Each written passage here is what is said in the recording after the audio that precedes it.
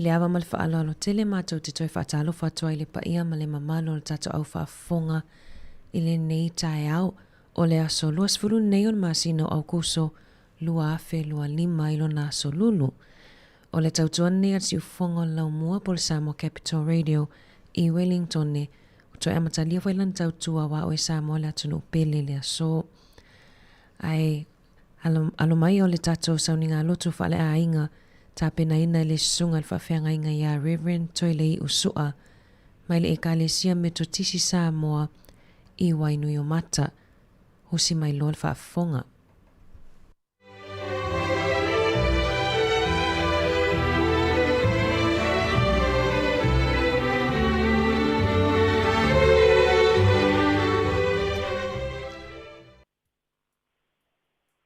Malay fua mai ai whanunga le leo le nei tai au fau Samoa I ia le alofa ma le anga le leo le atua tatou mau ai le nei tai au fau I lona alofa tausi lo tausa I fua ma so mātou wala mai ai si o tatou si I le vi inga ma le whaafitai le atua le nei tai au le atu ai si o mai ale mana o lau nganga E papatisa ma whaamama o mātou lotu tāpua E mātou whai ai le nei tāpua inga I le nganga atoa ma le whaamaoni. Ia vi ia lawalau su wafa I lo mātou wola. Ia su whaola wa mātou wola E matutalo atu ai nei. Amene, tātou ke pese I le vi inga wa saunia.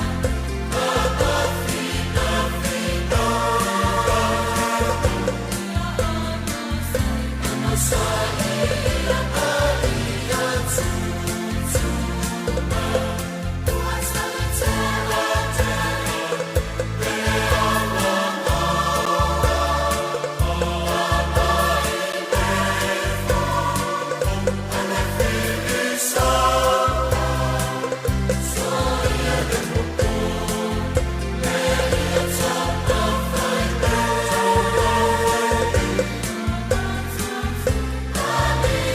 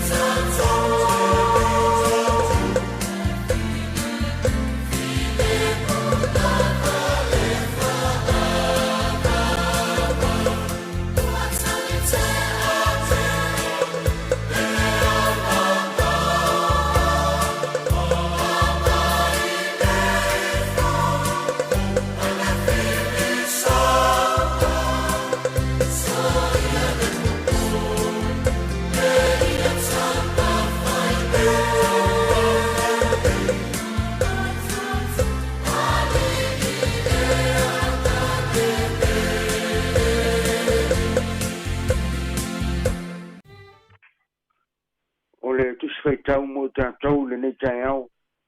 Maua mai lava le tusi fai tau aso le kalesia me tisi. O le ewenga lia aluka ilo na mta upo sifuru ma le iwa. Fai tau ina ma le fai upo sifuru ma le lima. Ia whaangata ma le fai upo sifuru ma le malu. O a fiong pa ia le atua. Wa ulu atu ia i le malu malu. O mtulia le i fafo ia o e na fata wai. Whape atu ia te ila tau. Wa tūsia. O lo fale o le fale titalo lea. Ua o tau whaia maana o e whao mea. Wa au ia i aso whai so i le malu malu. O le au whai tau langa sili. Ma le au tu si upu. A toa mali o le noo. La tau fia fasioti a te ia. Ai le maua i la tau se mea e whai ai. Wa lau le nuu uma e fia wha longo atu i a te ia. Na mia ma wha malama i le anganga o le atua mo i tātou. Na fionga o whaitau ina ma wha fonga i ai. Tu maulawa i a te ia lonu vi inga nei e wha wawau. O le matua o ni mafufonga wha le anganga i le nitai au mo i tātou Samoa. E maua mai lama i le autu o tu whaitau aso le kare sia me tutisi o Samoa e wha pēlo na whaitau ina. I tā ua le whaalongo matalia le upu o le atua. I tā ua le whaalongo matalia le upu o le atua. Le tonu o le tala masani, le tala nei. Le taunu wai o Yesu Keriso o Jerusalema. Mauru fale atu le malu. Ia tuli ai fafo le au wala fonga tu si upu. Ma au fai tau langa sili ma tu ina. Ina wala tau fai le malu mano foanga e whatau ai tupe. Malu e wha moe mo le malu e osi e tau langa.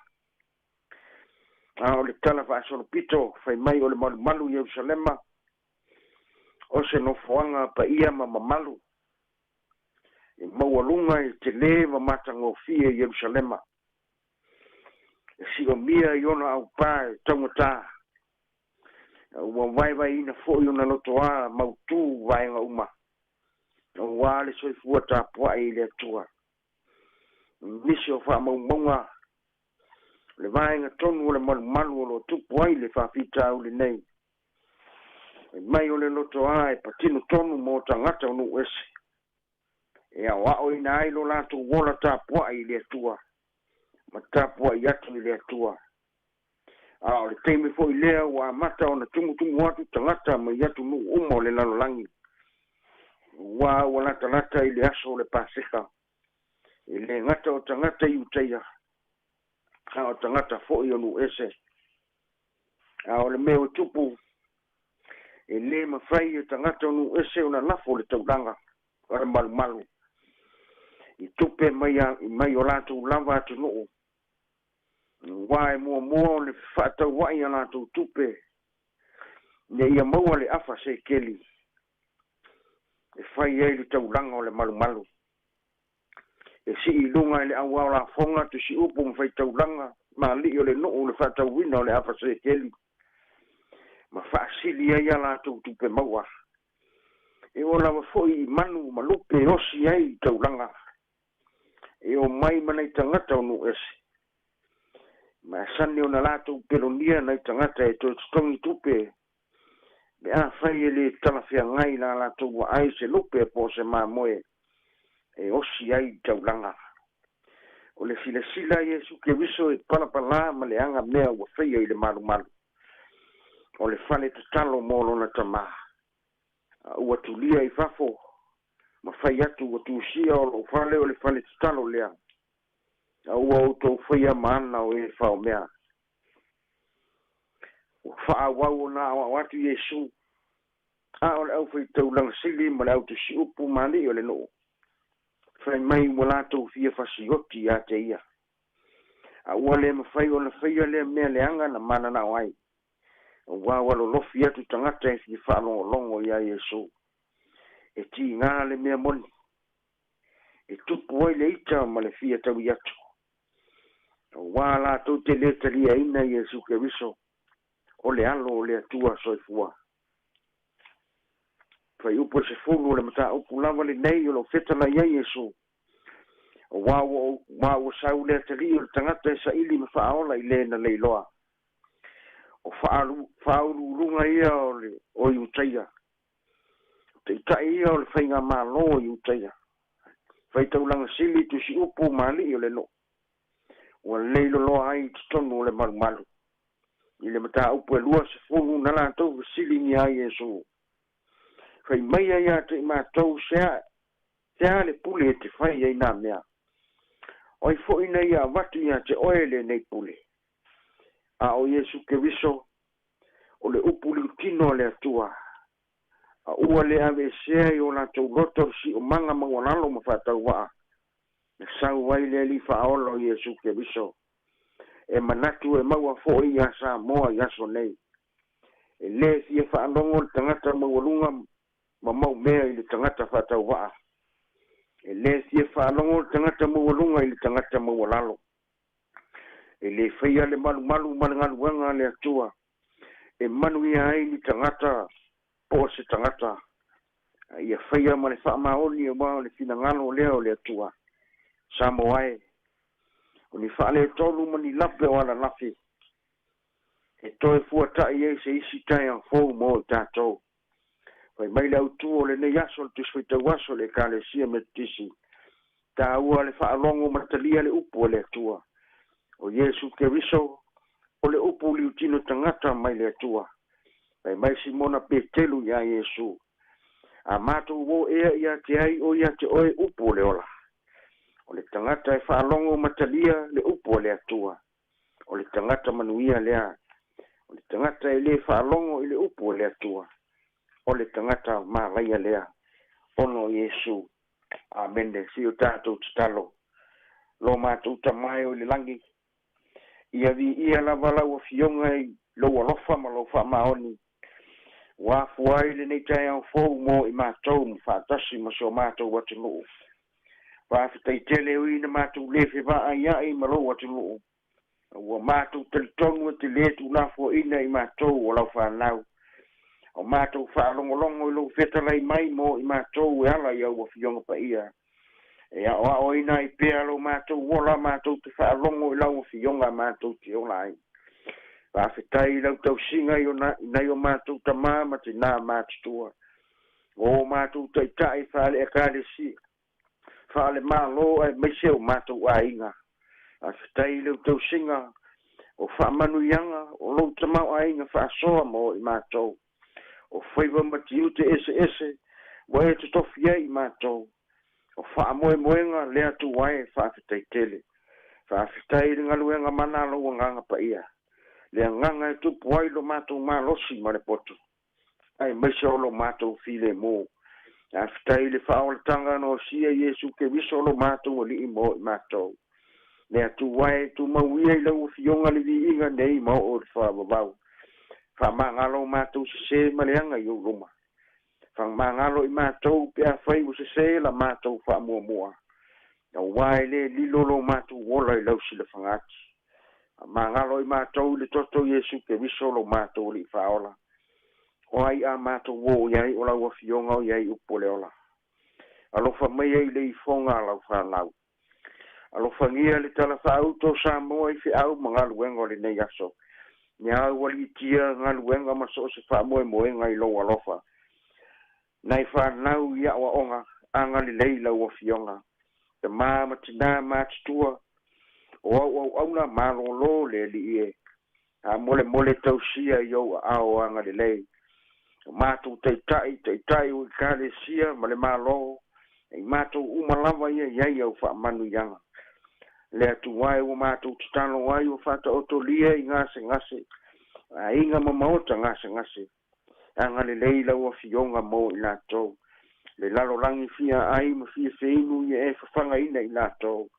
Ma whanawhana i a inga o maua i loto whanoa noa. Mātou tutalo le lalo langi o taua mamisa.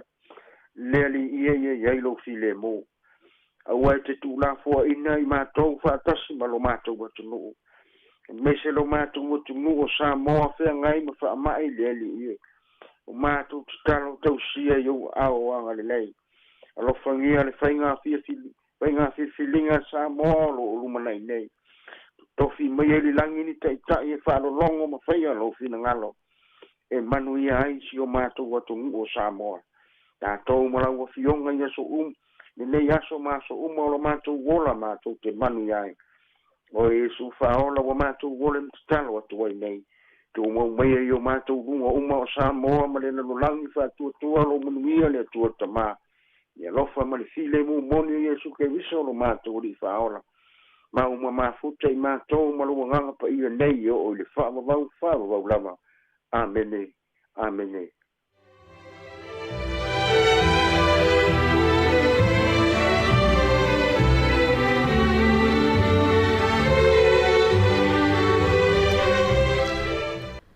Ia sa mona au tau whafonga ia le tāpenanga fo I pole sauninga loto na saunia le au na le atua. A vea au whai masui le au whafonga ma le au whainga luenga nei.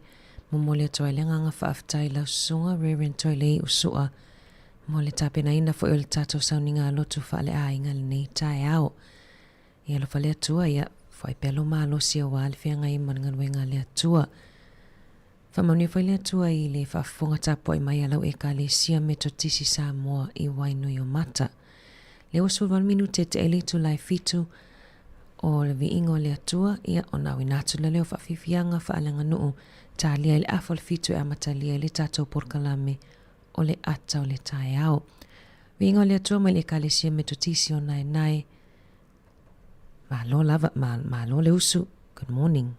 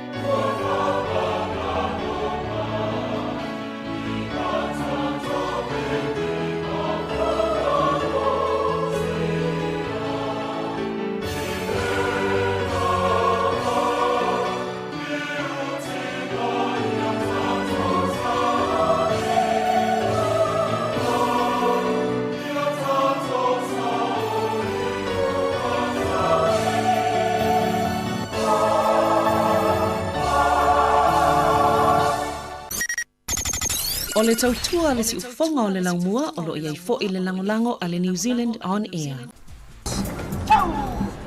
Ua paia le maota, ua le lingo vanu, ae pau le tua wafua ma.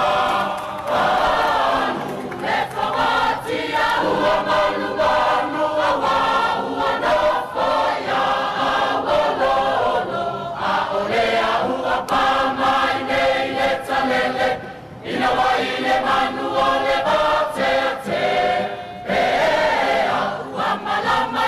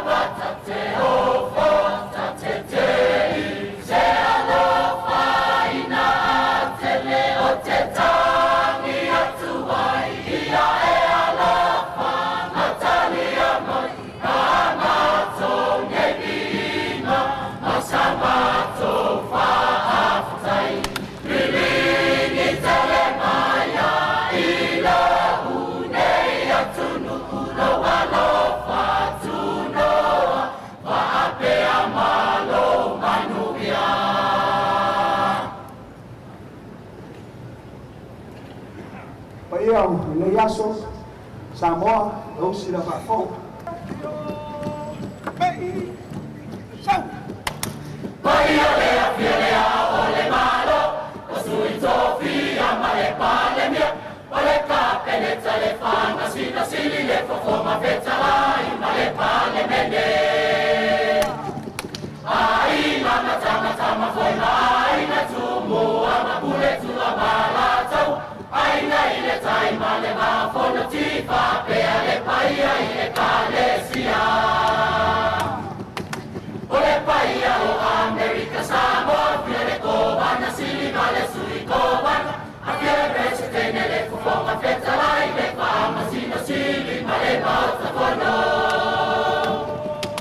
Mamani ya sua male vai fanno fofo mai tu rangi tu amala tu, mamanu mai ole la usai, fa pesa ole masole amu. Ole paia ile la ana motasi kamale manua telefati matoto o paia na ua fia ile papo komama Samoa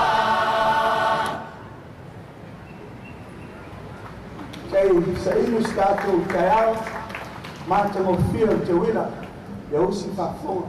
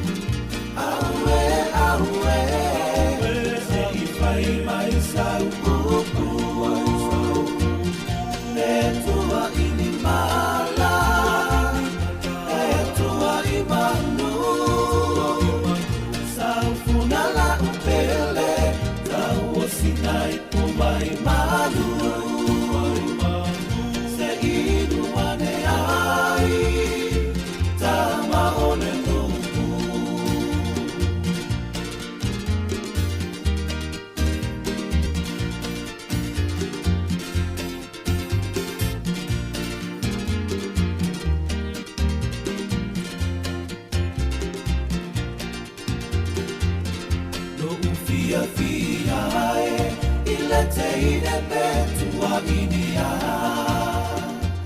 o upusata fai male mau a mene iluna ai atulo uloto ona osa utupua inana e ilino utumau ai ali ali na utuma awe se ipai mai sau Betua ini mala, betua imanu, saufunala upele, kau sinai kumai malu, se inu mane ai, tama ole nuku, awe, se ipai mai sau Betua ini mala, betua imanu, saufunala upele, kau sinai kumai malu, se inu ane ai, tama ole nuku. Hi Samoa, it's Auntie Chala here. Instead of Fifi Fallo, il est attends le taille. Laugh of the morning. I'm at my apple feet to the Bavia, so for a long more. Attends le taille.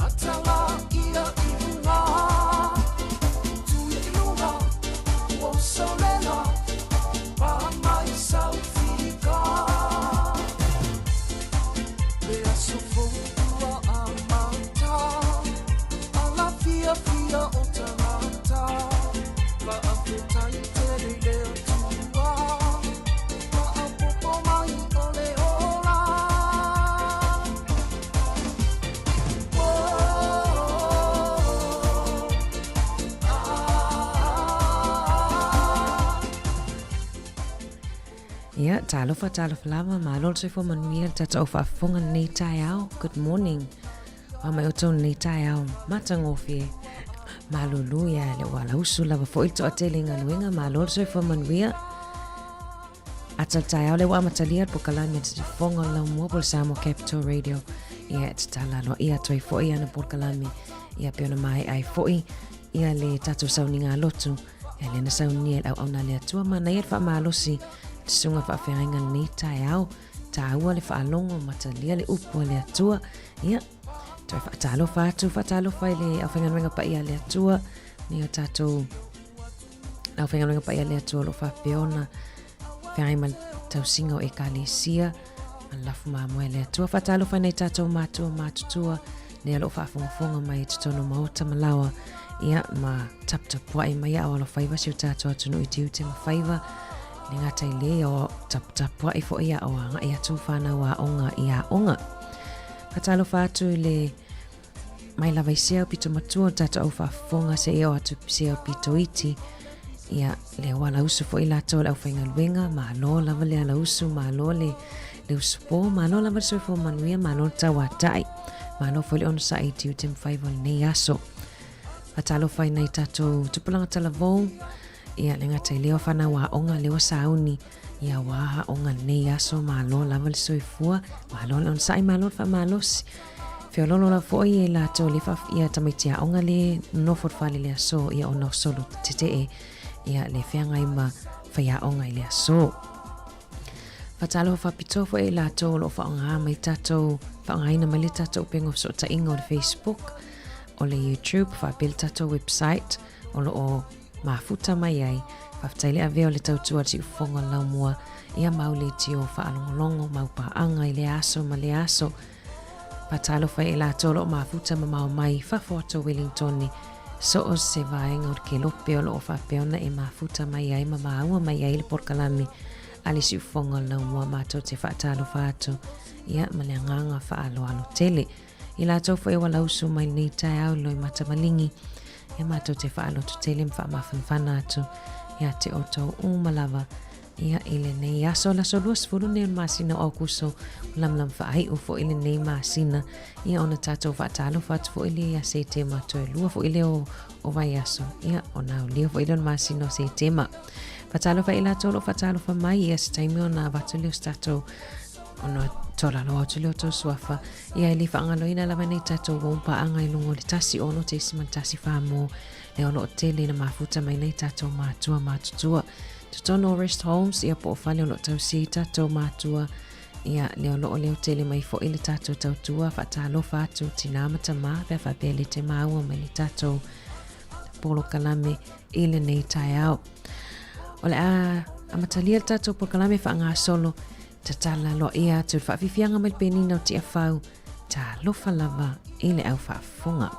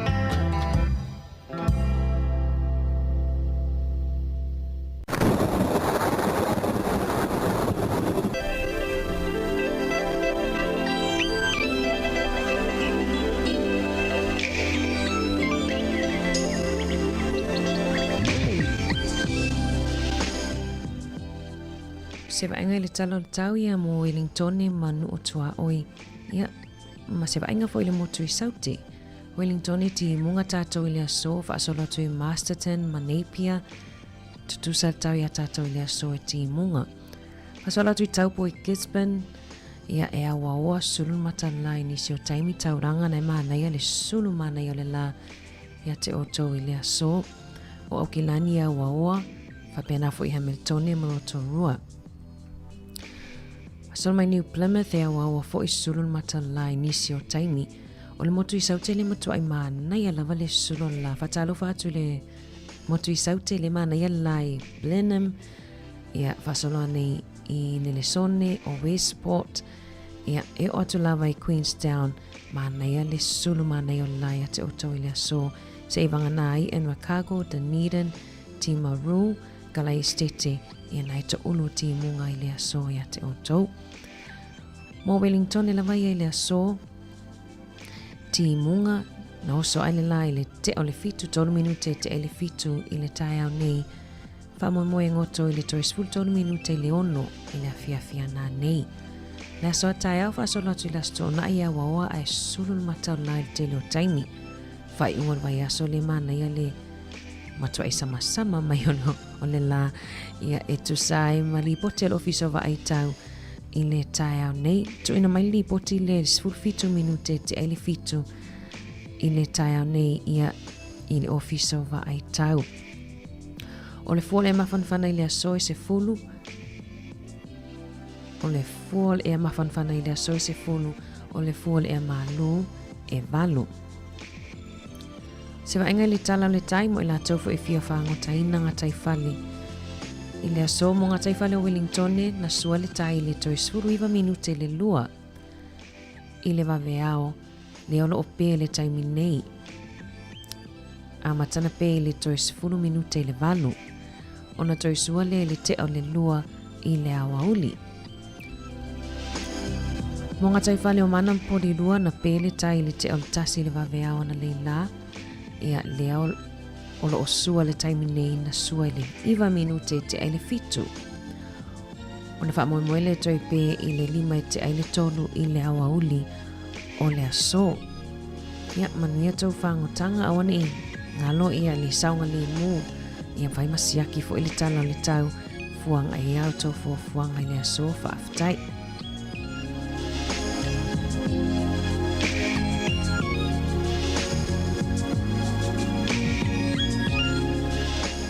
Se vainga le swingo le tupe mo I la tau fo I fia la foina la tau tupe I le aso. O le malosi o le tala New Zealand mo Australia tasi tala New Zealand maua le iwa sfulsene o le tupe Australia. O le tupe Amerika e 5.8 sene. Tupe Fiji e tala 3.8 sene. Mo le paanga tonga tasi tala New Zealand maua le tala 3.8 sene o le tupe tonga.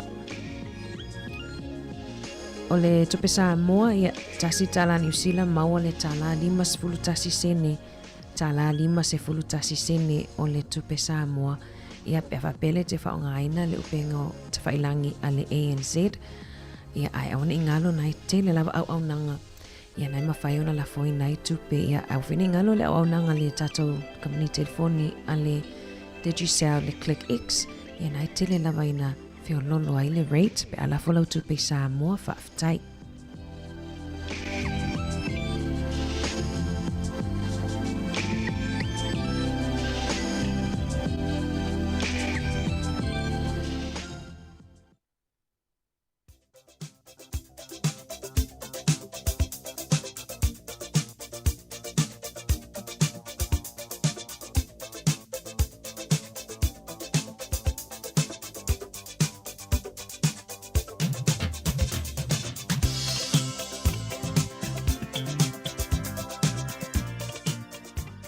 Whamanianga wa soifua maso whanau I la tau umalawa na soifua mai nei aso la soluas fulu o Aukuso.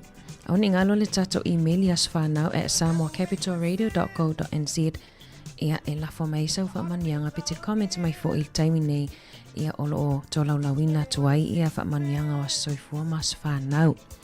E le tato whamanianga ia o whamanianga o alofaanga ma whamanianga mai le Morrissey family in New Zealand ma Australia mo le tina pele ia mileta si mo o teo mo le atoanga o lona iwa sfulu ono tausanga I le aso lua sfulu au kuso lua afe lua lima. Vivi ia tuia oto I le alii a wae le lei o ia a wae whaava vau lava lona alofa. O mo ngā alofa o na ua e au lia mai lo iwa sfulu ono tausanga o lo soifuanga I le aso.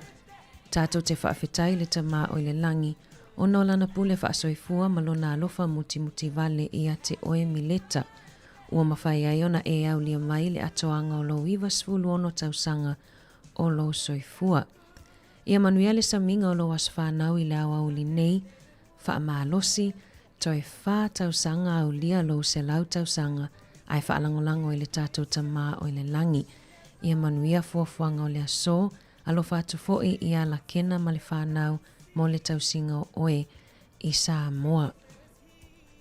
Mātou te alolofa te le mo oe, alofa anga mai le Morrissey family. Tina lea ia lala i Samoa i vai moso alofa tele mo oe manuia tele lo aso soifo i le aso. Pa manuia fo i aso soifo i lato umalawa na soifo mai nei aso. O le tuswaitau mo o tau tom tauina i fo i mata i alaina i le tau savalinga. Mau mai le e mangilia pa i a luka. I lona mata upo e sefulu tasi au lona fai upo e sefulu. Awa aise o le atu e maua e ia. O le saili e iloa e ia. O le tuitui e tō ina mai ia te ia. Luka e sefulu tasi au lona fai upo e sefulu. Awa aise o le atu e maua e ia.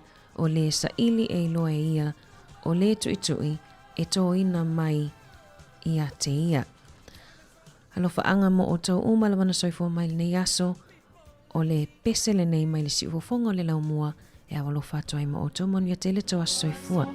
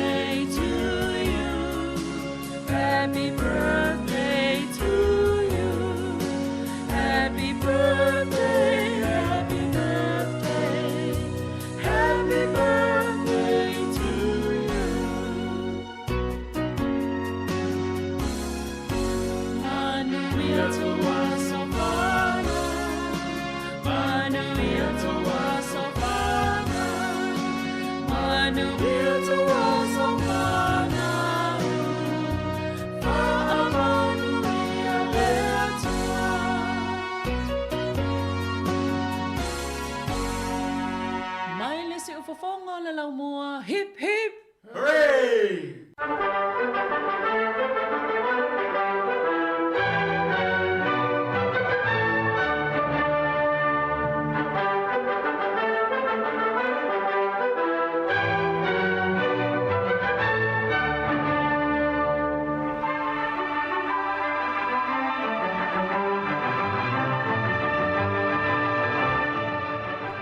Toi whatalo whato se whainga ia il whapoponga fo i o Tato Polkalami Today in History po o mea fo ina tutupu i lalangi i le nei aso la so luasfulu au kuso. O la son nei il tausanga ia fe iwa se lau fitu tasi mo New Zealand lava ia na amata na tatala i le KFC po le Kentucky Fried Chicken mua lava ia i totonu o Aukilani. A fe iwa se lau fitu tasi. O le aso le tausanga ia fe iwa se lau fase fulu na ngotoi le waa New Zealand le ngo le Turakina ia o le waala uta New Zealand i le vasa Tasmani ia po le Tasman Sea mana malili wai le to atolu sfulu ono o le Pasisi.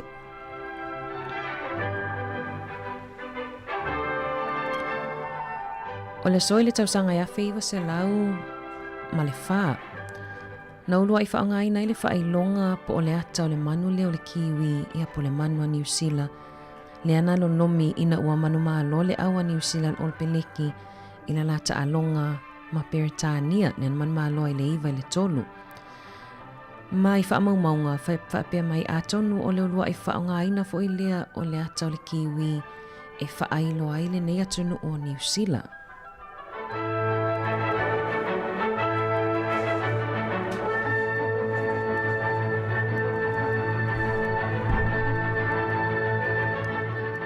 O la son nei le whaamanatu ai ia i le langi le tāua o sao ia pe tō manatu i tangata i le tāua o sao le tio. Pe le wat whaingoa ina le aso nei o le National Radio Day. I se ototonga fo i po le talaanga le amatanga minga o le National Radio Day. Pena amata mai na ua le taimi mua na iloa i le se tasi o lau sue ali isi amani lea o Henrik Hertz i le tausanga ia whewalu se lau waluonu o ia le tangata mua na mawaina ia radio waves ia po o peau ngalu le ia laina o litio. Ia peitai e mawai le tolus fulu tausanga whato ama whaiona amatalia se litio mua lava i le lanolangi lean amatalia e se tasi o tangata sue Italia. Ia la amatanga mengo le awhiwa se lau whatoa amatai o na sau ia litio ia amatafo i ona whai ia frequencies vainga whapena ia lefo i le tato tautua ia e tō manatua i le tāua o a whi au o a vainga e te whaatawaina i le sao litio ia i le nei aso. Ia o se whapoponga nato e maulis whapoponga i le aso a tai au mano whaalo lava whaafitai.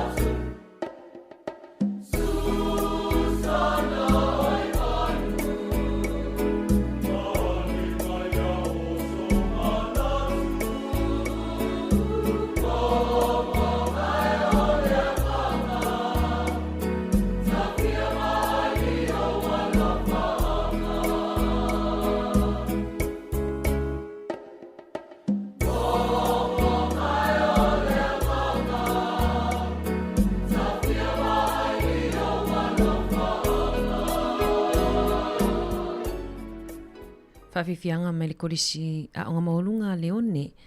Ia ele nei na o toi langi ina mai le pesen na tausangi mai manu.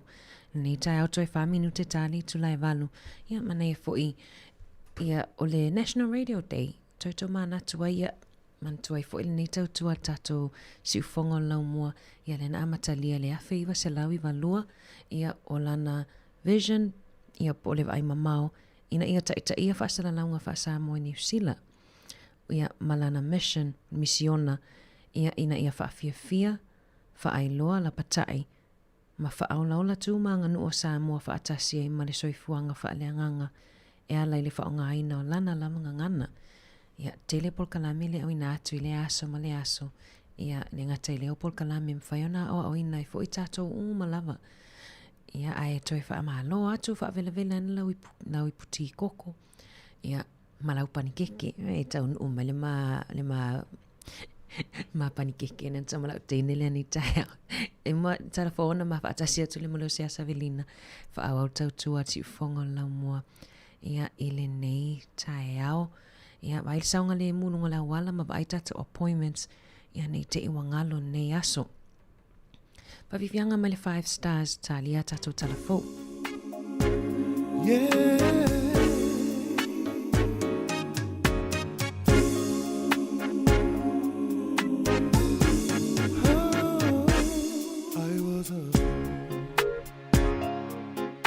I broke the rules,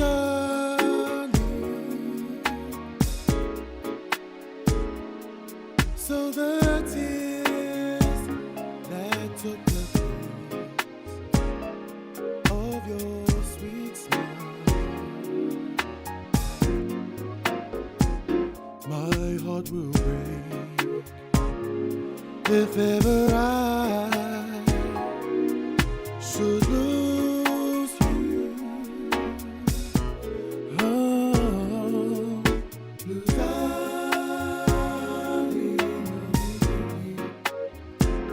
and only one.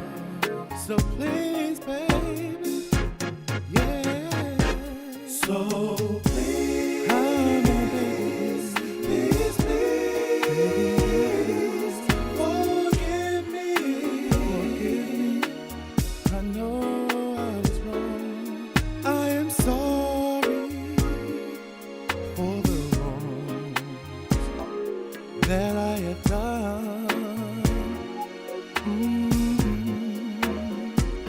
My heart will break. If ever I should lose you. Oh, Blue darling, you're the only and only one. Lofa avalea Safayata upu manamea Wana oloi mata sa osu einai Lo fia fianga Lo fatuata e Wa o misia Lo suafa La belle moana O oe watasi lava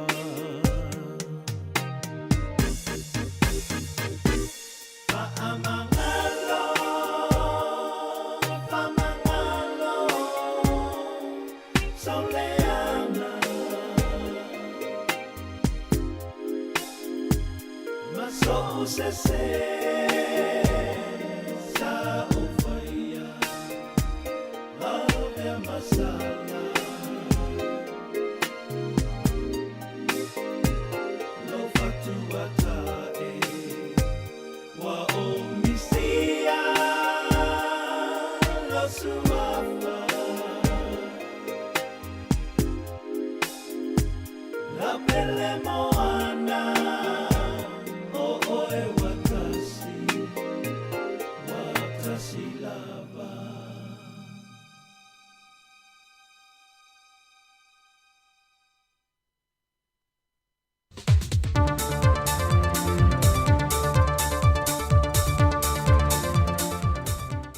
Soi fua manuia lo tātou tanu o le isi fo i wha o poponga le neo telefon mai Samoa o si mai le wha fonga. Wa wha i lofa ala wei tele se whina ngalo le tiktai o le vanga wha pufai le wha tuatui le tua Samoa o tasi. Wa ia manatu ai, wa solia e le whainga malo wha a wau. Ta i ala ma whainga wha avaya sa malo tausi mo malo wha demokrasi. E ala ni wha i unga le kāpenete le vai aso wa tua nai, nau latu toi whaia ini tō whinga wha a wau. E nisi o wha urulungo o mtanga luenga pe o le whionga pestano mea simi, mo le isi tōru tau sanga wha office sili, e le mtanga luenga le vai whafo. Ma leo tāli i lua salani, e wha awa waile tō whinga wha office sili, e le ofiso numera wha mawina. O ia tō whinga wa whasiringi e le te tai o le wha tuatui le tu sambo o tasi le whionga le pāri mi tausi, e soli tu la fono, le wha tautei e le kāpene tau ia mta whaioi, e lalo o le whainga malo tausi. Wa wha taunuina matatala aloe na se tasi o moe mitinga, a le komiti wha tonu ma le pulengo le tinei mu, mo le si itia ma wha alau te leina lena awo nanga mo sa mo atoa. E le vai so nei wasua tia ele mo le fausia ina o se tasi o la fau le tinei mu ia ana, le o lo wha ina se tasi o whanua, na lisi mai le pulenga o malai lele. E le sau noanga au tua le whionga le tamai tai pāre mia tausi, fia mena au mi mata afa, na ia whata ua ina i le wha wau peo ati nae, ma ngā luenga te tele le malo, e iai le poloketi ni al tine mum wha avlave tupu wha fosei, mo le wha awa wina o lan tau tua le tali atua i so se wha avlave tupu wha fosei le tua le moto o polu. E a fuatu le atua ana, wha solo mai e le anga i atu i sa amtam whalatai, wha pia fo i le anga i le tu malo le whanga, ma whale a se lama sa whata, mai o le ati na o lo wha tupe ina la vai le tātou malo. Ina ia mawhai e le pūlenga o na wha awau, ma ngā whatauri maina e le au whai ngā ruenga, ma mea whai ngā ruenga tāle whengai, o na tali atu i so se bala au o le amana umia, e so se tangata o le nei tu o le atunu, i se tūlanga bawe, ma saonga le mu, ina ia mawhai o na lawea iai se soifua, ia ma whasao ina mea tō tino wa afia. Le whionga te mai tai pāre mea tausu le atunu, fia me nao me mata afa. Ua amata le vai aso nei o na whaanga solo su e ngai luma o le whaamasi nonga mawa lunga. Le mata o polo tua iai le tamai tai tusi solo lawi loa i apapali i sia whikel. E lona whasio tielo le tamai tai polo fesa i asinawa i ana Caroline Capet i le tausanga o mawai. E lima mōri anga lo whaasanga i apapali i e au fiel whasio tangata whaamoe moina. Whasio tangata pa i valea ma le whao lima. Ato ai ma le o mia leo a upenga matau tia. E wha mo le mau whaatu langa mo le nei vai yaso. E pe ona mo le mau e se tasi o li leo i ata na pueina. E le teimi na o lato udua i tau nua tua i le whale vai vaseuta tupo el whala vilave. Ato ai ma le vaenga matau tia i ata. Na pueina i le tino ma liwa le tamai tai polo fesa le teimi na mau atuai. O au penga matau tia na mōri mawina i leo, o le ngata o le sā mala ai o se tamai naifi. Mai a o whaia mōri maua lea li i leo, na waia le tutulu le tamai tai tu solo i apapali. Mai na tau fie mo nei minute le whaamasinonga, e tu atu le awa noa le loia, e tala noa tua i le o lo mo lia. O le ua amata na whaatala noina ma whaia o onga, e whaamana mai o tātou tangata le visa whaapitoa le malo au se tālia lua whaalau ilo mai.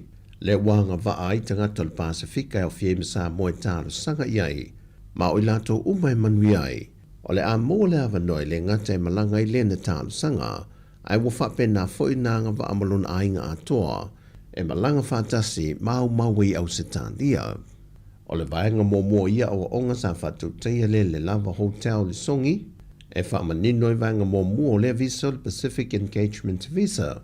Mai pe on sila fia o le tausanga mō mua nei o whaatasi i sa moa, e le visa whaapitoa le nei au se tālia tāru o le whaalawi lo mai, lea e se lauli ma se fulua hawa no o tuina mai molo tātou o tunu.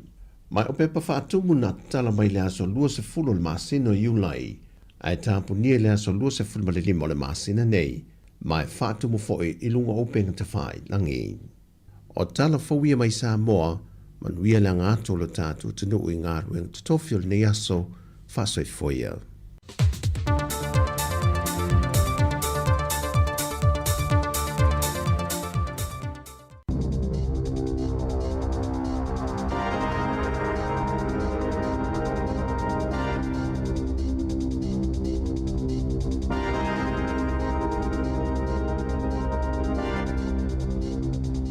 Talaflava o talafong mai le si ufonga le lau mua mo le nei tai au lua se fulu au kuso lua afe lua lima. Ua pāsia le whaitonga whaatolo le tō la fono e Suieli 3 Waters. Po le pūlenga mo le waingo swa vaia le atunu u i le local water done well. Na matua whaitoina le whaipule le Labour Megan Woods le suinga le tō la fono. Ona o le atoi whaatieti e ai pūlenga anu umale au tutongi la fonga. Tūlanga ma ale ale o le tūtau tupe. Mai e whaitoina fo i le tali ale malo i le 3 Waters. Ua lea i se avano mo whainga whaai unga pūlenga whaalo toi whale. Sa ma whai ona maua i fuafuanga le whainga malo ua mawai atu. O ia fo i swinga o le asi iti ai tau e tutongi a inga. Na lango atu i ai tangi uti kere. Le so upo le leipa mo whainga malo la iti e whaapea. E le lava le lango tau tupe mo ia pūlenga nuu. Mo swinga i e nau le malo e whaatau nuu. Na whaitioina fo i e Maria Mino kapa kingi o le vanga whaupwhaia Māori le whainga malo ona o le whaatuatua nai malilea mana i o le matawhaioia Māori i le whaasoanga au nanga o le sua vai. Ua te ele minista o unanga le malo Judith Collins se whaapea o ana saunuanga ina whaia i whaatatau le tutongi o whaia onga ua whaamanu aliailo na sootanga ma le whainga malo. O le soe whaia ili te e whaia onga o kolisi na ua mai o nao fuatu iai. Se si itanga e tasi le pasene. Na whaitioina le malo le te e lea solulu na whaasila sila inai i le vai aso taluai. I se pepa whaamatalanga i lea taimi. Na whailoa le ministawa o ngā Erica Stanford McCollins. Wa si itia i le se lau wafetala le fuafa o ngā tutongi mo whaia o ngā kolisi. Po oa o ngā mawululunga. Whaatusa i le iwas futolu wafetala i le tolu tau sanga taluai. Peitai, i se tala noanga matus tala le vai aso taluai. Na le o i se saunoanga Collins se whaapea a tu o le fuafa o ngā tutono po le average ua se fulu tausanga o whaia o ngā sa tutongi whaale tausanga i le tusama le ta i se lauwha se fulu wafe tā la. Na sauno Collins i le tai awana nafi ua mai o na whaato ese ina ua whesasia i ana tala na whaia ai a tonu o le mafuanga ua le fiafia i uni ona ua whaalawa i tele le malo nisi o whaamauninga ai ua whaia lavala lātou whai ungai whaiela lātou titee. Na sauno le so upo le leipa, Willow Jean Prime. I tūlanga tau wa onga, o le tasi pasene na ofuato le malo i whaia onga, e leo se siitanga, e ua whaaiti ai to tongi. Ua talia le minista mo le whaatau lao langa o le tamau ainga Nicola Willis le talo sanga po le petition a le Consumer New Zealand o le Price is Right ina i sa o le whainga o tau o loa supermarketi o le talo sanga o sainia tangata to o loa sifululi maafe. Mana tau a au inatu i le minista i lungo stepol pa le mene i le tai awana nafi. O le masino yoni na tusia tuai Willis i supermarketi te tele le atunu o. E la patai nai i lātou mai le whainga ni whaalauloanga tau whaasise, whaapeli sise o nisi o lātou tau. Na sauno le polisilo le Consumer New Zealand, John Duffy. E tele lava avanoa mo supermarket e whaatulanga i lea mata upo i lātou lava. O le taimile nei mō le malo e te tauna sā ngai ane ai, ma whaasa o tau a supermarketi. Ma ua ioe iai le whaita wafi o tangata New Zealand. O le tau sanga i lua whelua whaa. Na whaatusa i le komisi i le Commerce Commission e linga mai o le siseo tau o loa e ngā waile whaitau miliona o tupe tangata whaatau i le tau sanga. O le asonga fuana whaatau nu uina i le tufanga whailonga moalo ma whanau na whili mai a o ngai silia marisifulu mai Plimerton i Porirua. O le tufanga whailonga mo tamaiti mai a o ngatulanga lua o se polokalame whaanga solo a le Plimerton and Porirua Rotary Clubs ma le pule ngā nu o Porirua. O le tau sangalo na fitu le nei talo na whaanga solo le polokalame e ta ito lua tamaiti na whili mai a o ngatulanga lua i Porirua i Plimerton. O tamaiti wailonga lo lato tula i mai i tofi te itai i so se polokalame i te tonoa onga. Na amatalia le sauna ngalpere stene o le Rotary Club, so ai ma le sauna ngalo i alpule nu o Porirua Anita Baker. O le supule nu o Kylie We Happy, Male isi sui fai pule mo se ngalo na fai mafonga o le aso. Ma tō laulawina ingo i la tō na whaamani e nei whailonga. E mata ina le tō tele o Tamaiti Pasifika na whaamani e nei a whailonga. Na tawalunga le saunanga le sui a le member of the New Zealand Order of Merit. Le susunga whaateli o sua e Sarah na ia momoli e le whaamalo ma le whaaftai i mātua ma ainga. Mo le langolango sua i whanau. Sa ia whaala e au ma whaamanatu o le ala i le pule o le tautua. Na ia whaamamafa i le tāu o le tautua ma le whaamaoni i so o se au nanga mga luenga whai e Tamaiti. O ana nafina whailo i le minista o le vai whafo wawasa mana i Winston Peters, le sui o le ame pasa o New Zealand a Ialani, le ana umia e le sa avea mafonga whatalai o Trevor Mallard. Sa ia whailo ai o Angela Hassan Sharp, le o le asuitu langatu i a Mallard. Ina ufsiling ia wawasa mana i winga i a Mallard, peita ina i saunoa o le atoi fo i wawe mai i New Zealand. Na ia whaitio i nai Jacinda Ardern i le filifilinga o tangata sai upu whai o le malo i ni ngā luenga tāua mai le tatau o na tupu. E le tatau o na tōwhia e sa whaipule i ni ngā luenga whaapea masai a tite e lawa i ai i lona soifuanga whaale ngā luenga. Mai le o toi mamao ai po le whaatolo ai lea o na ia wha sa oina. I le taimi au avea mela te mafunga whatalai o le mota na tu ina atuai i a wawasa mana i le lapata inga o ia soli vale le ele o iele maota le bale mene i le taimi na awai atuai i le solo tite elea na apilo mama o tau le palemene na Tarasanga Peters i se ilo ilonga le whaamasinonga mana i oe Mallard i le whaamasinonga mawalunga e whaapea o le tu ina ato lea lapta inga ia Peters ua whaisi mātu ia mai le i whaatino ina i Peters se a mionga i ono whaatino ai le tu ina ato ia i o lea lapta inga na whaato ese Adrian Rurahe ia Peters i whaimasui o Mallard ina ua whaamawai e tau awele ngā luenga o le ame pasai ai alani pe ona tā wai le lipo te leiti o New Zealand.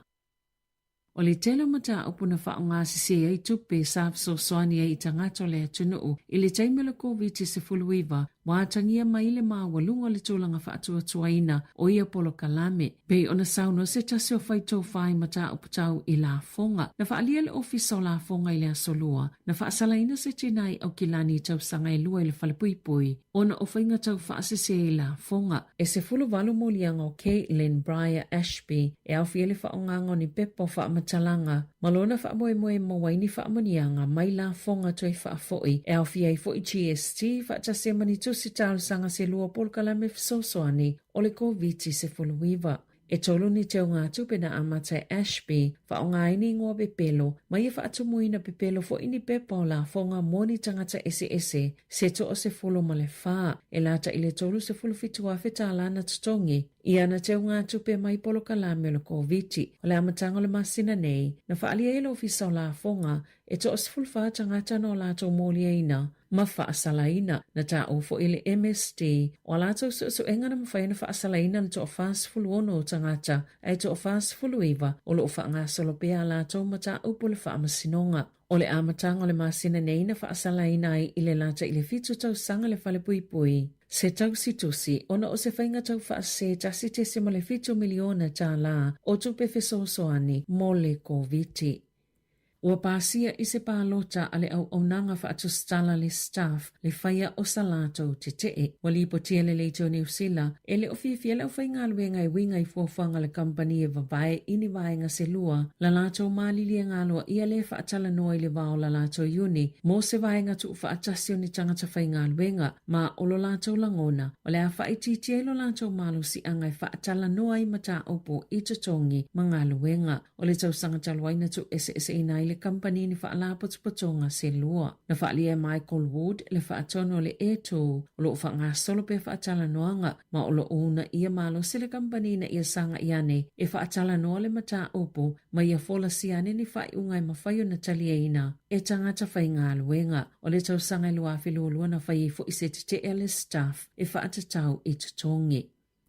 O ana nafina faasilsila ia le ministawa o ngā Erica Stanford le fofuanga fo le malo mo le tustusi ina ia mwhaiona au sia tamaiti se tūlanga mawalunga masili atu ai foi ona le lei se tūlanga au sia tamaiti New Zealand po le tūlanga manui o la tolu manai o ana nafi foi le na faalaulo i se faasilsila ngai faatatau se sa ili ilinga fo na faailo ai e na ole kuatau tamaiti le fai unga le intermediate school ia na tustusi ma faatino le mta upol numero tau sanga talwai sa mawhaiona au sia se mawalunga sa faatulanga ina ini kuri kalama fou ia na fola sia le tau sanga nei sa su e ina ia kuri kalama tamaiti iwa senga tolu ono ma le valu le tau sanga talwai ma ole asolua le na faalau ilo ai fai unga na ole lua pasene o tamaiti le tau sanga tolu 30% o tamaiti le tau sanga ono ma le 30% o tamaiti iwa senga valu ita alonga Wato avalu ya Whitney Saunes tamaita ine tipolo New Zealand e sengi atu e Australia la lato ta amilusanga ni tipolo. Ma wasaini fo ilea tamaita ile awali Giants isini. Ole asonga fuana aviali tamaita yu Karen Berger ma Janelo na limo le Silver Ferns e New Zealand. E tu ina atu ile fatanganga e ta alo ile lua filua ono. Ele Suncorp Super Netball League ina uatalatala le mwe New Zealand na tula fono.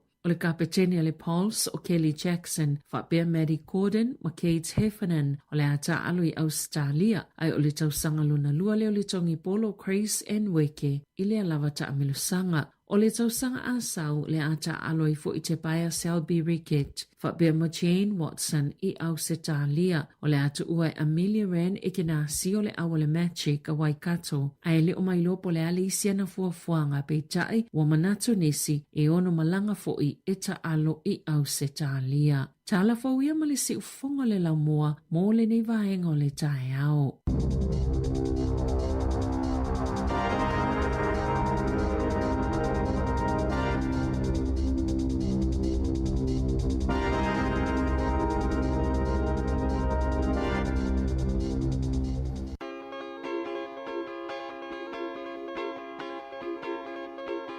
Música malie awe fefe mana ia sivae Música malie awe fefe se e mai ona tene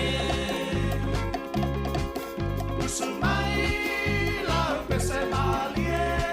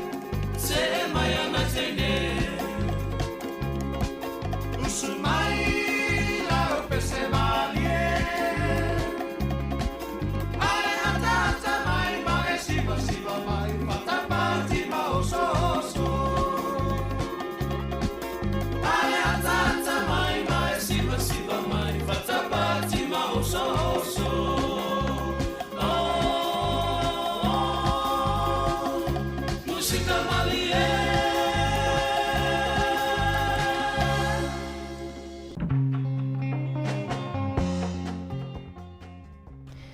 Ia o le tatua si ufonga lau mua mai a whailau ina atua tatou whapoponga mua tatou telefon ia piona ngā lulua ia au whainga wenga telefon tasi Salam Sami Samoa ia Msavelina i New Zealand nei whawhiwhianga nau mai atu mai le 5 stars i le waluas fultasi minute te aile tu lai valu ia i le nei tae au ia fififo i le uma whaatasi atu ma leo sea Savelina whaau au le tautua si ufonga lau mua ile nei tae au whaatimu malului ia Wellington nei malo soifua Savelina Talo ana maloa ia sa le fa timtimul chao ia pele alofa male anga leo le to le mfa tato so fa tasi nei chao ia mata ngo fiel chao le ia an moni le ala uso fo inga nuenga ia ninga tai leo walom fanau ia onga ia leo pisi fo ia awalai ia tato Wellington nei chao sa le lava ia tinga lava le mase se ole wala ia elim fai lava te ala fitu awa wa matana poloka mai le sau mai ama tole ol pitoi ia i lo hat anga i mai le taulanga fa pe ai ma i nei porirua ia ai le man fa lava na utau mai na on na file na tau mal fa lava le ta vale le na lavea la ta mai lava i le roundabout le i porirua ia ai tal sele i se soifua na a fiona te va ia tui pe fa yesio nga fa lava ia ai o nei mas fa lava manaya o le tau sisi lava ile saunga le mo a ia mai la fa tulanga ina o le awala ia ai me se lava isone a onga Savelina ta ua i o le mu ia nai pe luas fulu e pe se fulu ia le sone wa onga ia ono tele kolosi na iwa i alam whanau na e tele na ngā lulua i le whaingor kolosi. Mone le la. Ia me se fo ila e tamaiti lai le o onga nei aso o na ua a mata le solo te ea a whaia onga i le tūlanga fo ile i la tau tutongi le i eisei onga le le whaatala noanga le iuni ala lato iuni ia whaapea ai ma le mtanga luenga wa onga. Moni le sa o le tele na ialom whanau la ea onga mai le whale. E me se la vai kolisi. Ia, o kolisi. Me laki o lai ma whaina onga mai le whale. Ia, i nei atunu ua Savelina le wifi ma. Sa o le ia. Le tatu whaalongo atu le saunonga fo ia le alfa alulunga po ole pole sili o a onga i tutono Samoa. E na isi whanau le umwhai o na wane i lunga i le taimie whai whaatala noanga po o pol kalame o a onga. Ia ona o tūlanga leo le wifi, ia bol so ta inga le interneti. E le o mawhai ona maoisif so ta inga mo i lātou. Ia e mo ia nei o lo whaingo fia ia vaenga uma. Ia ai o lo whanga solpela lātou solo te e le nei yaso.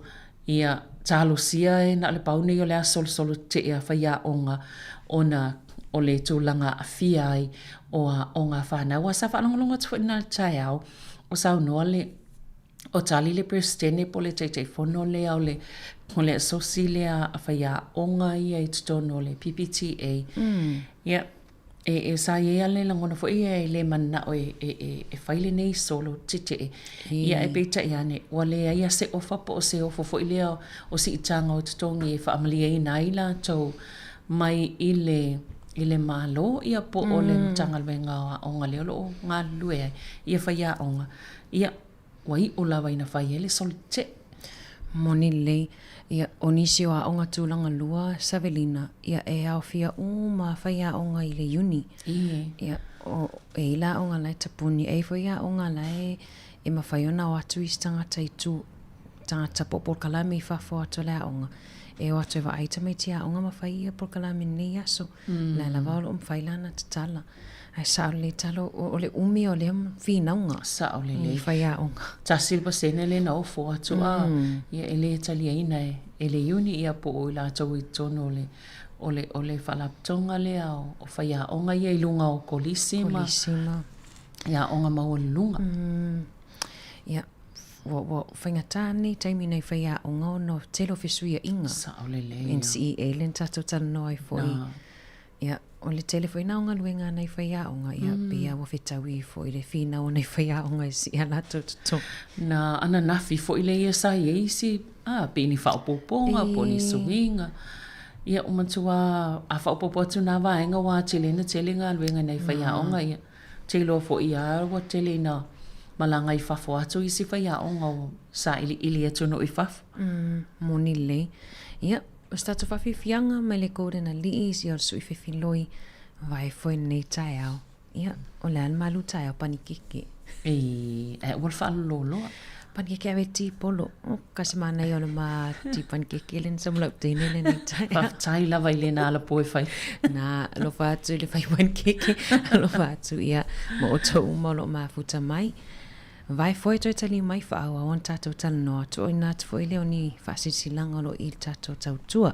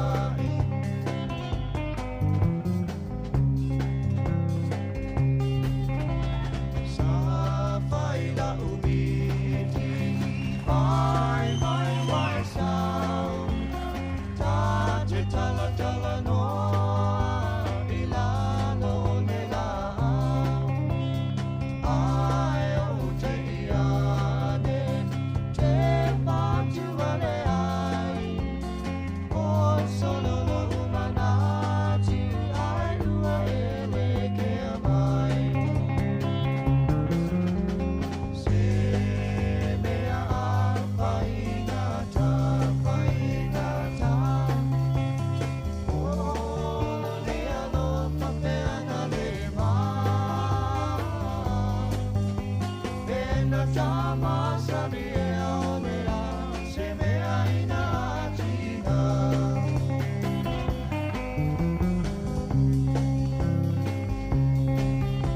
Tangisi e poia la uno se vai a ngoto. Ole la male na sina o na uanga se toto. Olo upale uale so. Ua motu si ala ufa solo. Ele faya sa ula to ai ano ita ile falono. Awe we dali. So ia te fa ano ano. Olo uale fale na via ua elo. Si lua tonu fale alofa Ai li mai au tau tonga Ua na mea ai o umama mau totonga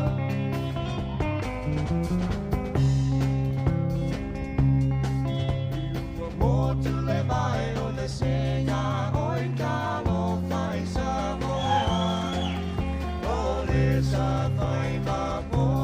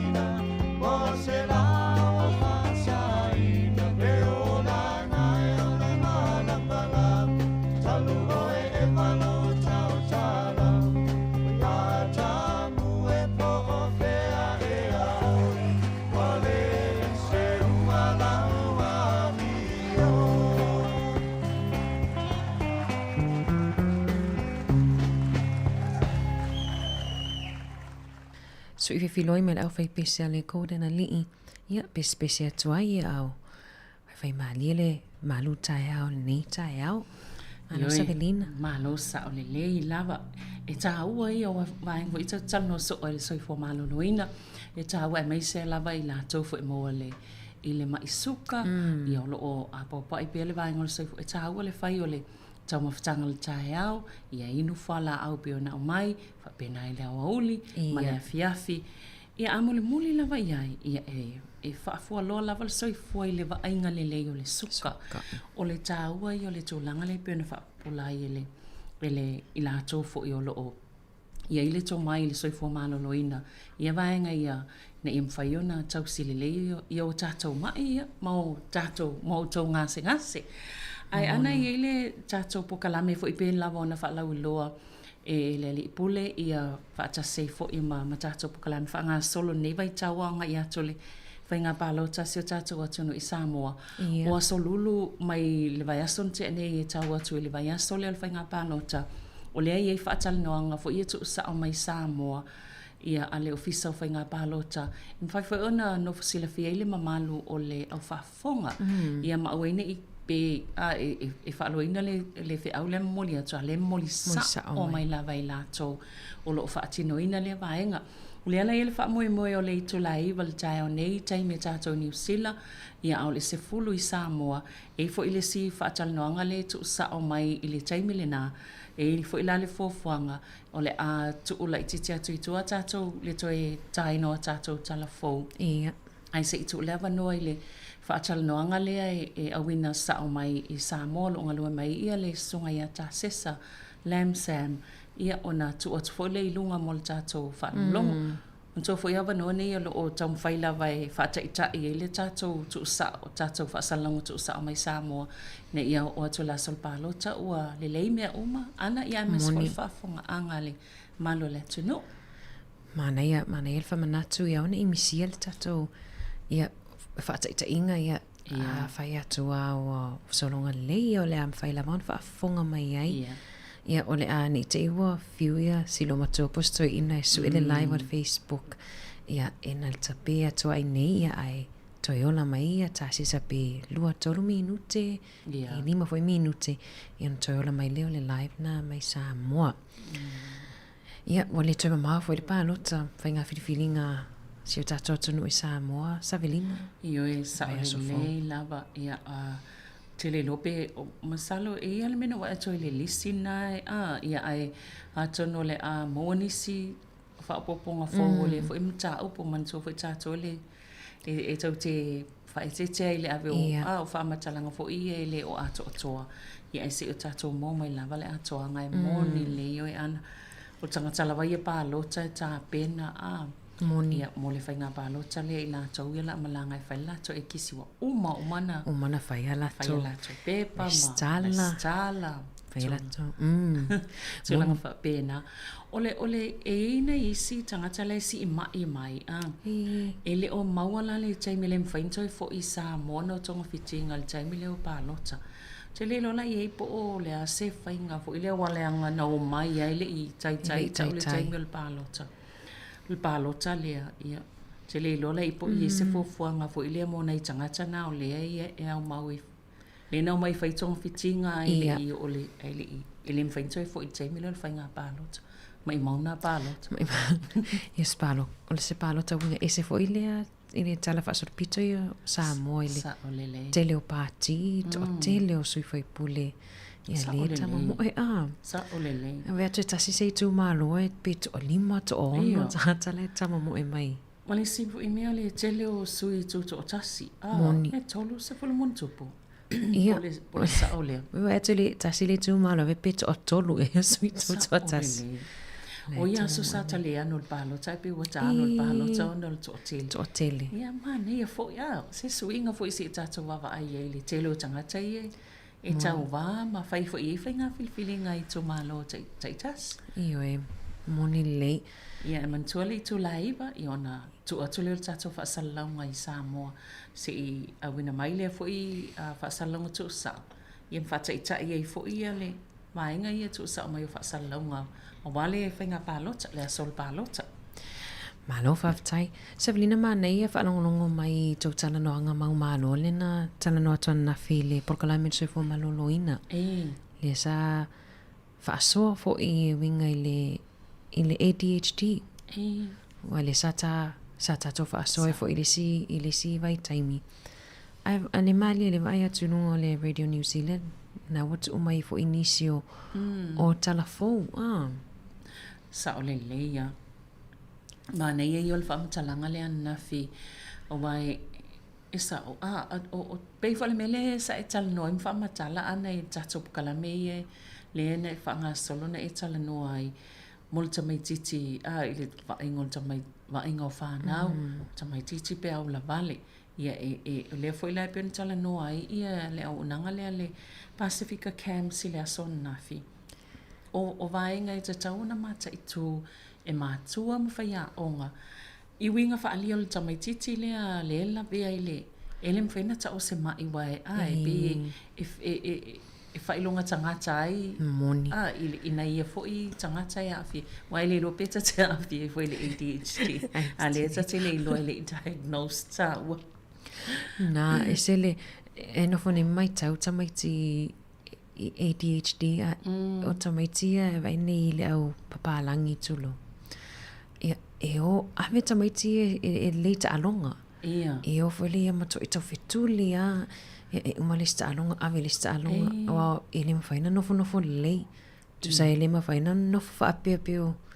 Peo tana nofo le tana nofo e le umi. E toa tele fwoi tangata matutua e. Ia. E mauai. E no maa lia ia le kunupu le kiliwa taimi nei Savelina i Johnsonville. Ia. To anua le nei tina e maua le ADHD. Ia, mantua lai no nofo mo i tu la e tolu. Ia, o tinana e vatu whapitoa la ia, mena peni polo po ni paluni po. E uma ale, e halua le i tu la mua la e whialua. Tu se, e le mwhaina nofo e whialua. E mawha alongo mai le. Ile porkalame. Ia, e ngā lulua e fo i la ia tātou mō tangata ia whawhetau ia mana o ngā o tangata ni ua e le mawhaina. Ia, Te mawhau i tamaiti ia le masani ana o te. E le mawhaina no fole le. Ai lea le ai tau te lu lopo o awhia i le vaenga lea Me tā ua i o le ave e wai mwhaina ave whaile siaki. Ia e moni e umin whaatali whatoa diagnose. Pe luai tausanga. Pe awa pe ave laila i titi. Ia. E tāua i o le ave siaki e nofoutai fo i tātou i alum whanau i e maua le ADHD. O le tatala no ana, lo tuma whawhaula le mata o vai pesele a pālangi a. Ia, na tōlua maua sa moa i e la vai pese. Te ua i le te mintu whaatasi e ala le isi whawhine na na e stinana.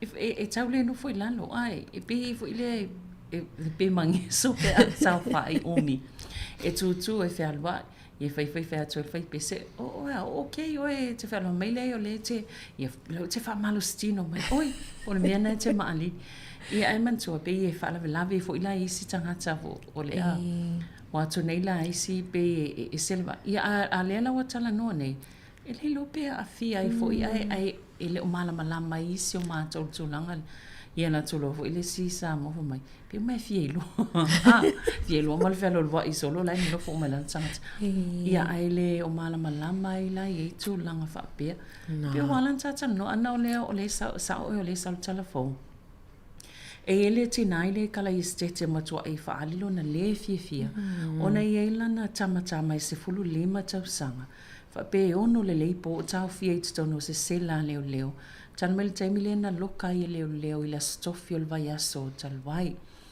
ai e fa mai e mo ia e te le yo le tala angol tametiti fo ile e solto la fono ia na sa mo lia ile tamu fai ngoi uso e fo ile e uso fa ia ni fale ai alu ton fa malo si fale anga ia me to tino ai o fa tasila manisi tamaiti ma tu atu ia ele fa ilona lingol tamaiti au fa alia ila tina ia lona le fifia tele ona ole umina local ole na tamaiti tono le sela ai fa mai e a fia le tamaiti la ile fa fita le ole ADHD ia ele ia mantua e a tono foi pele o ilo leo le tulanga ona ola ta ofi e tele solto la fono na fai al tamaiti pe ona ola to ilo ai wale va so to la fono moni ia o se fangu foi mo ia famatanga luenga ia sa ole ia taua i ole nofsila fia tato uma taua i ole malama i nisi foi o tu sole ele ta ole mai ole e se foi le wai ai no la to fai ai bona malo si anga foi o la to fai e wata mai ti o la ta mamai a Savelina ia ai paule me ele me fai ona focus le me tasi pe a fai le a onga ia o le ta o la mo ta to uma po le ale me fai ai pe a va ia to inga a nai fa na o fa pe po nai tanga ta foi wa fe ia ta to mala mai mai lo po lale me fai e one I va velo tato witsa fo ile po le itsa o le tangata le ia I fai se stula ole whano noanga I le ise fofo le ise kiua fo ile o le ADHD aina o whala au e mai e fisosoani e o tamaiti a vele whala au e tamwhai ia moe e fisosoani ia moe ia malolo le whai ai awai e ala vasol maton mawhau ai e sa au lei tatonga lue ai e fisosoani le tata me titi o le haonga sa velina o te loa ai o le lau wasenga e le no fo le lei te wa ai e wha alue e mato ai le mawhai e wana pa ua malino e wana pa ua to e whai e fi e wha o soita la I stangata e wape e le no fo le lei ai e paua e paua e tau e tato nei loa ia mamala mala mai ia mamai fo ile so san pelan tala no ia le vanga le sei ana i so san fo ile I le tato tali atu ia masa usile o ola onga sa e ola la utama fo tamai ti e ni winga fa apea ola anta so san ia ta o ile awala mfayona o tato nei fa ia o mfayona ona va ai tamai ti nei wai le mfayna le mfayna to fa sia tamai ti e fa pe wa pe ole awala na fa I sima to pe ale malam ia ole po ole fasi ai le oi lo le afianga le ia ile fo I tamai titi moni ia malo fa taini se vai em feno no pui ali e fo ile tato tunu nei tai au ia vai foi fa vifianga me le tamo leia ma le pese ma na vai o ke seni nei tai au ma na vai o ke seni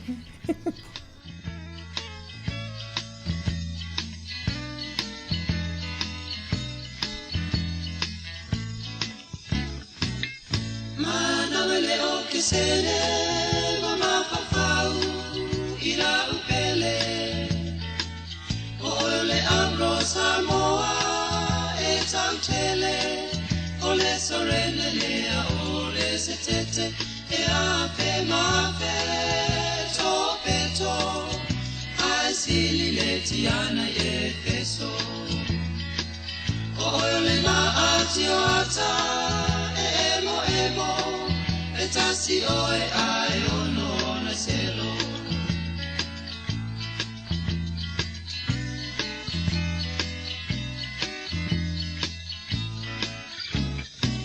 o oe la au paolo le Susana eso solo tapuleina e ofisa ole solo ata alolo maisi au si valenga lola Fionga le ula taimane o ma amora oe ole tapasa si o ola si o ia lino le amai Roma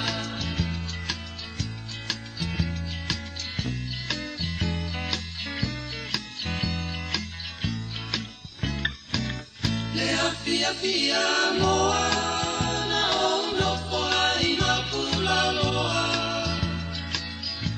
Ina ua o tu ua le abro samo ua ma I le vasa la loa Si awa mio vai vai e peia seki ona ua liu vai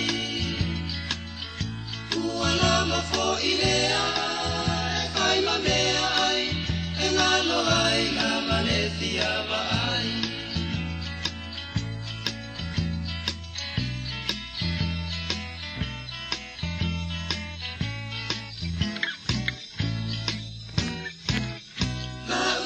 Sala ea la umana mea le mata mofiana yo folinga asulu mia ele masina la sala ea la umana mea le mata mofiana yo folinga Solo viene masina le mata ngofiana yo folinga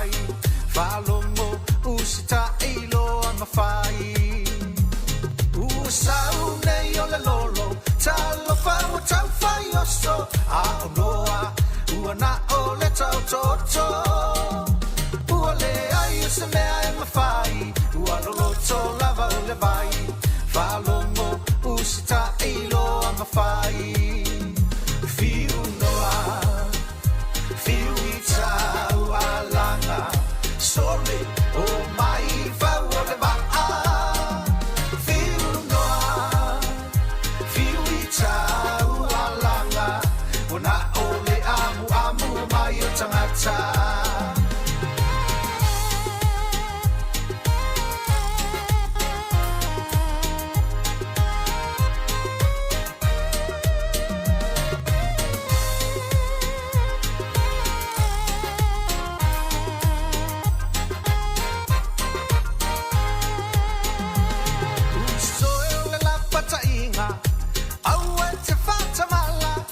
Tani ualiu tino tangata ia lelei o lau whalongo ai awai te toe nofo nofo fia fia la ia i lea li iua e sa o loto usoe o le la patainga awai te whatamala o satani ualiu tino tangata ia lelei o lau whalongo ai awai te toe nofo nofo Fia fia la ia i lea li iua e sa o loto Fiu noa, fiu i tau a langa Sole o mai vau o le waa Fiu noa, fiu i tau a langa Wana o le amu amu mai o tangata Fiu noa, fiu i tau a langa Sole o mai vau o le waa Fiu noa, fiu i tau a langa Wana o le amu amu mai o tangata Fiu noa, fiu i tau a langa Sole o mai vau o le waa Fiu noa, fiu i tau a langa Wana o le amu amu mai o tangata Wana o le amu amu mai o tangata Wana o le amu amu mai o tangata Loi whawhong mai bea le tautua le siufonga le lau mua po le Samoa Capital Radio lunga le tasi ono te simana tasi whamo ia whapena ima le Facebook, YouTube ia mana tatou upenga tawailangi po le website tala whalawa le nei tae au ia o loo ma tautua tupea ma le uso ia ana whaasolo ia tautua ina loutou pa ia ma loutou mamalu ai bela wana whaailo atu o ni nei minute ia ona tu atu leo le tatou whaasala launga i Samoa ia ta Sesalem Sam o lo ia i le whaasala launga tu sao o vaenga lava o le whaalauloanga o le whainga pālota e no whatapena ia ia e mese fo ila tu lo ia i Samoa ia whaamalamalama ia i tatou umalava le tūlanga o lo ia tapenanga fo ia le komisi ma le ofisa o whainga pālota Samoa mo le whainga pālota tele le tatou atunu o Elias Fareile o le vai asofou. O nai minute la, o na tapea tu leo le tatou Facebook, o na e whaonga mai ia le tatou ala atala na i Samoa, e tu o mai ei, tu saa mai le tatou whaasala launga, i le nei tai au le tu la Eva, i le taimi New Zealand, ia au le tu la Sefulu, i le taimi lea i Samoa. Ia e whaafatai level whaafonga mai. O se teimi o tātou pe a mai ale whaatanoangan toi au inatu lea o tātou talafou pe o na masani e litu laiva ia ale ala atu la itite atu lava itua se ia mai ale polkalame lea mai Samoa. Ai whaafatai level whaafonga mai.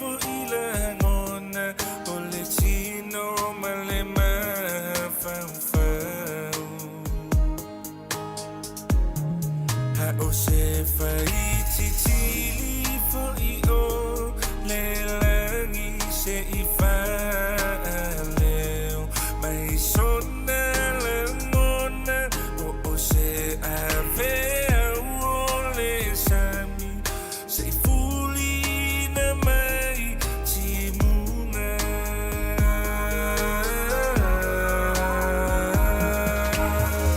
e o te mo ngai ua fai vavale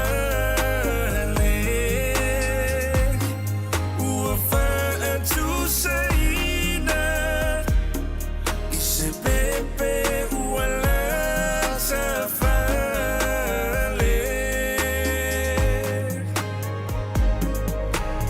ua le ai male moe I le po atoa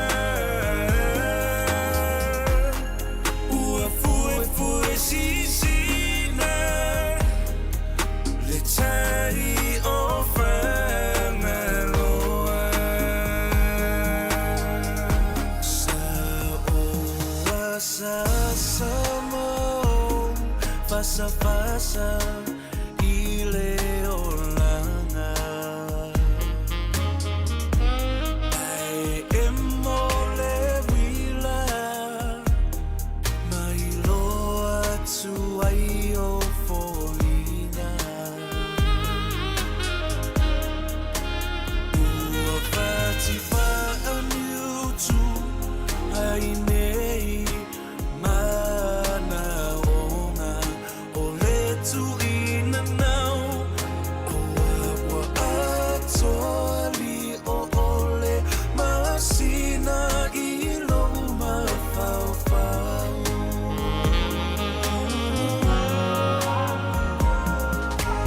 e o te mo ngai ua fai vavale ua fa atu saina I se pepe ua la safale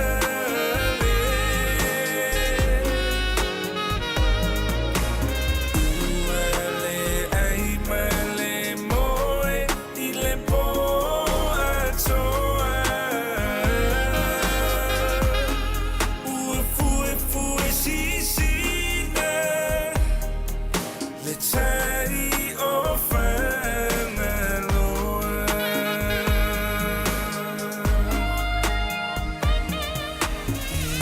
lava ina lucia I puava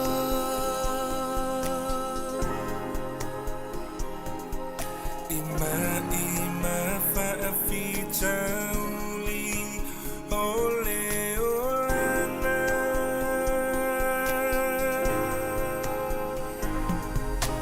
alea ua e I whanua whaiva ole tautai I mea rofa lea tua ua o popo masa pasapai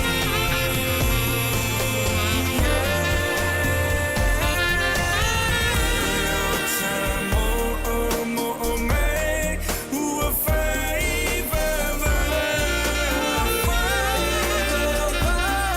ua fa atu saina I se pepe ua la safale ua le ai male moe I le po atoa ua fue sisina le tai o whanaloa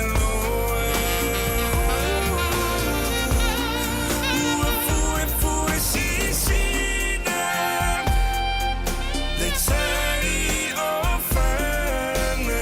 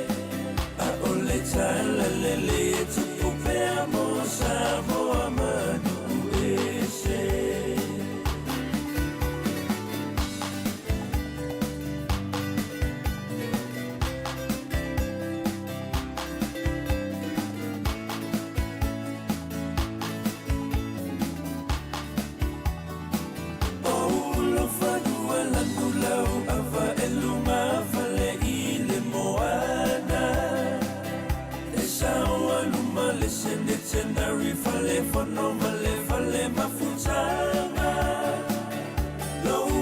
Malu le yupeli fale tusi malefale misiona Le fale otina malopule mama o tau faya oma Malu ae o la upele o te mita ipe manene La ufa ata utainga ile lalo langi tele Ualango mau maiti asani siolupe sae faafailele Aole tala lele etupupe amosa moa manu ese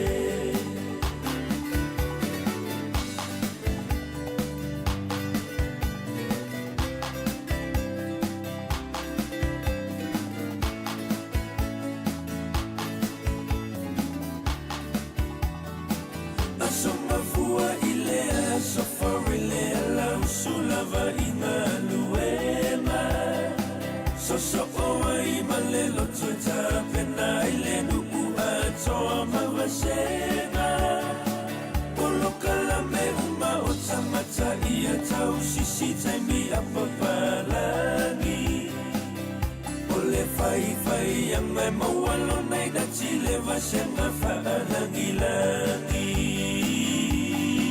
Maluae o la upele o te mita ipe manene La ufa ata utainga ile lalo langi tele Ualango mau maiti asani siolupe sae faafailele Aole tala lele etupupe amosa moa manu ese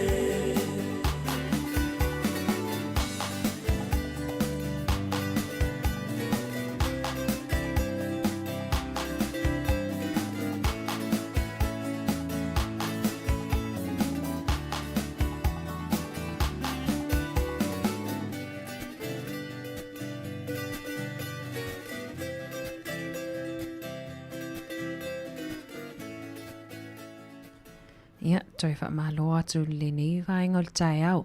Le wono minute te e le iwa o lo o talia bea tatou fisota inga. Ia ma le tatou sui wha asalalau Samoa. Ia tasi salem se. Mahalo lawan mafuta mai.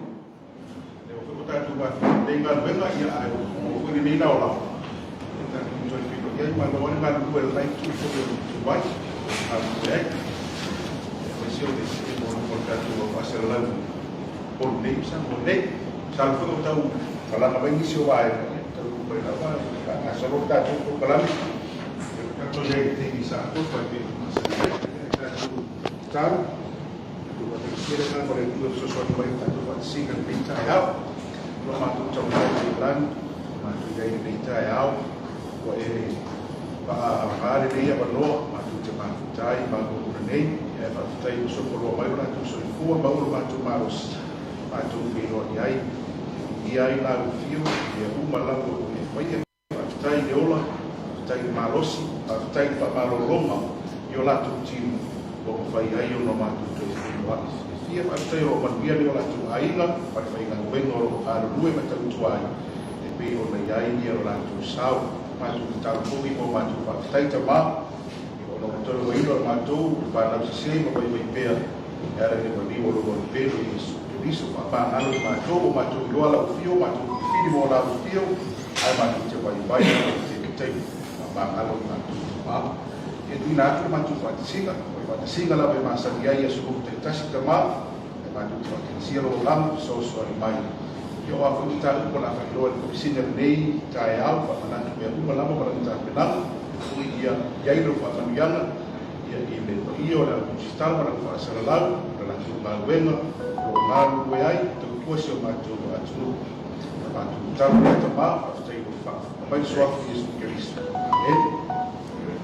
bem quando que no de filme de cocina ia mo sama e se for tal ia por tu si fio na lo que este tipo mai eu faço ai eu cá tu tá pelo bem na palo que fez pouco para hora no fio ai malalo ya fa felo foi para eu cá com a buscá-la e mas foi passar lá no processo não se vinha mas faz ele tua e aí ia lá na lei que me ko sul fo na lei eu cá felo foi cá com a facarwa masani o que não ngore ska ko facarwa ngare ko foi ni o le sukonga ngal pre-polling. Ia, o le akingo o kua ngai mako, me reni mako ofisa i kua ngai mako. Ia, kako whilo inga le asululo le asufou, i kai masangi a kāsufu. Ni ke lau wai mama i, ia, e leila whio kua ngai mako. Ranga ke minga launga i o ofisa pre-polling, ia, ai mau pelo wa mangoa kako ke kalua kua ima whasoa. Ia, o le kulanga le update o ngā ruenga fo e lo ofisa te on Silvia, ia pela on Silvia la so kofi o le vai aso o mawai, i le ka sulua len kapungi alo ia i le koe whau i kua sui ka wā. Pika iange, ia e ka sulua, e le koe sui ka wā o toi whau i tua, i alo na suafa, ia. Longo inga, ia lau ka wā o masu ka wā, ia sa karia inga fo i le komisinga, ia mi se fo i pela bang sila fias e selau iwa kasi suka wasa faua la ko ia be fo suka mana fenga paloka ia ko pungi ke me faua i selau iwa kasi umange ka ko fam sungonga ia le safa nge ia wa ele fi fam sungonga ko fa i ko le su ia kasi ile bang fa op fa ia fast ia len ko lo selau iwa sfulu kuinga mai ungo whamsungonga le nga whai las whaleile le ua whaleo ngai sui kau vai lua o whaleaka ngumena lua e le upo o merkako ngumena se lau valu se lau vasu valu wakase la mo le se whai ngā paloka ale kumalo whaleaka le lua o ngā kasi sui kau vale iai ke mingei ia le ala ngunga le se paloka le upa urka ko ngumela se lau balu fiku o le ngumela nga o fai pule o la fa penang fa kingo ka ko fai nga fifiringa i ku malo e lima sefulu si foi lima kasi ku malo paloka le tunu los ful sava i kol kasi nei ya le la o le se paloka faliaka ya lo ngunga ko kol ful la ku malo e fai la ku paloka nei ya me los ful masva o le asu tona i lava le umawai lenga i le ka wha le fiafi lenga pungi ai le whau uingo ka sanga ai la ko fo ia ka sanga mo palo ko mua mo si fia ka ko lo to mamalu e silia la ki ke malima fe la ko nga ka sanga pe ka yani ia nga le afe mo kupu la ko lenga kalia e le official komisinga o ngole si vai nga ako e le nga ba e tu sai ma le tu la fono Afalawa, I think o mang fai lo ya ila tu na me nga ia fa tingo la ko fenga paloka o le paloka ngal pre-polling ka ko paloka momua e kasiale fale paloka e kongo ku malo uma e 5 na kasale ku fa paroka e ana I mai la ku fo yo ngai ku malo a ira ka ku booth le nge le gym kasima le gym kasipo le lua malo kasima le lua le fa nganga la vanga mo la tu fu ngo fu le paroka se vai le ngo fu ngi la special booth ngai o le gym 1 and gym 2 ko ngai ma ya fa nganga mo la tuna ile pre-polling e le se mai sa vai e ngo fu sa vai ya paroka mai ngai so it is kan sa mai e wole fa la special booth sa vai mo pre-polling so bol menga mal silfiel mal wala tunu po fe la barari ku malu la ke yai e yel fal paroka ngang fa I do aku e la fio anga mali ngo fonga o faki ngole paroka mo mo la solulu ole aso ngei le ngai vai so ako lo faki ngoia o nga akako pre-polling officials polling officials Mako foi a fixa lá, ia polling officials ia a fia mai lá tu se vai. Go mala o nga akako ka fai para ko se vai. Le o nga kele le a femo kupu. Lima se lá le fai. Le nga maka me le sungfu. Ma o nga le o fa ki ngol fa nga masini fa nga. Fa ki ngol nga wenga ia ale fa ki ngol nga wenga ina ia mal le fa nga wenga fa ki ngol nga wenga. O vaso akola ni la fa ki ngoia o nga o vaso akini ngola ku ya o ko kele fo la o si vai ngale ya o ngai o vanga fi palo ko sava o male o nga sa fa mo la tu lengo fi sava ya fi palo ko sava o vaso o ma vai sa fa fi lo inga ma fa lo kusio sui kalva la sko ngai e o ma fo ile nga fo ya o nga sa Patino mo la ko fu ia fe lo kusi po la vanga va ia paroka scrutineers ia le lo ka ko la ko na sfo parking ol ka ko fa nga paroka o le asosangi asulu fulfa mo silfia ka sulu le uli ia wa ka e fa nga kai ia fa ko sina fo ia su ka va ma mang fa pu fa ia ia fo nga mo ka nga ofisa yo ku ke mi nga yo wa be su mala ko lo papa fa ala wi lo o ku ilalo ia wala fu imangi pe pa o fa pi fa lo ia ka vale ia me mai ia fa la lo vai ke mi nga ka pin pe nga ka ku mo ka fa nga pa ko lo nga bole ia si fa ko su ne ko fa ia pe ke alo su lo la sa so yo la ka mi fa ki no ka ko pre-polling ia ma ka ko pa lo ka ke le la sfele o le aso ngafua le sange nga ile ofisa sa vai e fa ku le operating center mo sa vai I o ile ngafua ngafua Don Bosco le holo Don Bosco ila so ngafua bo operate mai le center nga mo sa vai wa umala ia manga o ngasu kava ia puscutineers fo lai sa vai nga I umal operating center facility ai fa penga fo operating center le pe langa I tuai te le ho su ka va ia ma fa lo ku su I manga onga ese ia ma me fi sidim fi mal mai ku so ma tu la fono ia pe o ngai update nga le nga wenga ro fatingo wala ba ka penga ka ko ofisa I fatingo nga wenga ako ko fo ka ku me fa nga wenga ia ko ka ku ka vale ia le ke ngongai e mal ba so ngi ia wa mau ku mai se kulanga o ka ku ka mali ile komiki le nga fa mal vai ngo ka mali la lo ka inga le office tupe ia lo fatingo ia lo polo o fayer ka ku komiki le e vai ka ku ka mali ia isme pole nga ku langa ke lo ngai la fo ngei ke lo ngai mau fiska ko update la so fo ia pe o ke le so fo malo la e mai lili ia pe o ngai ia fo yo update na ka ko ngal wenga le ke mi mo si fi fo ka ko kuskala ma fa sala ia la mo fo le ko pe ka ko si O kakulola paloka, ia, already uma kakulola, koe alola aka. Lai kang wha uma nge, ia kakulola aka.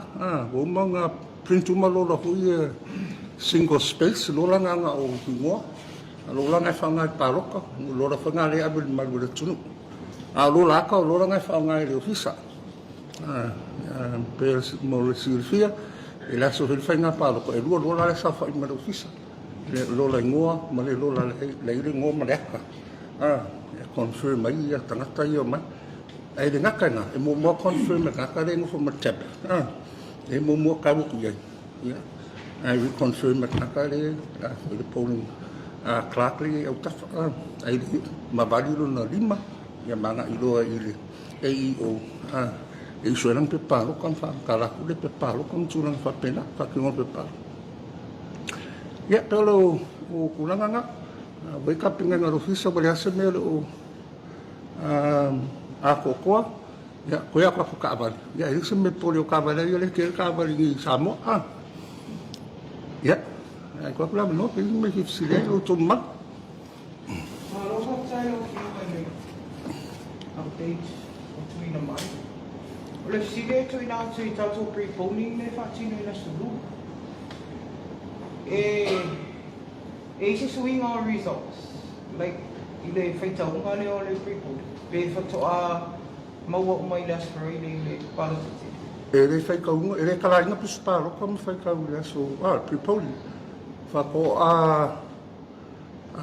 whaikaua ia kako paloko pre-polling. Pe a whaile official count. A o special vote. E kalai le so ko ngai. Pe a uma le polling, le so whaleire. Ia, o kalai uma lai o special vote e soki. Mko ho special vote, era ke whaile special vote, e uma kukoni ki o kusiri. Kusiri ngole kumano rin. Kula ko pusa.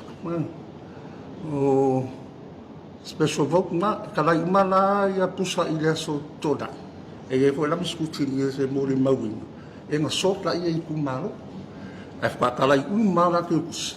Ele é só uma fua que me fez chocante. É o ngai kumalo, só loa ia. O lo que me ol pusa le kumalo, ia fai kaule a foi le special vote. Le pre-polling. Ia penga foi special vote ele polling take. Meu mãe tá special vote. E fai ka uma ia special vote na. Ko fai ka foi lá ia ma pet paro ko ia fai ka ia sfrei. Man ko e fa lu fai ka paro. E ka pung lo fai paro ko tolu. Maka lo fai ka mo paro ko fai paro ko uma limas fu. E ku malo limas fu fai paro. So that's a preliminary count. Yeah, man ko ra ile swing up a fai the official count. Why le la special vote. Le fa ka lai ma ke kusim fai ka uma. Ai fai la sorting ile so ko nga. E ia ma fu skuti ni ese mo ma wingal manga.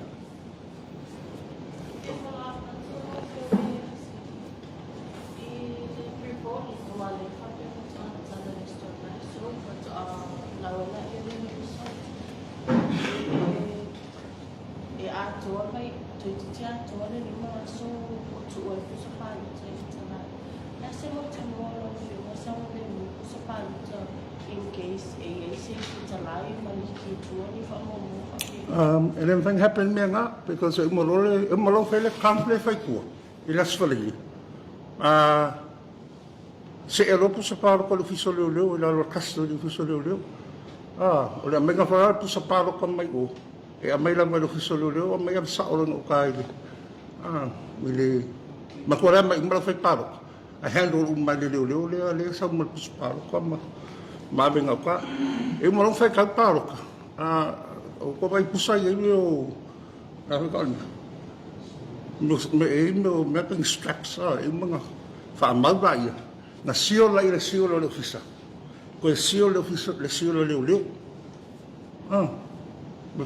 pues it take e aro si e mal take pa leo So le se fa ficar do ngam. Wa mo lo pusa. Pa ko fe lo ia ma le ofisa la soko nga I ke mi lo ko so.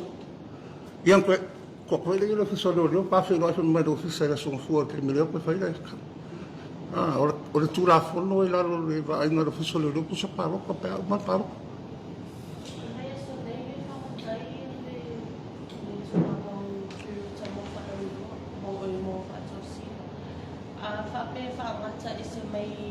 Wale tu ai na rumah lau papa falu. If itu ai na rumah baik ngai rumah Facebook or no shows mai na fape na baik so. Me umma. Kafe na su ka wa ma. Mau ki ngoi ku ave sumala to mena tu mena.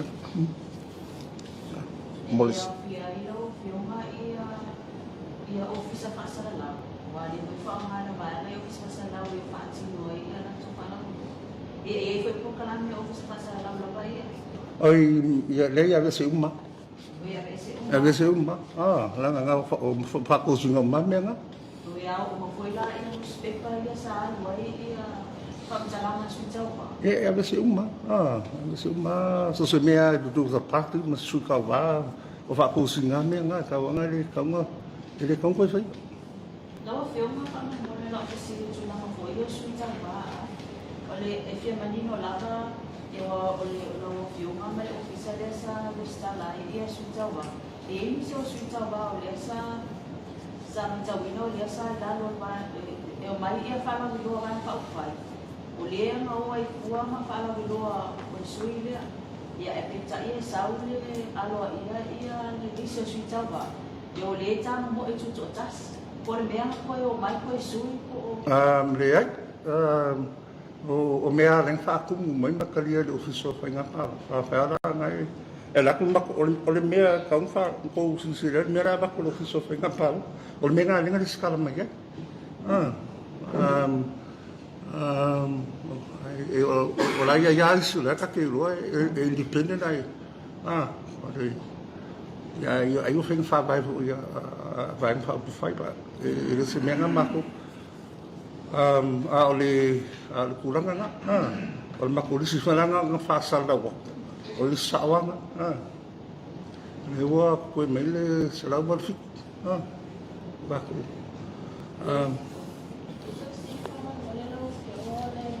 oleh vai asola na fala lo ia le tu fantasia oleh leo mai fantasia o sui tu totas e fala lo la tona la tau Fapia mai ele o se vai o fai pe tai o fai tai no mata fina tai pe la se vai o fai o fai o nei sa vo se vai ngai na tu la fono eu no ma fai ai ona fai a fo se parti se vai o indipe ai mina sui tu totas ole kul ya ole Porque ninguém ele olha escala ia se vai na fapena pelo mercado e lá no ofício faz na palo que você vai na fai so ele se vai na fai fapena olha escala e lá no o capungi foi na capungi a escala meio vai na fai ele capungi ele lo na palo so o se vai na manga ngai independent aku mau selaku kaum fenga foi o fa sala ko foi vai na ele o le scala la rotura fono fenga palo ka o se vai na fa mas there a possibility ma fai ona fateta ingo mai al palo ta tu tele sui tu mai ma fai ona ko se parti is there a possibility ma fai ona tu se vai na pena e fai na se la tu parti ka fa pensu la pe a fai le scala la rotura fenga palo ka la rotura fono al kai mingi ele o fenga le scala kai mingi so na uma palo ia mo mangi pai de se me fa pena ia nga mo foi lá e o paki ko ia be com spaki ko ia o spaki fi le scala pa as of for mai le soa le scala me nga mai le scala mai le scala mai independent you are independent se va pitar o tu la meta sa mo o le mai o le scala le para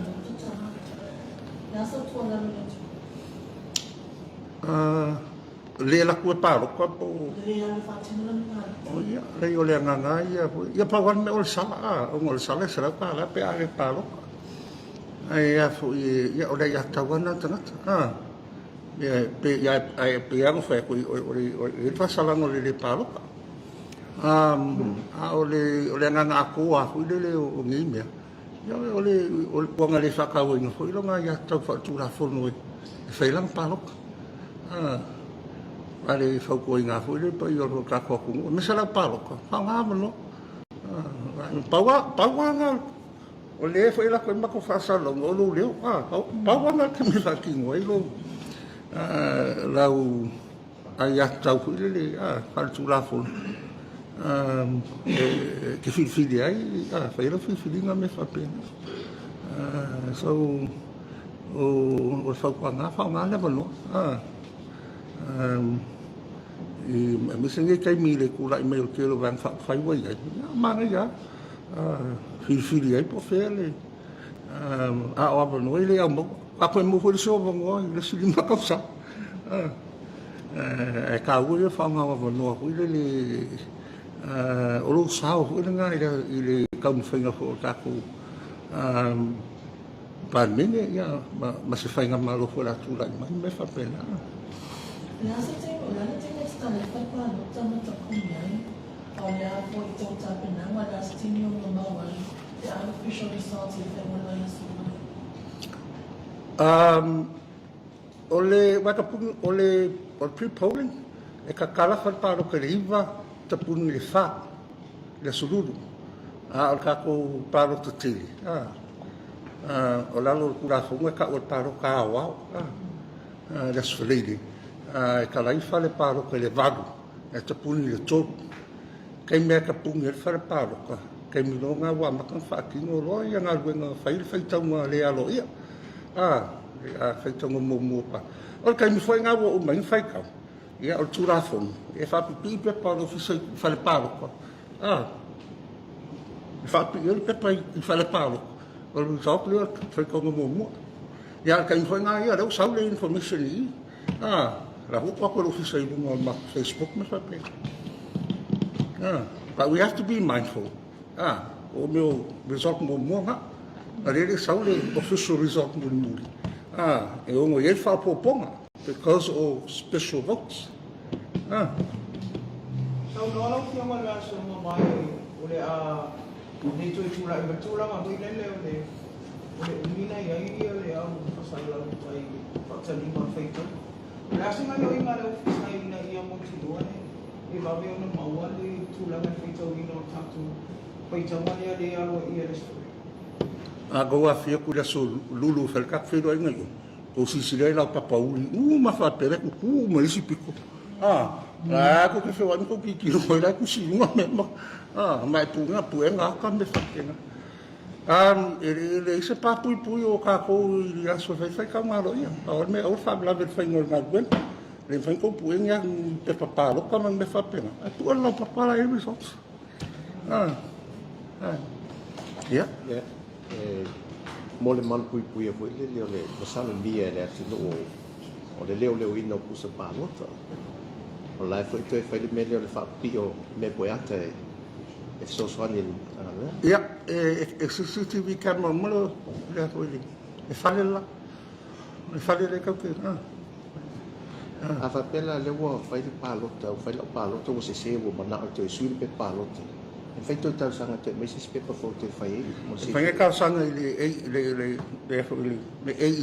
si la o ka ka le vai fa palo fai ka sanga fa mo pe mo le se o ya fai ku fa ku e se vai tu la fono ya le vai ngade a si la vai ngade wo uma fai ku ngo ta sanga ile le na mai fam sinong ai ono to i e fai uma o tāna sanga i wa au mai. Lara tu la whono whainga pāro, kai final decision o le electoral court. E le whainga pili. E final. Wha inga laua mai Supreme Court o le ngā. E ese mai whamsunga wha sulku la whono hoi. e lai e mingingo atu la fo.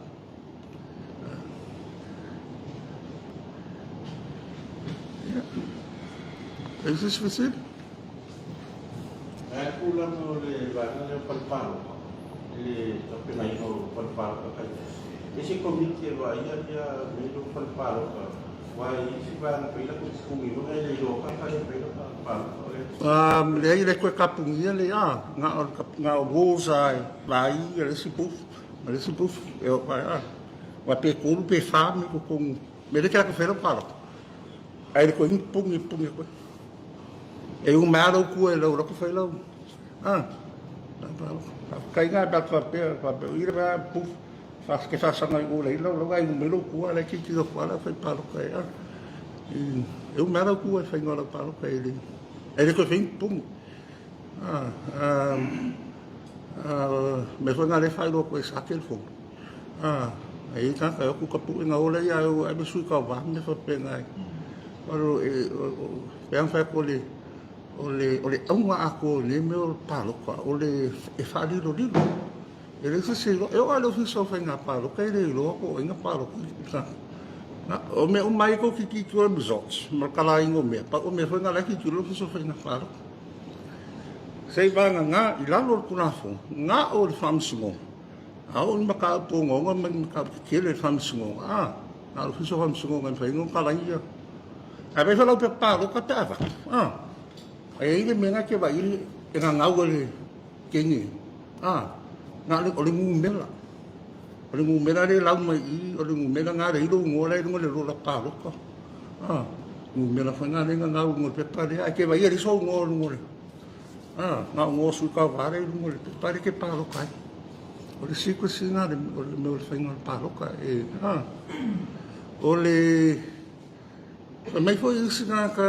foi popole melhor pre-polling le mango foi lá fai cau uma lá iro uma le fa io pe paparo ko io isu te mile la foi fa uma scutinis mango era coloca ka isu paparo ya kasi fa ko ya o sua me la scutinia kasi fa ko asi la ko lo le fa io pe pa io isu il pouf le foi vida ilo mako operating center ya fa o pe wa isu il pouf kai tas ya so ele ya ma se me foi o ngakia me fa pe nga fa ngol ngal nga a o fa ki ngonga yo le kisi po fa sa o ka o me ala nga fa li lo nga o ya na o kisi fi me nga pa lo ka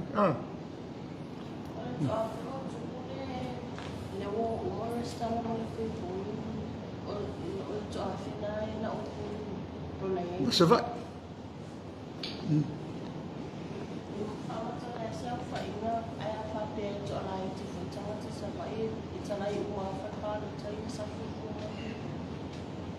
Kasi fa paro ko le kumaro.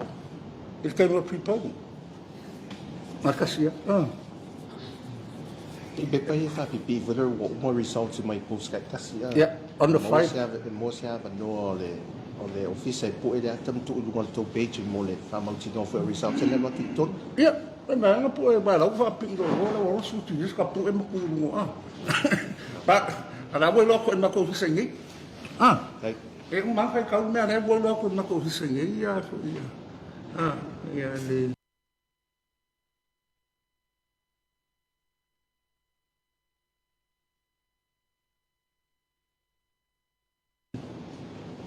the result wala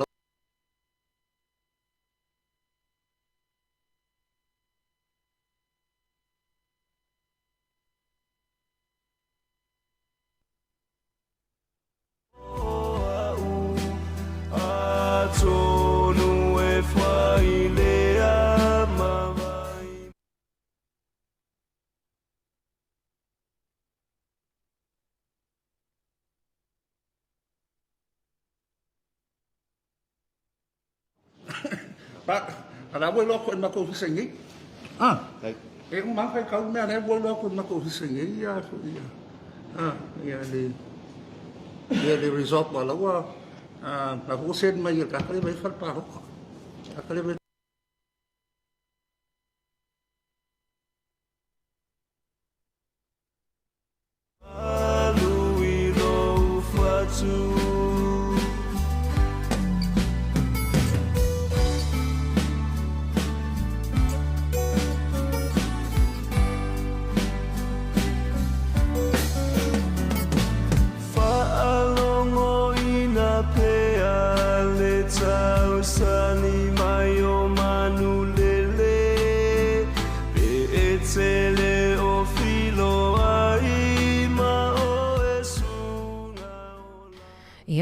tātou e whaamalo atu, whaamalo lu ia ono o motosia mai tātou so ta inga ia i Samoa. Ia o te loa Savelina wa lamlam whahi ufo i whatala noanga pe ona tu ina mai fo i e sunga ia tāsi se lungo tātou pengo so ta inga. Ia male fasilsilanga po le fo. Fono justala. Ne langona tu lava si ufonga tāsi sa le fesili. Ili ia mana ia fo i o fesili o lomfena malam o le ngā fo inau fa fesili mfena malam ati le tulanga lo ia ai mai se lava mo tu stala fo i le fatinonga la tom tafa yo i le asole le fainga palota. Ma le vaenga le ole mawal fai unga pu e tu ulunga o i tu lau ia po. Facebook po social media. Ole nanga SS. Ole mana ia ole o sau lava le fasilanga sa o lava mai le na o le komisino ofiso fainga palota. Monele. Ia o whaamaumaunga sa o fo i le mamoni. Ia o lo mwhaiona maua e tātou. Ia mesi tātou au whaafonga. Mai lato le tā pena tō wale le palota i Samoa le vai aso fo. Ia monele lei. Ia, pe o se tātou whaatalanoangan o le tātou pokalaimena tu sa o mai Samoa atono lai whaona ua paisi toi whaale tonu te isi ia e moni ei oi salola ua lama whaahi ufo i whaatanoanga ia ai o lo whailama masiaki atu ia ona o lo o whaisi whaale tonu o le so ta ingal jaimi nei ia ai o le tele lava le vaenga o le whaamalmanga le ua mahea le ufo e mawhaiona o tau whaafonga mai ai ia le fo i ato nei se taimi o mwhaina toi tai lea whaatanoanga inunga le tātou leitio sanga malamala māti le fo i a tātou umalama le tūlanga o ielwhainga palo tai Samoa ai ona ile i toi taina tātou talafou ia masalapo o leisi 5 minute ino mana ina tale o tātou talafou ai le i whamai al tātou pokalame nei o le tai au ia maso atua i lea mal pokalame o le ato whewa i lea i ia maso atua i fo i maisi pokalame o le moli o le ava ia mwhaanga sola atua i lava pokalame al tātou le teo mo nei fo ia so malo lava whaafitai lava le whaafonga mai. Moni Savelina o le te lo le awharsfulu lua anga i le awhaltasi le aso i o le a whaafonga fo isu i whaafifianga su whiwhiloi ia ao whaifoinisio fontanga le tātou au whainga luenga i le aso. O le whamanatu maasani a tātou au whaafonga Savelina tautua nā lava le tātou ngana ia e whaasoa mai e lungo tātou penga so ta inga. A mesele nei taimi wa tele lava ia manatu whaalia ia e winga fo i ona le lata palota. Sa o lei lava. Ia, o le awa whata lava e tātou te whai e imta au whape nei. E malo lava le mai mō mai. Me sile leo wai loa tu nei. Ia, nona winga se lau iwa sfurtasi sui tau vana whaulu e fia a vea e tau val whainga palota. Ia a leana wa mai a umae whaamsinonga to e leise whainga palota ia whale ata lua. Tu toi mai le se lau valus fulfitu sui o le atau va. Ili whainga palota i tu malo e 5 sfulu. Man tu e 5 tasi a le ua 5 sfulu. Ia ona o le ua o le i tu malo wha palota leo whale ata lua le peon sau no le komisina. Wa e leise palota o no le na le to tasi sui tau valo. Whaia ina le sui lea.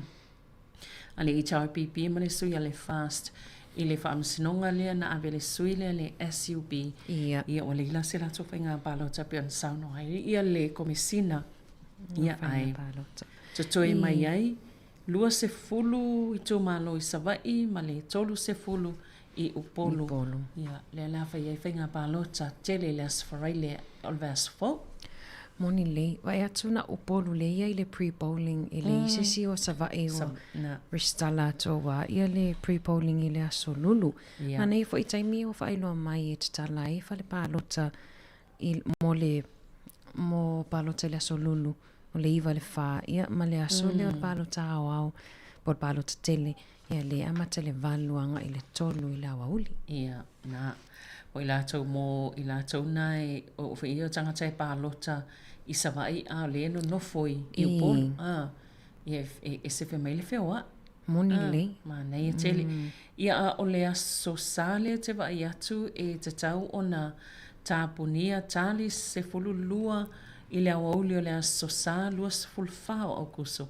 Whaangata i whaatou sina sui tau wā o ma ia ma vaenga whai. Ave ese o malau papa whalau loa, le ini pe pai whalau loa o tā vale, o lunga o penga ta whailangi, i alona winga le ua e tāpunia i le tālu sifulu loa, i le asalo sifulu whao o kuso. Manino le whaman mangale, vaenga o le al komsina o le ofisa o whainga pālota. Malo whaftai. Ia, leo la atu awina atu ea tātou tala fōu, tu e tali umai tātou whaatawalunga fo i leo le pokalame le atau tai au. Ia, ai sumai fo i whitalenga pun mangafa. Ia, mod pokalame le atau whewa ili ai. Tala fōu mai Samoa, tala fōu mai New Zealand nei usi mai le whaafonga.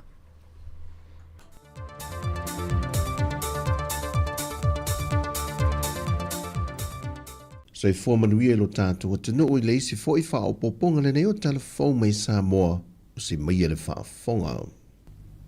Wa wha i lo wha la wei tele se whina ngalo le tiktai o le vang wha pufai le wha tua tui le tua Samoa o tasi. Wai a manatu ai, wa solia e le whainga malo wha a wau.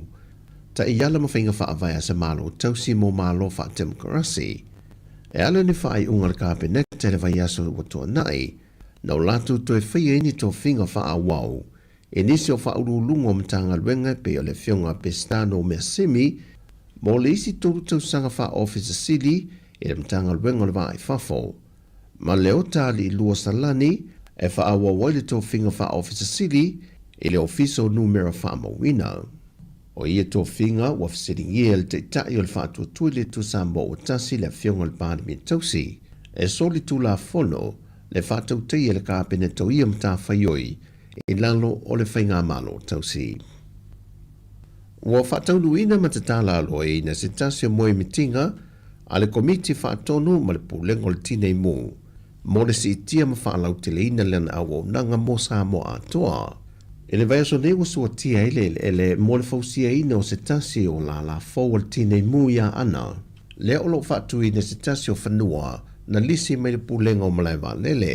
E le saunonga au tua le whionga le tamai tai pāle mea tausi, fia mena aumi mata awha, na ia whātā ue na i le wha wau peo ati nae, ma ngā ruenga te tele le malo, e iai le poloketi ni al tine mum wha avlave tupu wha fosei, mo le wha awa wina o lan tau tua le tali atua i so se wha avlave tupu wha fosei le tua le moto o polu. E a fuatu le atua ana, fa solo mai ele anga i atu i sa amtam whalatai. Fa pia fo ile anga i li tu malo le whanga, ma whale a se lama sa fata, mai ole ati na olo fa tupe ina la vai le tātou malo. Ina ia mawhai e le pūlenga o na whaawau, ma ngā whatauri maina e le au whainga ruenga, ma mea whainga ruenga tāle whengai. O na tali atu i so se bala au o le amana umia, e so se tangata o le nei tu o le atunuu. I se tūlanga bawe, ma saunga le mū. Ina ia mawhai o na lawea iai se soifua, ia ma whaasau ina mea tō tino wā fia. Le whionga te mai tai pāle mea tauso le atunuu, fia me Naomi mata awha. Ua amata le vai aso nei o na whaanga solo suesu e ngai luma o le whaamasi nonga māua lunga. Le mata au polo tua iai le tamai tai tusi solo lawi loa i apapali i sia whikel. E lona fasio tia lo le tamai tai polo fesa ia sinawa i ana Caroline Capet e le tausanga o mawai. E lima mōri anga lo whaasanga i apapali e au fiel fasio tangata wha moe moina. Fasio tangata pa i valea ma le whao lima. Ato ai ma le umia leo a upenga matau tia. E wha mo le mau whaatu langa mo le nei vai yaso. E pe ona mo le mau e se tasio li leo i ata na pueina. E le teimi nao lātou duai tau nua tua i le whale vai vaseutan tupo i le whale vilave. Ato ai ma le vaenga matau tia i ata. Na pueina i le tino ma liwa le tamai tai polo fesa le teimi na mau atuai. O au penga matau tia na mōri mawina i leo, o le ngata o le sā mala ai o se tamai naifi. Mai a o whaia mōri maua lea li i leo, na vaia le tutulu le tamai tai tu solo i apapali. Mai na tau fie mo nei minute le whaamasinonga, e tu atu le awa noa le loia, e tala noa toa i ile o lo mo lia. O le wa amata na whaatala noa ina ma whaia o onga, e whaamana mai o tātou tangata le visa whaapitoa le malo au se tānia lua whaalau ilo mai. Le wanga waa ai tangata le Pasifika o fie misa moe tālo sanga iai, ma o ilato umai manui ai, o le a mo le awa noi le ngata e malanga i le na tālo sanga, ai wa whapena fo inanga wa amalona ainga atoa e malanga whatasi mau i au se tāndia. O le vaenga mō ia o onga sa whatu teia le lava hotel le songi, e whamanino i vaenga mō le visa le Pacific Engagement Visa.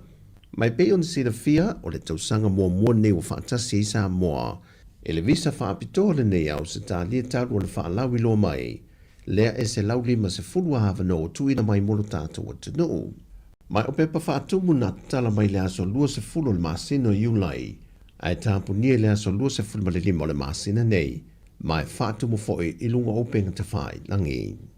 O tala fawia mai sa moa, manuia le ngāto lo tātou tunu i ngāru e tutofio le nei aso whasoi foia.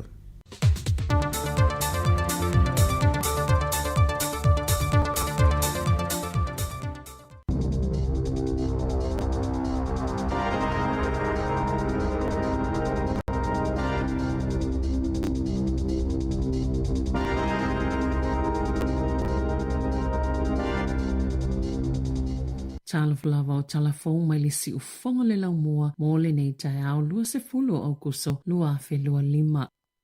Ua pāsia le whaitonga whaatolo le tōla whono e Suieli 3 Waters, po le pūlenga mo le waingo swa vaia le atunu u i le local water done well. Na matua whaitoina le whaipule le Labour Megan Woods, le suinga le tōla whono, ona o le atoi whaatieti e ai pūlenga nu umale au tutongi la whonga, tūlanga ma ale o le tūtau tupe, mai e whaitoina fo i le talia le malo i le 3 Waters. Ua lea yese awano mo whainga whaai unga pūlenga whaalo toi whale, sa ma whai ona maua i fuafuanga le whainga malo ua mawai atu. O ia fo i suinga, o le asi iti ai tau e tutongi a inga, na lango atu i ai tangi uti kere, le so upo le leipa mo whainga malo la iti e whaapea, e le lava le lango tau tupe mo ia pūlenga nuu, mo suinga ia nau le malo e whaatau nuu. Na whaitioina fo i Maria Mino kapa kingi o le vanga whaupwhaia Māori le whainga malo ona o le whaatuatua nai ma le lea mana i o le matawhaioia Māori i le whaasoanga au nanga o le sua vai. Wa te te ele minista o unanga le malo Judith Collins se whaapea o ana saunoanga ina whaia i whaatatau le tutongi o whaia onga o whaamanu alia ilo na sootanga ma le whainga malo. O le soe whaia ili te te e whaia onga o kolisi na ua mai o na o whaatu iai. Se si itanga e tasi le pasene na whaitoina le malo le te te e lea solulu na whaasila sila inai i le vai aso taluai i se pepa o whaamatalanga i lea taimi. Na whailoia le ministawa onga Erica Stanford McCollins. O si itia i le se lau wafetala le fuafa onga tutongi mo whaia onga kolisi po oa onga mawululunga whaatusa i le iwas futolu wafetala i le tolu tau sanga taluai. Peitai i se tala noanga matus tala le vai aso taluai na le sa o se saunoanga Collins se whaapea a tu ui le fuafa o ngā tutono po le average ua se fulu tausanga o whaia o ngā sa tutongi whaal tausanga i le tusama le ta i se lauwha se fulu wa wheta la. Na sauno Collins i le tai awana nafi ua mai o na whaato ese ina ua whesasia i ana tala na whaia ai a tonu o le mafuanga ua le fia i uni ona ua whaalawa i tele le malo nisi o whaamauninga ai ua whaia lava la lātou whai ungai whaie la lātou titee. Na sauno le so upo le leipa Willow Jean Prime i tūlanga tau wa onga o le tasi pasene na o whato le malo i whaia onga e leo se siitanga ai ua whaaiti ai to tongi. Ua talia le minista mo le whaatau lao langa o le tamau ainga Nicola Willis le talo sanga po le petition a le Consumer New Zealand o le Price is Right ina i sa o le whainga o tau o loa supermarketi o le talo sanga o sainia tangata to o loa sifululi maafe. Mana tau a au i nātu i le minista i lungo stepol palemene i le tai awana nafi. O le masino iuni na tusia tuai Willis i supermarketi te tele le atunu o. E la patai nai i lātou mai le whainga ni whaalauloanga tau whaasise, whaapeli sise o nisi o lātou tau. Na sauno le polisilo le Consumer New Zealand, John Duffy. E tele lava avanoa mo supermarket e whaatulanga i lea mata upo i lātou lava. O le taimile nei mō le malo i te tauna sā ngai ane ai, ma whaasa o tau a supermarketi. Ma ua ioe iai le whaita wafi o tangata New Zealand. O le tau sanga i lua whelua whaa. Na whaatusa i le komisi i le Commerce Commission e linga mai o le sise o tau o loa e ngā waile whaitau miliona o tupe a tangata whaatau i le tau sanga.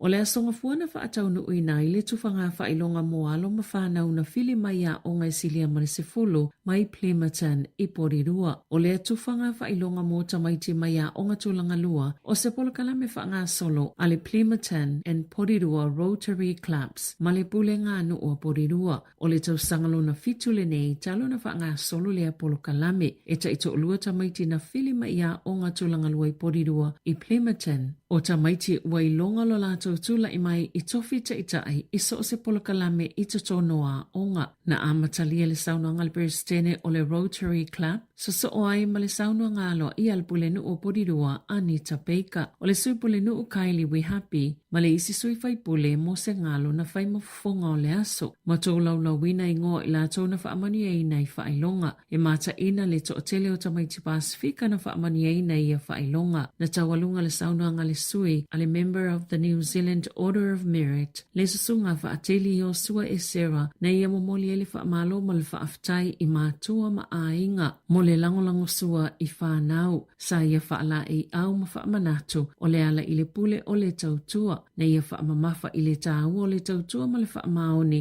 i so o se au nanga ma ngā luenga whai e tamaiti. O ana nafina whaeloa i le minister vai fafo vawasa mana i Winston Peters, le sui o le ame pasa o New Zealand a Ialani, le ana umia e le sa avea mafonga whatalai o Trevor Mallard.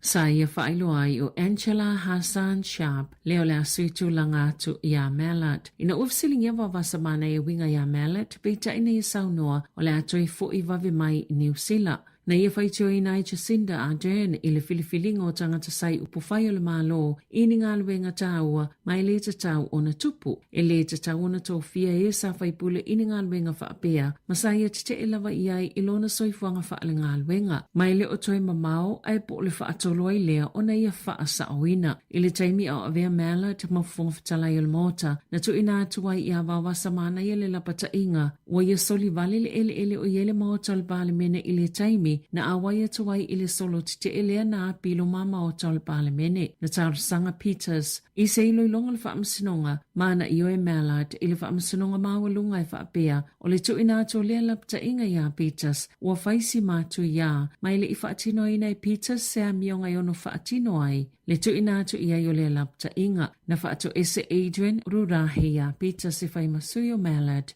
ina ua whaamawai ai tau awele ngā luenga le ame pasai ai alani pe ona tā uai le lipo te le tio New Zealand. O le telo mata upuna whaonga sisi ai tupe sa so soani ai tangato le atunuu i le taimela COVID-19 wātangia mai le mawalunga le tūlanga whaatua tuaina o ia polo kalame. Pei ona sauno se tasi o whaitau whai mata uputau i la fonga. Na whaalia le ofisa o la fonga i le asolua. Na whaasalaina se tinai au kilani tau sanga i lua i le whalepuipui. Ona o whainga tau whaasese i la fonga. E se fulu walu molianga o Caitlin Briar Ashby e au fia le whaongango ni pepo whaamatalanga. Malona whaamoe mawaini whaamonianga mai la fonga toi whaafoi. E au fia i foi GST whaatase manitu si tau sanga se lua polkalame fisosoani o le COVID-19.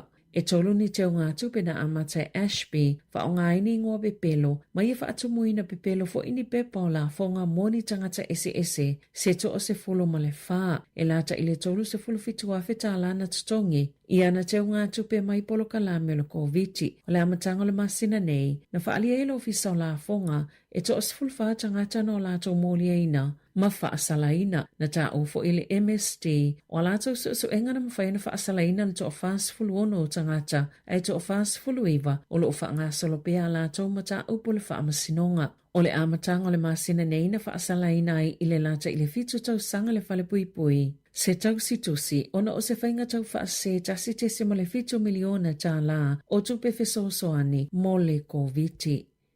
Ua pāsia i se pālota ale au aunanga whaatustala le staff le whaia o salato te tee. Wali po tia le leito New Zealand, e le ofiifia lau whainga luenga i winga i fuafanga le kampani e vavae ini vaenga se lua. La lato maalili ngā lua ia le whaatala noa i le vao la lato iuni. Mo se vaenga tu whaatasio ni tangata whainga luenga, ma o lo lato langona. O le a whaititi e lo lato malu si angai whaatala noa i mata opo i tatongi ma ngā luenga. O le tau sangata luaina tu ese ina le company ni whaala potopotonga se lua. Na whaalia Michael Wood le whaatono le eto o lo wha solo pe whaatala noanga ma o lo una ia malo se le company na ia sanga iane e whaatala noa le mata opo ma ia fola siane ni whai ungai mawhaio na talia ina e tangata whai ngā luenga o le tau sanga lua whilua na whai fo i se te ele staff e whaatatau i tutongi.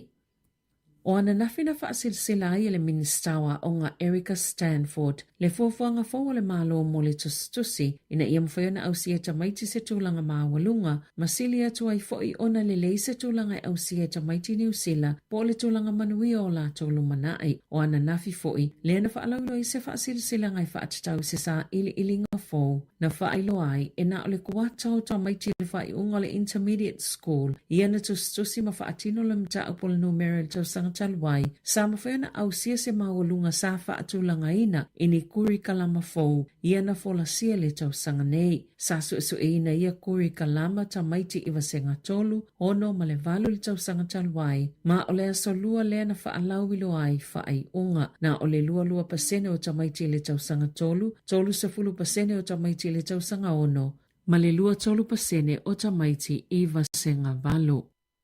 I ta alonga o to avalu ya Whitney Saunes ta maita ine tipolo New Zealand e sengi atu e Australia la lato ta amilusanga ni tipolo ma ua saini fo ilea ta maita ile awali Giants i sini o le asonga fuana aviali ta maita i Karen Berger ma Janelo na limo le Silver Ferns e New Zealand e to ina atu i ele whaatanganga e ta alo i le lua whelua ono e le Suncorp Super Netball League ina ua tala le mwe New Zealand na to la fono. O le kapetene le Pulse o Kelly Jackson, whapea Maddie Corden, ma Kate Heffernan, o le ata alo i Australia, ai o le tausanga luna lua leo le tongi polo Chris Nweke, i le alawa ta amilusanga. O le tausanga asau le ata alo i fo i te paia Selby Rickett, whapea ma Jane Watson i Australia, o le ata ua Amelia Wren e kena si o le awale Magic a Waikato, ai le o mai lopo le ali isia na fuafuanga pe tai wa manatu nisi e ono malanga fo i eta alo i Australia. Tala fo ia ma le si ufonga le laumua mo le nei vaenga o le tae ao.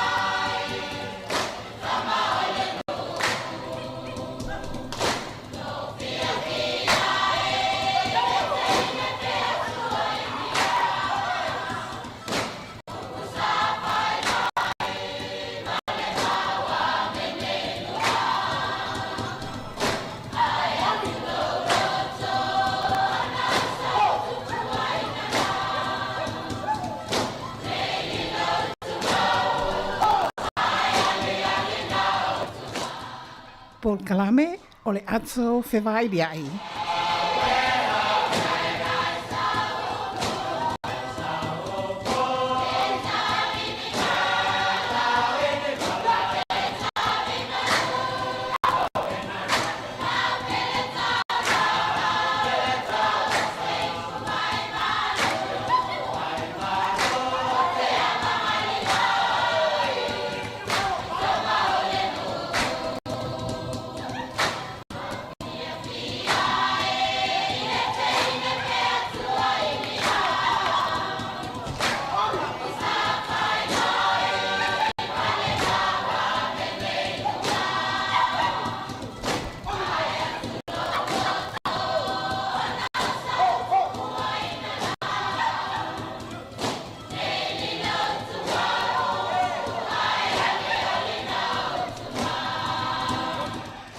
I le anganga I tumu I le whaaloalo o te whiawhia whaawhiloa I o whalofa ma whaatalofa atu I le whaafonganga tāpuai a si o Ajino Pele Samoa o le asolulu le nei asolua sifulu au kuso o whapena ona momoli ma I eilo soifua ia ma samajo wola vai vai.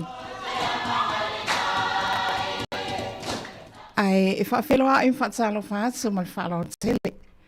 I le pa ia la silasi o le atunu, whawhiloa ai I whio I o le tala le lei. O le au whaingalenga tatofi a le atua mai so se tātou pālenga. I o lo mwhai ona maua mai, I am whaafonga mai I le tātou Pōkalame. E whiwhi fo e whawhiloa ai mwhaatalofa. I pa ia mawalunga le atunu o le mali o lasi o Samoa. I o mamalu whaalope. Talofa, talofa lava. Ia ele whangaloina lava le tāpua inga tu I anai o tātou mātua o lo whapena o na. Whaafonga mai tutono o tātou a inga te itasi ma o te malawa. Talofa, talofa lava. Ia o le whaafonga anga le atu nuu. Ele ngata I tutono o le tafa o Aotearoa nei. Ia o whapena fo I atu nuu e mamao o lo whapena whaafonga mai. Whaafelo I atu mo le whiwhia tele le tātou Pōkalame. O le atu whiwha I ai lungo le tautua le si ufonga le lau moa. Malo le whalau, malo le pale.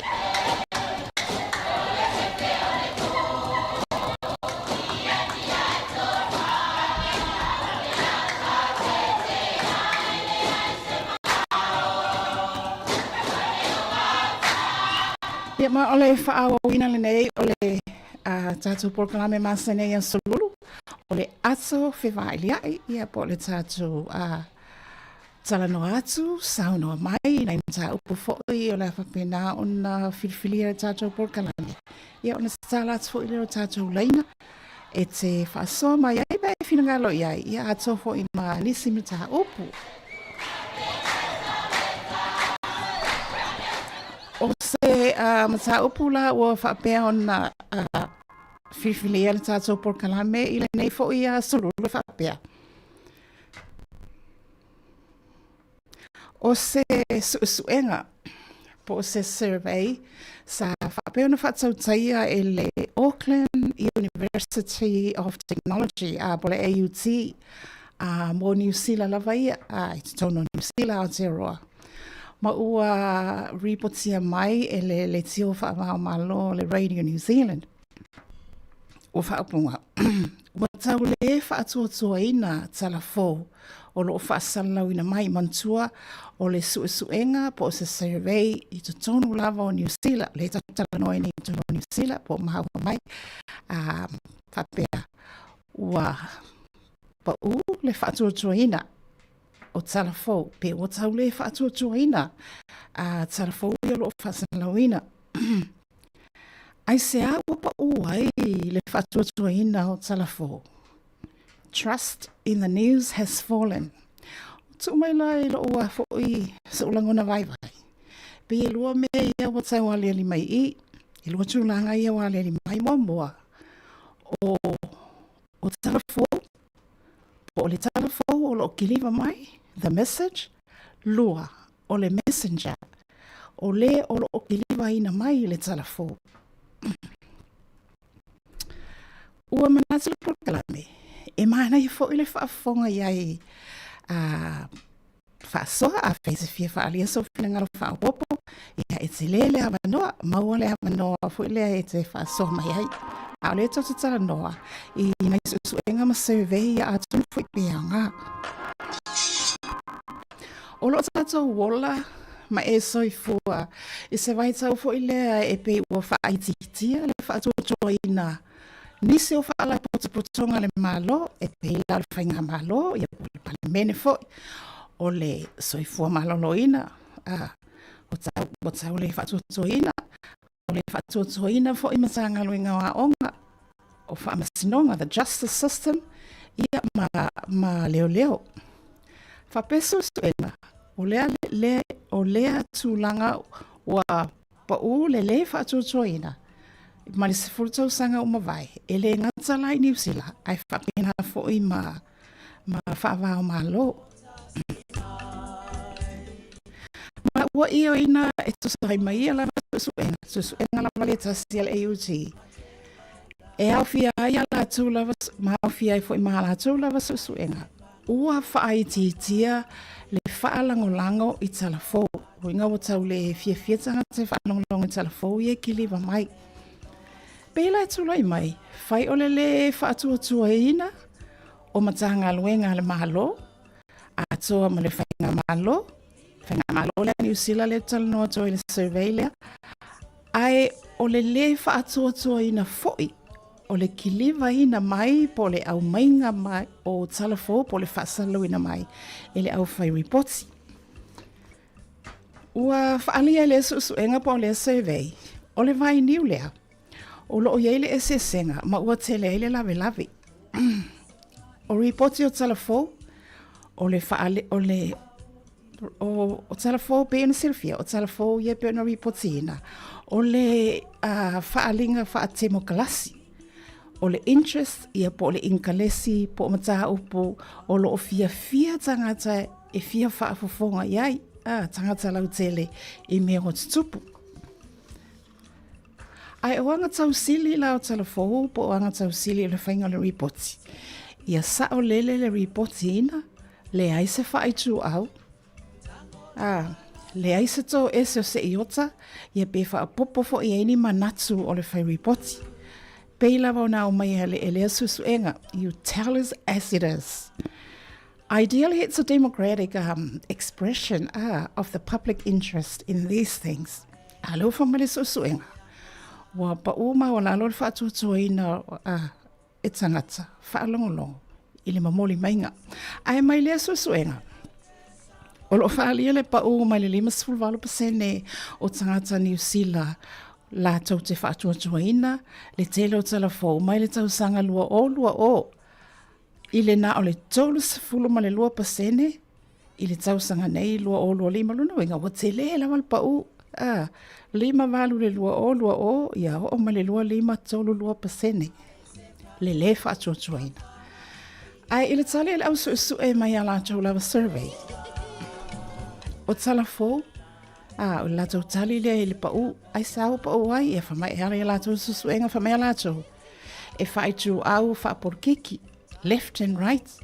E whaitu au whaaporkiki, o le tele o tala, e fōlinga mai e whaafōlinga le whainga. O le tuu ina hatu manatu, mau ili linga. Ia po whaamasalanga e le au mai e pe o ni mea moni o whaamaonia.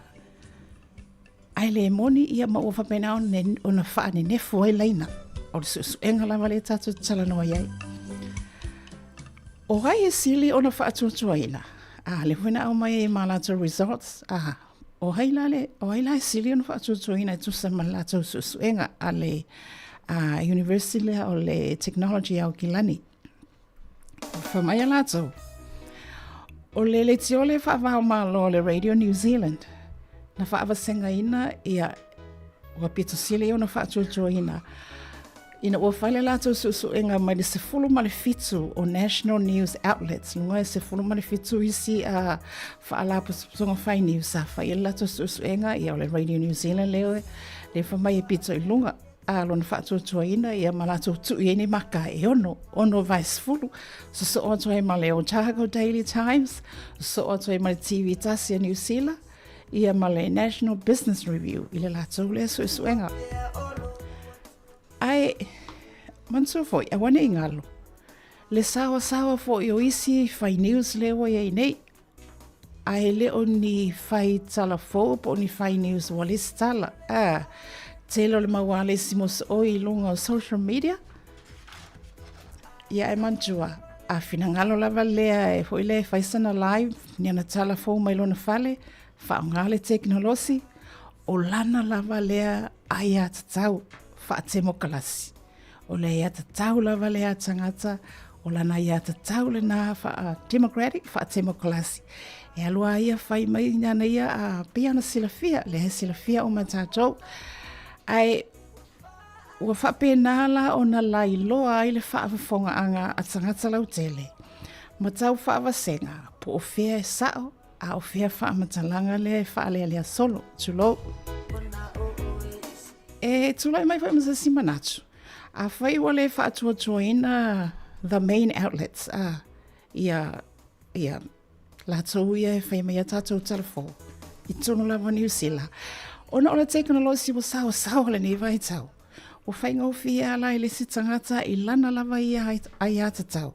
Ia ona oso atu lea website. Whai tau mai New Zealand. I le tau fia sesi. Ona tele ia le o le lave. A o lea sau le suenga lea e winga i journalism. Ia po le media, the mainstream medias le au mai e tātou talafou. Olo ia standards, principles, po au lape mata iala. Mo tiute mamasa whai oi na media au fia. I tu singa o whasalonga, o tu stala, ma ripoti. E te tau fo ila au tu stala o na lipotia mea moni. Alo ese ma le whai tu au. Ma whai tia le a whaina i tangata taito o tasi ma community. Au lape uma ia pe ona his standards. Ia manino fo ia lato. Ia manino ila o whai ripoti. Po whele lato sources. Po puna Hawaii. O whea tonu lea na puna mai ele talafou lea. Ia o le tatou mta upule na te talato le tatou reina moso fina ngala tu e whamna tu atu. Ia o Yesu e suenga ia o te tonu la vai nei mo New Zealand. Ea. Ia a le fo isa ma le reports fo ile ale suenga ale AUT. Ele na o New Zealand fo wa is an international. E fia whavaho mahalo. Lelei. O le isi tatou mta upu. Ua manatu tatou po kalame ia e mana i fo i tono tatou atu whewhaili ai. Ua whatupula ia le vape. Ia po le whatinonga o le ulaula, o le ulaula tapa, o le ulaula, vaping. Le whaonga ina isa tama i masini, le sila fia uma e la tūna, o lo fia te le tūlanga lea. O lo ielea le hausa na le, that little smoke, iana sau ele o le hausa na o lo iei tonu le nicotine, le fui mau e tonu tapa. E tela la ina whaonga ina e tupulanga talawa o ma whanau e lalo i whaatau sanga. Tato, siling tato whaapia, whanau a onga. Ioe, wa ai whanau a onga o ta pupusa mai ngia lako vape. Pasi ma le ofu. Ioe, le lawa wa wha mai fole reporti, wa whaatupula ia le atulanga. O whanau o laia o onga. Ia ma ua matua oso i pia i lunga le foi numera. I le tu i ngā ula lea i tu tono foi o New Zealand. Tono New Zealand. E whai o le whaatupula ia o le au fia. E whai lea tūlanga o le pusa atu i the vaping. Ai ua whai ngō fia foi. A wala ma whale o loa. E o atu i eita me tia onga i a pole tupulanga talavo. E whaatau mai lea o loa. Le pole atiri halu le ilunga o whai numera o na easy access for the young adults. Mota meti oso toa i whaatau le vape. Oso ane i. Lo whamere reports a New Zealand. Ua matua sautu o whafa. Ia le fo o lo sa ilia ni fofo o le awa i fofo ai fiu ai whaina i nei tūlanga i a le puna ai lunga le toa tele.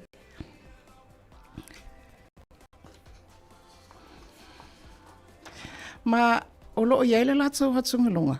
E ono whaonga i nei tupulanga tala vau le vape. Ia e whaai ti ai le a whaina nai lo le ulaula. Whamea lato si te whaatoa lau tala lea. E whai o le whaatupula i o le au vape. Ai ua whai ngō fie fo i au wala. Ma whale o loa. E maua mai ai e whanau i a matupulanga tala vau lea o loa. Ma o lo i eile atunga lunga. E ono whaonga i nei tupulanga tala vau le vape. E whaai ti ai le a whaina nai lo le ulaula.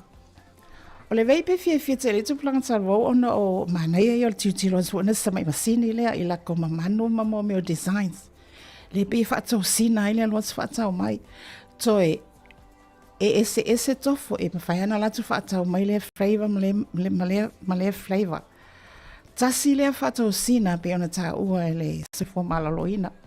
Ai o nei o loa uma, e ono la matia ai le soi fua maloloina o le whanau talu hou.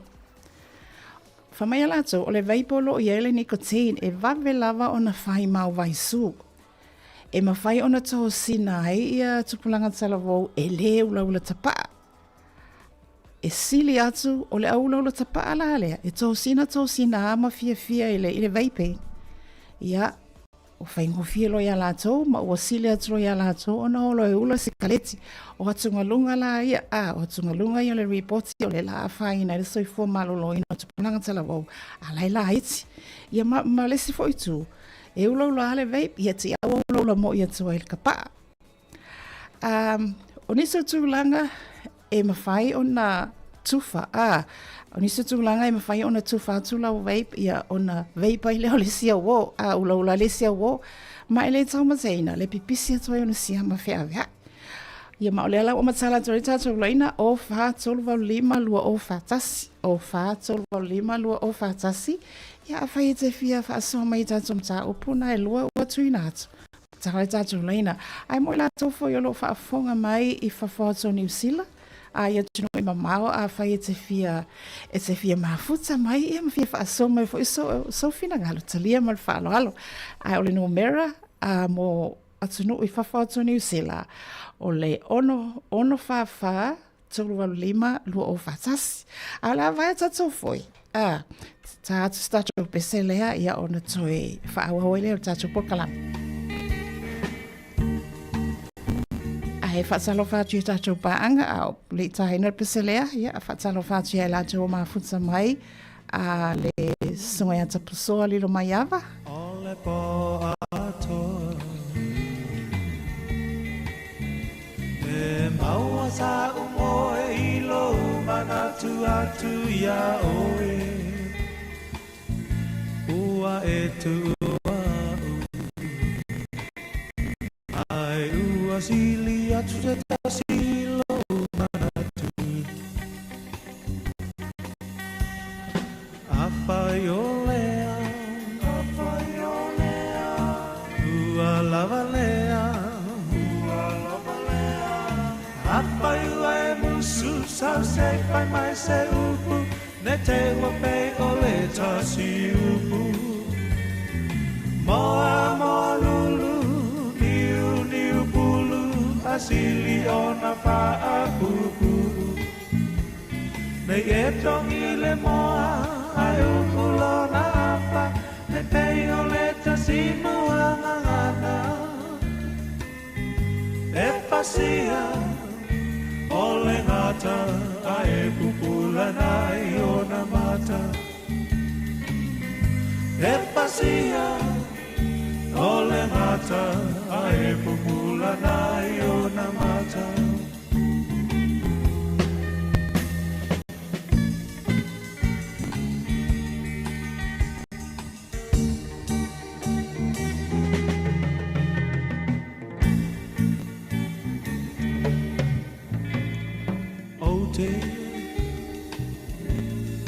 Mana tuaina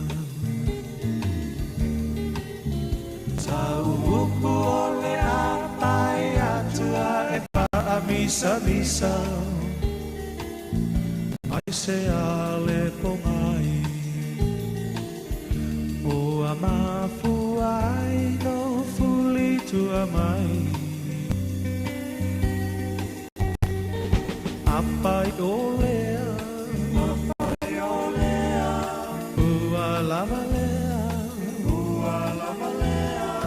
Apai ua e musu sa se pai mai se upu Ne te wape o le tasi upu Moa mo lulu Niu pulu Asili o na wha pupu Ne e tongi le moa Ai umulo na apa Ne mei o le tasi mua ngana E pasia Ole ngata ae pupula nai o na mata pasia o le ngata a e pupulana i o na mata. O lea walu sifurfa minute o te aini le tulai sifuru. Ai mo lātou o le whato a mafuta mai le tātou proklame o le tātou iei lunga o le tauloto inga o le tātou whaasoa o le ato whewai ai.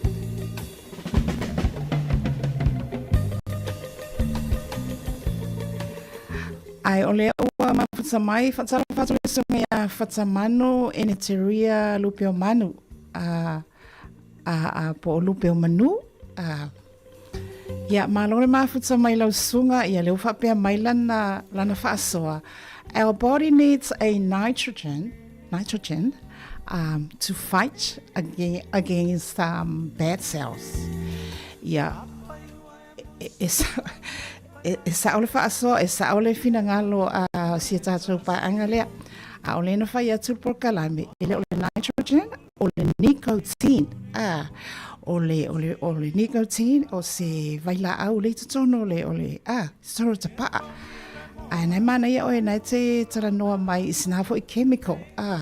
Ole nitrogen, ai ole porkalame le whape atu. E ala le soifo le whautuanga soifo i maloloina is a nicotine. Whaftai. Whatala whatu ia Kevin Sroka.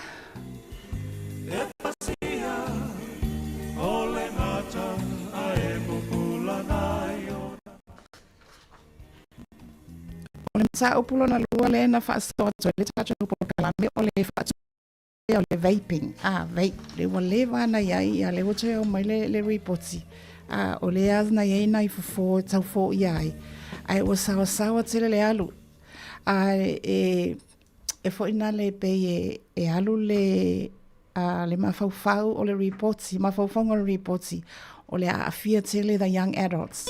E mai se lava ia au tupulanga tala vau le ta isfuluono sfufitu ia te loa ai fo oia ma sfulu lima tau sanga ia whata ita ia le vape ia wafo o tele vape o tele o au se tangata ula tulo ai o whaalongo iai ia mai e fo inai susu enga light e tele ai na o whata wai me whato sina na le se tofo se lako flavors ia manso foi meu fai pisinisi leu fa pe mai o fai ala ma fai sua ta mai ti foi le ai fia ia e o ula le ia ma fa sau i fa fole fa pupusa mai fa fole a usa fo na le lai pe ia e ula tapa na e masa nei la toia na o fai a o fa mai fo tsanga le ale report ma le soi fo maloloina e a fa ina ai e moni e nai mana ia fia ia it's not actually a smoke. Ai o te tono ole nawela o lo yere nicotine ia. Le lau whaftai lawa. Mai mawe pe ana wala au mai. Mai mau pe ana wala au mai tātou ia whaase e mai lunga le o tau finangalo whaftai le lawa ma futa mai. O tātou no merit o whaatolo lima lua o whaatasi. Ona ole to tele auto ia e vavela lunga ai toi no feitau so famela ole nicotine se vai lá o sili ona fai ma vai su ai vai su no inga se fia ai e ma fai ona fai na le development ole fai ai to low ole tanga ole talavo ole teine ma le tama talavo ia o famai fo ia susuenga ala na so fo maloloina o le vaila e mafua e mwhai foi o na initiate le cancer, le kanesa. O le sia latu la patainga, whaare soi fumano loina e winga le vape le e manatu latu wa taatele te lo fia la e tupulanga la hiti. But they are developing their brains. E ui ina sua malie, le pusa mai o le usa o le vaping, ma le flavor, le taste lai e whaonga e teine ma le tamatala vau. Ai sua malie a ati, o wafo i lai, e ula alu tonu, whamai lato, o lo i eini particles ni i lava. E ma whai ona e mana waina i tonu, pe a mimiki i tonu lau vape lea. Ona o le maa nei a tele o le flavor, ia maa whaina i tonu o le maa. Ia, ioi.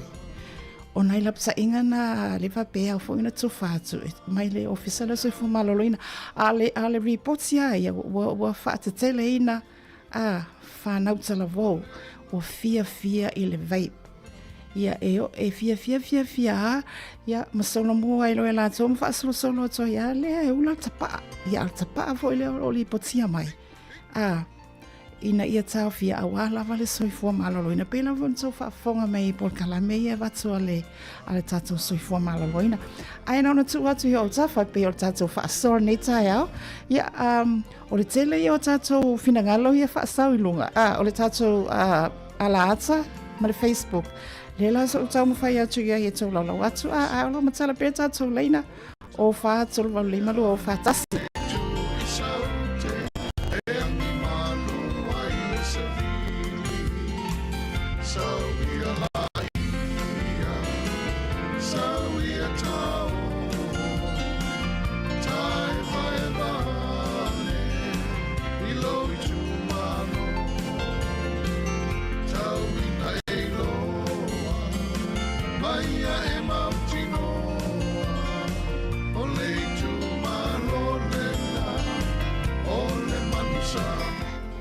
ia e alu lava tatou prokalame ia e fai atu ai lava foʻi ma le tatou filoaʻi ma le faatalo fai ai latou loo mafuta mai ua leo teiloa o lea lava e ui ina le o vala au mai a o loo feagai magaluega ia o lea lava loo faafofoga mai faatalo atu i le falatua iā pei i le avasā malo lava nuia galuega le aso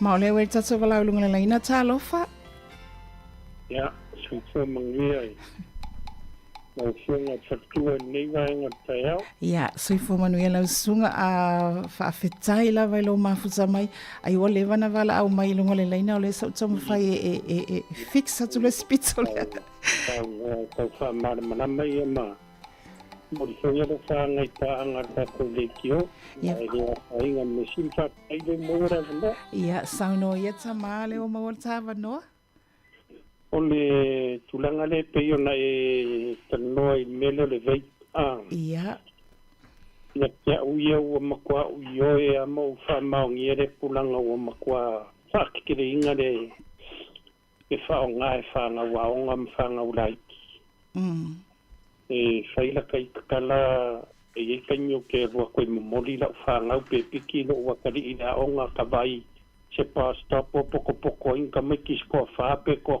a ia la fa ye le ulanga ya ka va ku le pupusa mai pe ni ka ye vo ye le pe a fa ya ke le asu res ka me kiske e ula mai fa saule ya u ye ngi vai ka o kasi ngi me o le o fa mi fa ku pu mai ka mu e fai ara o kala o le sio ua kari vangi ai longa o langa i ri fa pe ula se kupa e inga wa e mai ngai mea o ka vai aku o ngofo ma fai o ka fiu la o ka fiu e fai aku i aimba ai pe e ke sui ai fu de la ka fa longi mangongi o mea la ke ula ai o le ala ngai ma fu ai o fia wa alu fakosinga le foi vaenga ia fai mai kipir kapa ai te au ia anga waka ofire mai ngai kongo fare o lo o le mea ia nganga ua por ka ofie au ngi ko faka ua ia sionga ponga e piko mai ai lumo se fare o lo se poko e kusi le vei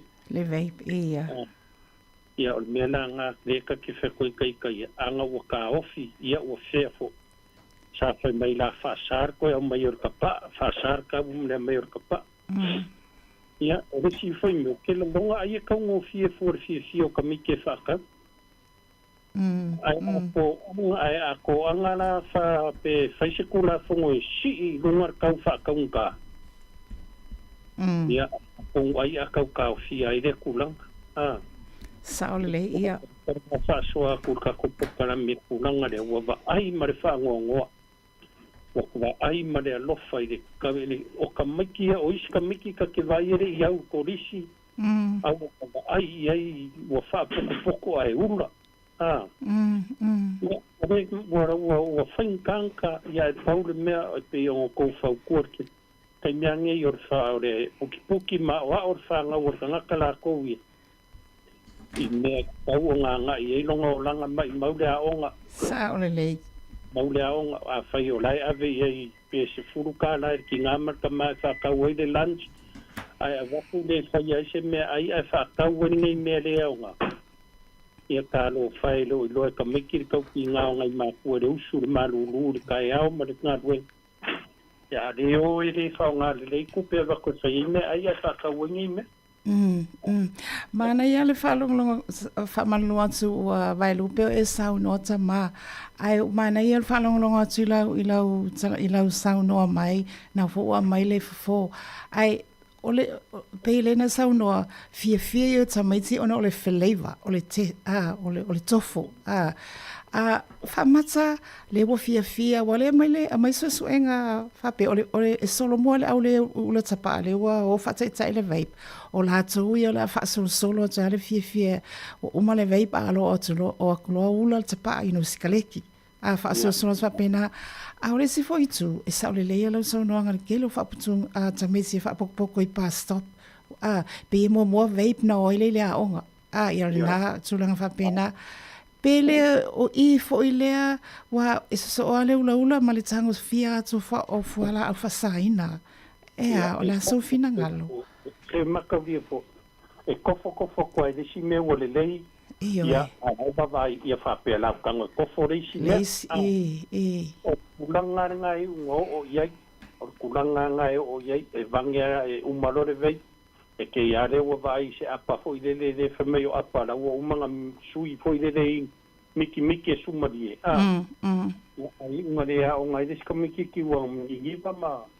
sa ole sa nga o perkua o menga o yai e wa fa solo le ulor kapa i ngor fia ia mo o kwai de ulor magwanga o nga le o nga i le o langa le ki ai io malo faftai paso a kuka ko kana menika ya ia faftai tele la tama ai tele isu SF a famole mole e faina auxilia tu po ai le swafa po ele saunoa famole mole o lupe matsila lupe matsila ia faftai tele lava faftai lupe matsila le vala mai ia manuia fofuanga ne yas ia foi de ofisa fasa lau manguia foi fa foanga ciuta tu no soifua faftai lo fat soifua ia soifua ia ole tatu wala au momona ole tamaya lupe matsila le ngata ua au maila na faasoa ole la vetala tu tatu leina Samoa fa molmole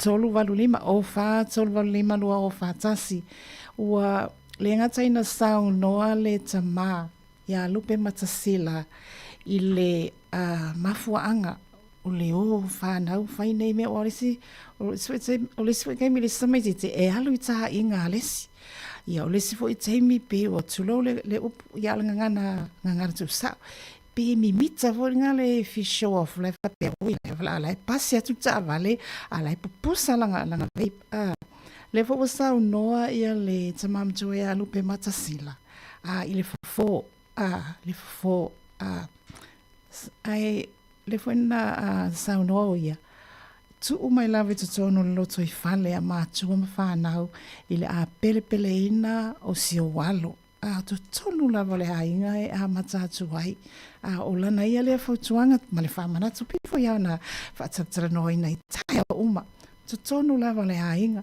awa o isi wai taimi e fifo iau na tara noa I le whanau ai na ona lu sa toa ma le whare tau atu o ila na wo ia o atu na ia whaftai mo le whaasoa lupe matasila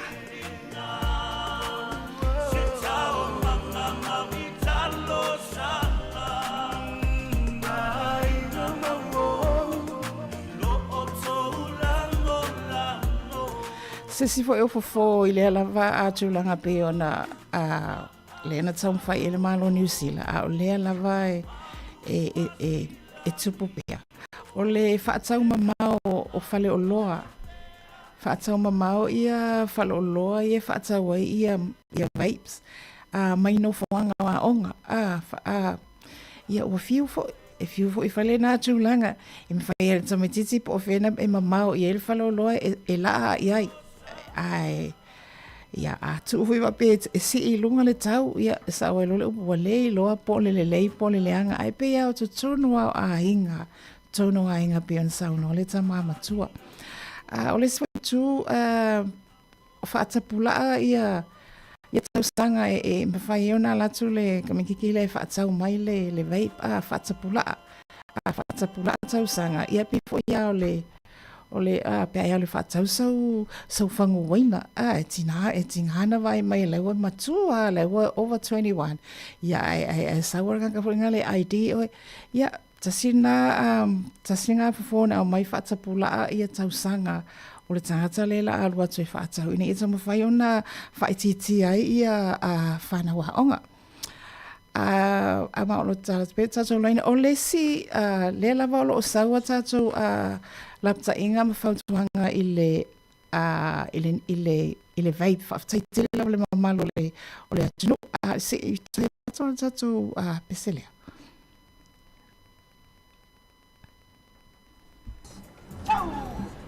Ua paia le maota, ua le lingo vanu, ae pau le tua awa fua ma. Anu le whakatia, ua manu manu awa, ua no whaia awa lolo. A olea ua pamai nei le talele, ina wai le manu o le bate a te.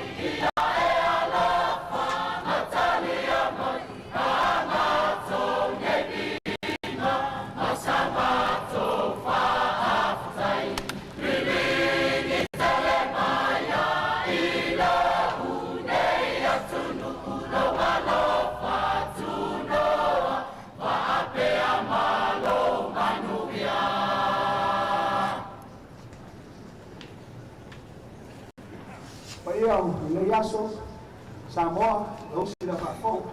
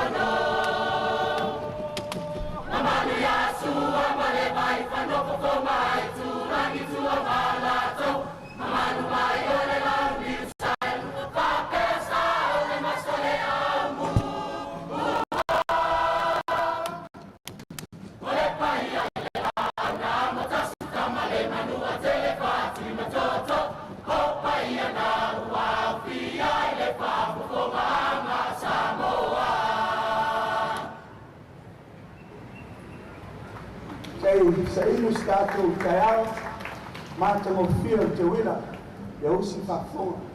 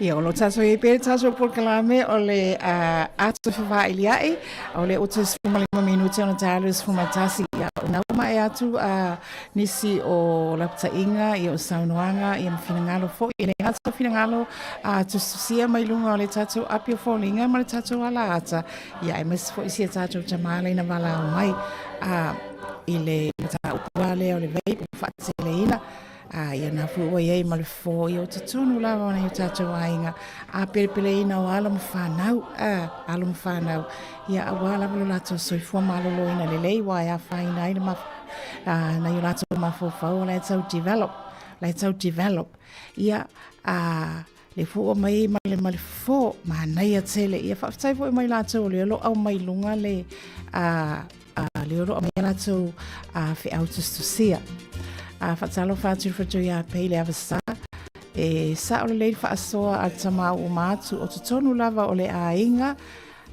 amatai ona tala no ai fanau awa fai mai se tasi o manachu o le atunu awa le fiu le awai o fanau lona winga awa le fiu e fa tonu to lawa to fasila mana ia le fatu ya pele avasa fa me se tasi o manacho le atunu awa le pa le awa i o whanau lona winga awa le fiu e whaatonu ia whaaftaitele lava whatua pei whaaftai lango mai whaaftai mo le finangalo whaalia ia o au lava o mātua whanau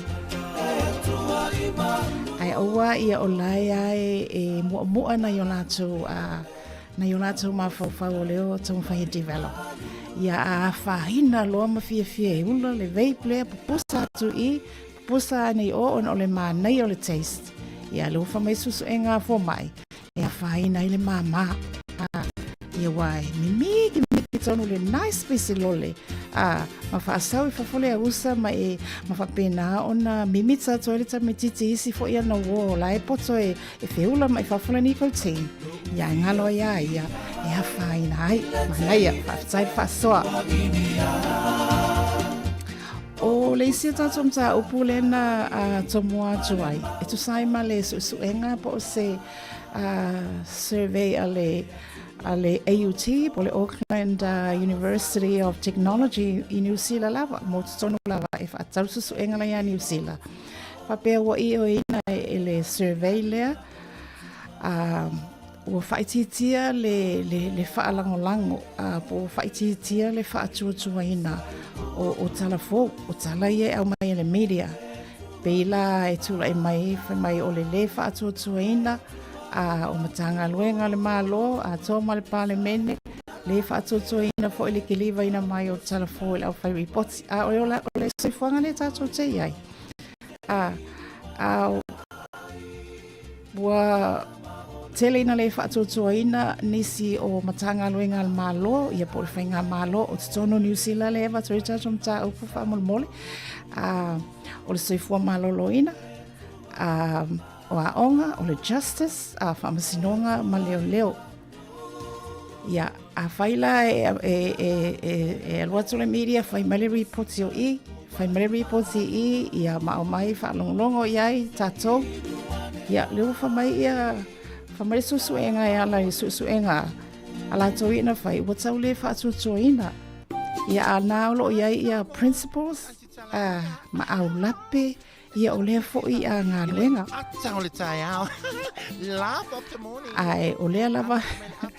Whaftai e lato olo mafuta mai. Te whikitango toi whai tau o mākou e seia au mai lunga le tātou ala hata i winga tātou mtau.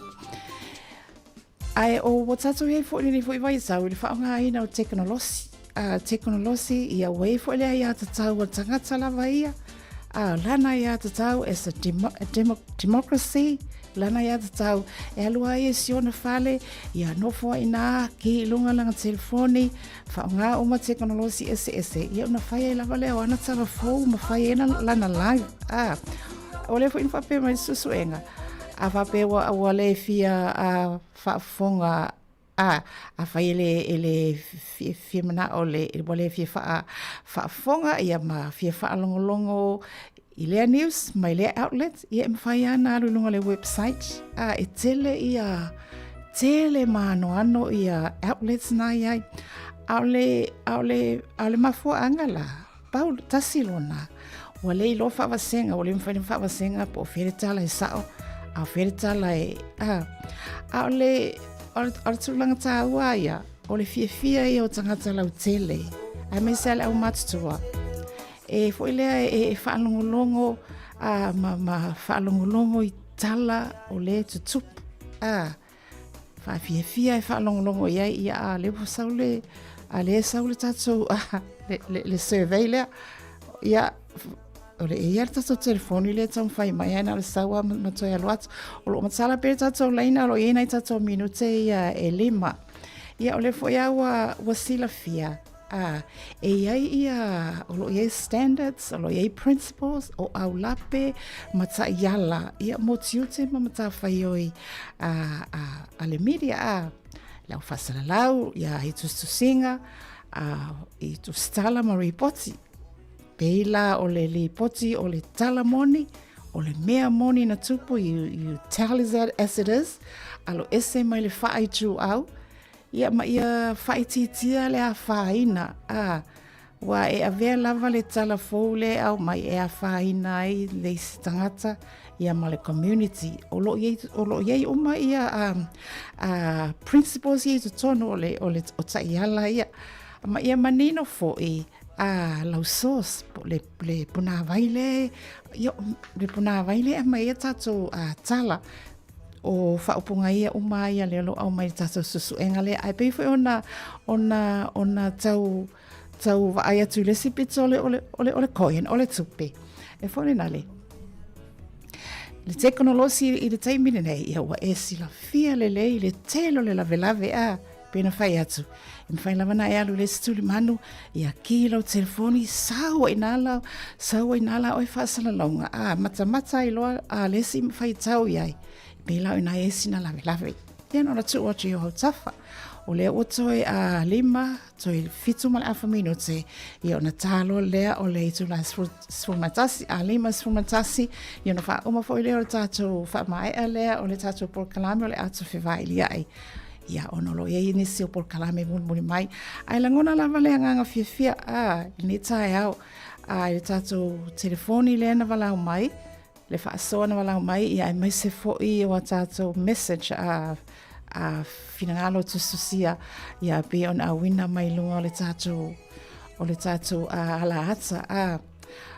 Mana ia le whaitau watu lea ia langa le whaapiritania oma le sau ole whaamatalanga lea ia e oma lo le porkalame o tango lo e matua whaalili o le lei whaasa moa le lei ia atono mo sesi taimi ia ona ia ona watu lo le ilunga o le tatou ato whiwa elia ia langa le o le matua i sau lava o le biology, ma le ale, o chemicals i o te vai atu i o le vaping.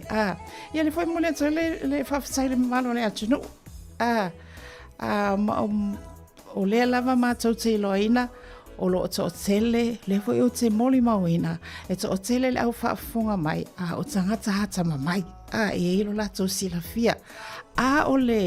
Ole utse le o whainga mea, ole tātou ngā lului whātasi.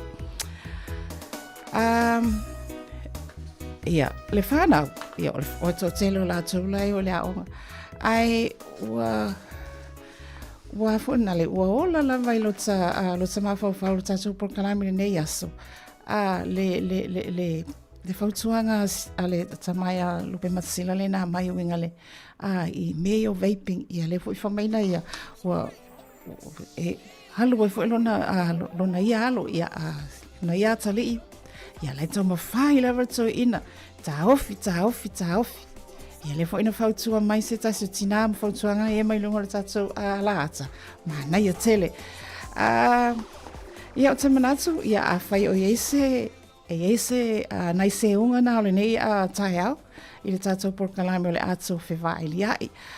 Tātou averia le iuta a whai o ieise ao ngā, sina mea whatau waa, a sina mea I tite ao ngā, I le whaasoa, ia ma le tātou porkalami vi ia le ali.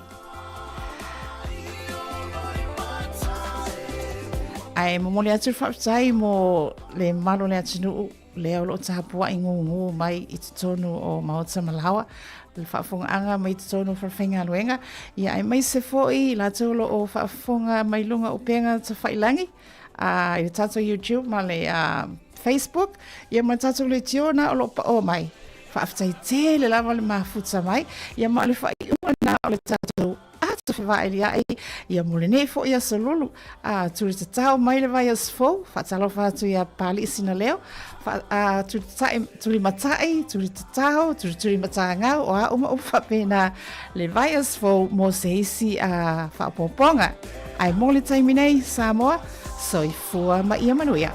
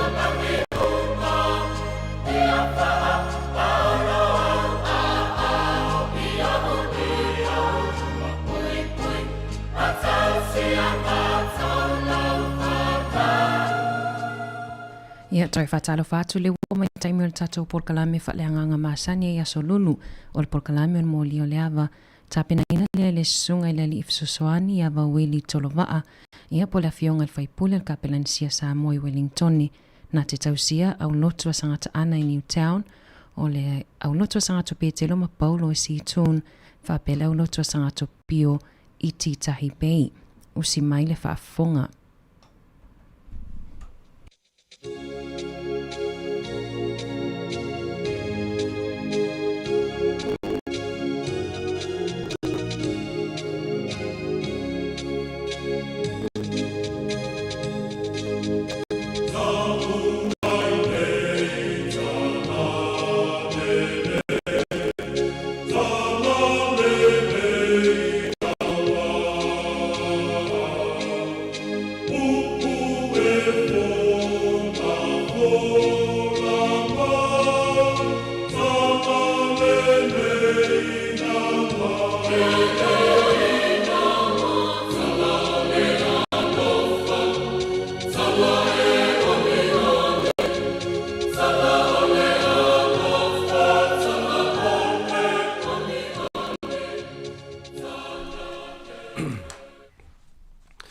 I le suafa mamalo i Iesu lau le kalesia ia o te fiafia e whawhela i tuai pa ia ma le mamalo tele o le tātou potunu i lau whita whawhonga Samoa i le nefutai au ma le nei vai no le aso pa fio le ma se suai o le awa ato to o le tala le lei le fata ma le fata la latu tapua inga tatalo au seni manu ia awa se manuia o na i o tātou tangata ia ma le tātou ai tau malele ai tutono le nei atunu o New Zealand.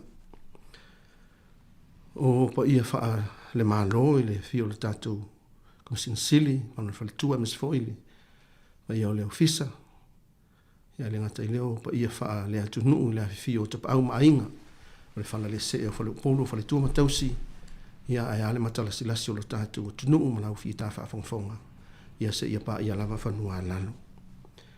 Tā po inga maua na i o tātou mātua mātutua, mana i tātou matua tausi, tutono maota malawa, ia mai se fo i o ai o ngase ma maota o tausia ilo lātou soifua mātutua. Tālusia ina, o maua pēr loutou wha amawhanwhanaina, ia awa le leio Iesu le angalofa mamana mai nei vai tau o le tau malulu. Ai whawhelo ai whapito atu i paanga mauole, nei au au nanga whale nganga. Ale si ufofonga o le lumua o le mōli o le awa. Ma lo lava le soifu o le lei, ma lo le whalau manuia. Whaftai le lo whatausi wātele o le atua ua moli mai lo tau soifua ma lo tātou wola. Ia le whau tātou toi lau lua si whaai lunga o pe au ngalualo le ea, wha au au nei fo i au au nanga tahua tele, whale nganga, ale tātou ala leo le si ufofonga o le lumua. O seitu la tahua tātou te ma fau whale nganga iai mo tātou tō manatu whale nganga. I le alofa sa mai o le atua mo i tātou. Ia, pe lao no tō whawhonga mai, lau tō au auna mo le neia solulu, ta mau weli tui tolo waa. Ia, ua whai masui o le mawhtanga, mātou pitonu e Wellingtone, pe ona whatulanga mai e le whionga teitai whono au au, ma le whionga i le whaileu tusi o le mawhtanga so whatasi o whaiwhi au. O lo mātou pitonu o lo fea ngai ma le tātou mo li o le amwa, mo le nei wa yaso, ma le nei masina. Ia ai alo maia, o le au taita ina i tātou i se te talo. Ia ona, whata o tuatu fo i leo le tātou porkalame, mo le nei fo yaso. Se i o tātou talo, i suafo le tamā, o le alo, ma le anganga pa ia. Amene. Le atua mamanai ma le whawa vau. O le atua sirisiri ese lava laua fio, o le atua e malia i o mantou loto i mea le lei malava. O le atua o le alofa ma le alofa muti vale. O lo alofa lava lea ua whaaria pe il soifua au lava tama whanau. E uino whengai mantou swing o tau ilo na malulu, o ti munga masavili yangi malolosi. Au mantou talitonu i matou le whatu tua. O lo tu mau pea lo mawhana i tonu i mātou taito tasi. Mātou wala watu i le whao unga lo nganga tamai, ina ia ilungo i mātou uma. a mātou o sauni e whaasoa i au whionga pa ia. Ta tala maia la mātou whanonga. Ta tala maia o mātou loto. Pe a mātou whaasoa ma tau tala i au whionga pa ia. A mata ile nei pol kalame lo file mungu ma whai wina i lo manuia. A ia sanga whaasile sili na i pea lo lava vi inga. Ona o Yesu le whai a onga sili sili wa mātou te talo maole atuai. Amene. Ya, tu atu le manoa ile. Tau sala ia ana se itama sta tu pesi. Ia ona fai tau atu le tato tusi u fatulanga e fai mai tatu u fatulanga e fai mai tato talanga le ana tato pesi. Tato tusi fai tau filia. O le tala le leia le li mai le evangelia Luka. O lona mata upo iva. Ai o le foi upo e 5 tasi e o i le 5 wono. O se mata upu te leel, mata upu le iwa, a ua tau mawhai e whao ngā, nai vaenga ia. 5 tasi foi upu, e o i le 5 wono, o le mata upu iwa, o le evangelia pa ia Luka, o le tata utusi whai tau le nā, ana wha mole mole.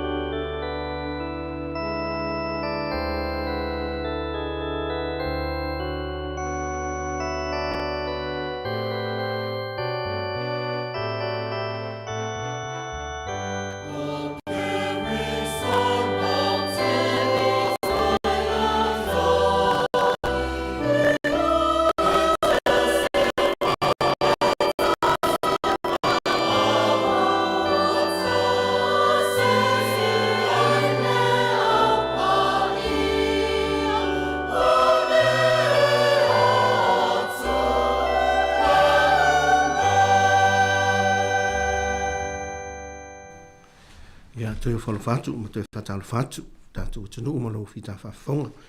E fia wha tālo whatu fo i e la tō whafonga mau mai lungo pia wangalu ale ea, e meise lungo Facebook, whaina awai mai tātou por kalamele nei. Ia, ma lo lawa le awai mai ma le mafuta mai. O le tātou tusi e pia na tui nātu, o le Luka, evangelia Luka lona tā apua iwa. O te whaitau mai le whai upo e 5 sutasi o le 5 furuonu. Mai on tātou whaitaunga. Ia, ona te tala atu fo ileo lea manoa moro tātou o tunu o vili mai, wana au mai tātou whelo, ai tātou taltalti whaleanganga, ia ma mai sau whaasoa whaleanganga, e tu sai o le tātou whaitaunga ma le mata upu, o le nei aso whaafonga mai whaitawina o whionga pa ia lo tātu o lii. Wa o atu i ona poe si iti ai o ia, o na matua whaasanga ai lea o ia e mali watu i Yerusalema. Wa awina atu e ia nisi e momu atu i le whiau, wa lato wo atu mawhe i le tasi ai o Samaria e sauni ai mo ia. Awa le talia o ia e lato, a wawa whaasanga atu na malanga i Yerusalema. Wa iloe o na soo Iakopo ma Ioane, o na lawhai mailea, lea li ie, pete fina ngalo ma te whai atu, i alu ifo le afi mai le langi, i a oti ai i lato. A ua whaaliu o ia ma o iatu i ate i la ua. O na lato o atu ai lea i le tasi ai. Ia whamanu e mai le atu ai ala le tato whaitau ma le whaalongo i lana whionga pa ia, tu ma watu i ate ielo na lama vi inga, nei se ia o i le whaavavau. Amen. O le tato tusi whaitau le na, whaatulanga ina, mō le nei foi ia solulu ma le tato whasoa, ia au te tala atu lea wanoa, vili mai, walau mai, ia mō sau whasoa whalea nganga. Mantua foi o le tato porkalame le nei, e le aise se e sao uma, iwe, awa so se whasoa lava e whasoa whalea nganga.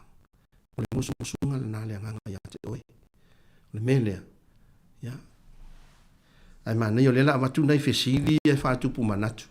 Pe a whai e whainga tāo na a mai sau whasoa. O le ale mea lea ua tupu ia Iesu i le tala lea na whaita wina. O le ale mea lea ua tupu ia Iesu i le tala lea ua whaita wina. O le isi fesili whatupu manatu. O a winga o Iesu o lo whaalia le tala. O a winga o Iesu lana tu maanaanga maana upu. Ua whaatino, ma o lo whaalia mātangia mai le tala e peona whaamatala ina mai e luka. Ilman silon tonu, o le aso na o onga. O le sa o onga o mai e Yesu mo tātou. E peona whaamatala ina e luka. I fwai upu lava ia, lima sutasi, e o ina lima sufuponi, o le mata upu e iwa lea ni whaita wina. Ia, stalatu lava noa, wala o mai, mantua foi e tasi ala te tu la tatou maftanga sa lopo le afa pe le teleani vala mai ia ona avatu foi leoni la ngona o le fai por kalame ai fa mo le lava la tala tu lava noa mo lo vala mai ia pe to e 2 minute por suli minute muli ia na avatu le o se fa so foi me se tapenanga fai por kalame mo la fa fonga anga ia fa fonga mai le tatou vi inga lea la tātu ele tau salaya ana ia o tālia ilo wala mai.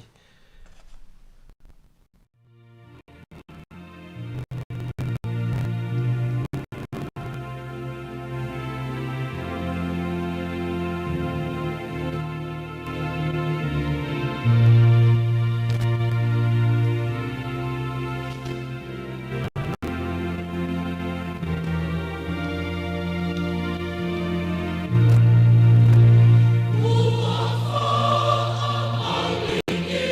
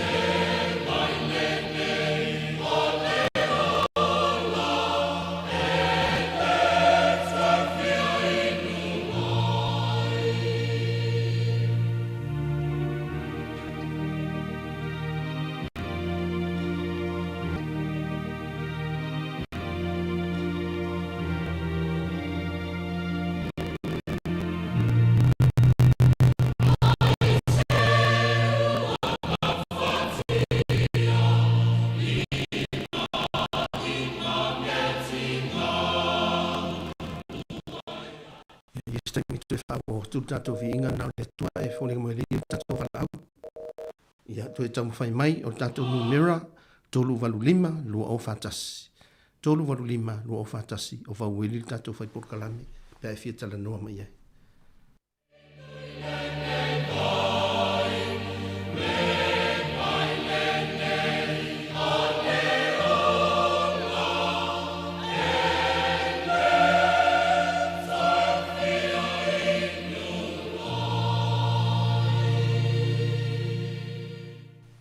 Toi fatal fatu ma o falo fatu le tatu tunu e mai sele au fa fonga ia mai se o tatu pa anga le moli o le ava o lo fai ona fa fonga mai la tu e fie tatu fa longo longo mal matu ofisa pe o finga longa wa ti e ki ala o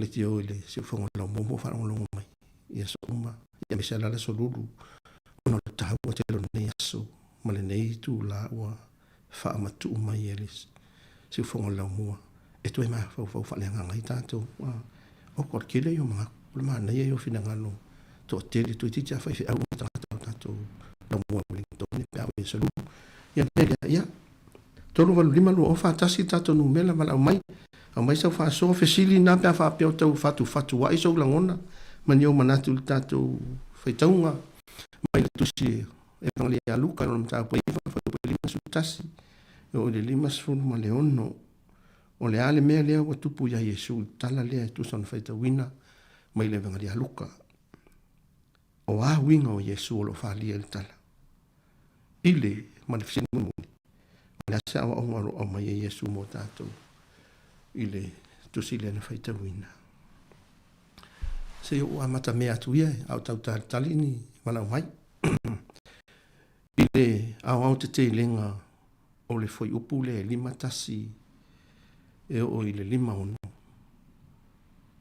o lo o hau talaina ua te ena Yesu le a ayo Samaria ua te ena Yesu i le a ayo Samaria pe i tabi ai le fesili mua o le ale mele ua tupu ia Yesu le tala e pe ona faita wina ele asal soi fuanga o tangata fatua tua na fea ngai ma le tele o mea ti ngā. O le tasi o nati ngā. O le ola te ena. O le te ena ina. O le tui nātu e le atua o le fatu ma le ola i se tangata. O le iaifo i le o le atua i le nā tangata. O le tangata. Ai ao na te ena ma le talia e tangata. I winga ma whainga le alofa le lalolang. E matua atuia le lotu. I ti ngā ma whanoanoanga. Ti ngā le ngā lue puno wa e ta pena sa uni se wha moe moe tā ua. Ai a e mo ane le ata wa te ena ma le ta lia. Wha popo iai ma winga mata ngā ma ni upu tau whai whai. O le te ena ma le ta lia na te lepetia se wha moe moe ngā le lei. Na te tinea le nganga o le wha atua tu hai. Peitai, e le ma whaiona alo ese mai ti ngā o le ola te ena ina.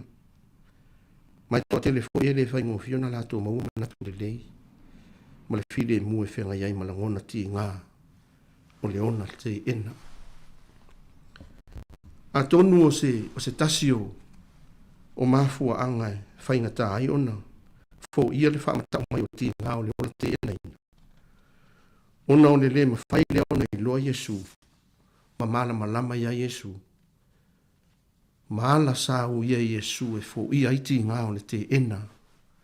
O ia e tangata ma ta i o le nuu ma le malo. O le soifuanga ato Yesu ma la ngā ruenga. Sa le asa le whea ngai ma whetena inga i le vama tangata. O le vama ta i o le lotu i utaia. Ma sa te ena o ia le tele wana ngā ruenga whaola sa whai. A o le maua luka i mta upu e iwa le ana tātou whaitawina mau tau whaafonga mai ai. O le te ena o Yesu e tangata. Ona olona nau ma le whamaoni e au mai le mālo le atua. Ma whaatau nuu le whamoe moe ola olona ta mā. Mo le lalo langi. Peo na iai whamoe mo le atua mo Yesu. Wa mai ang whaawina i oia e le atua olona ta mā. Tuli matai o Yerusalema. O le sa tauro i kale vālio. Ma le toe tu mai le astolu mai le oti. Ma le tunga mau. Whamoe moe na. Peitai. E uina wala uina ma wha uina ele atua lo na alo mo lon fina ngalo. Ai rei ma whaion tau fia ilo nga lue puna wai. Ma lona loto wha maoni ina ia tau nuu mea uma wa wala uina ai o ia elon tama. Sila fia le leia Yesu o lona wala uina ma le wha unga le atua. Wha tasi ma lona wha tua ma le tui nātu o lona ola e au nai. E le o le wha moe moe. A olona ta male au tu. Ina ia tau nuu le fina ngaro wha aola.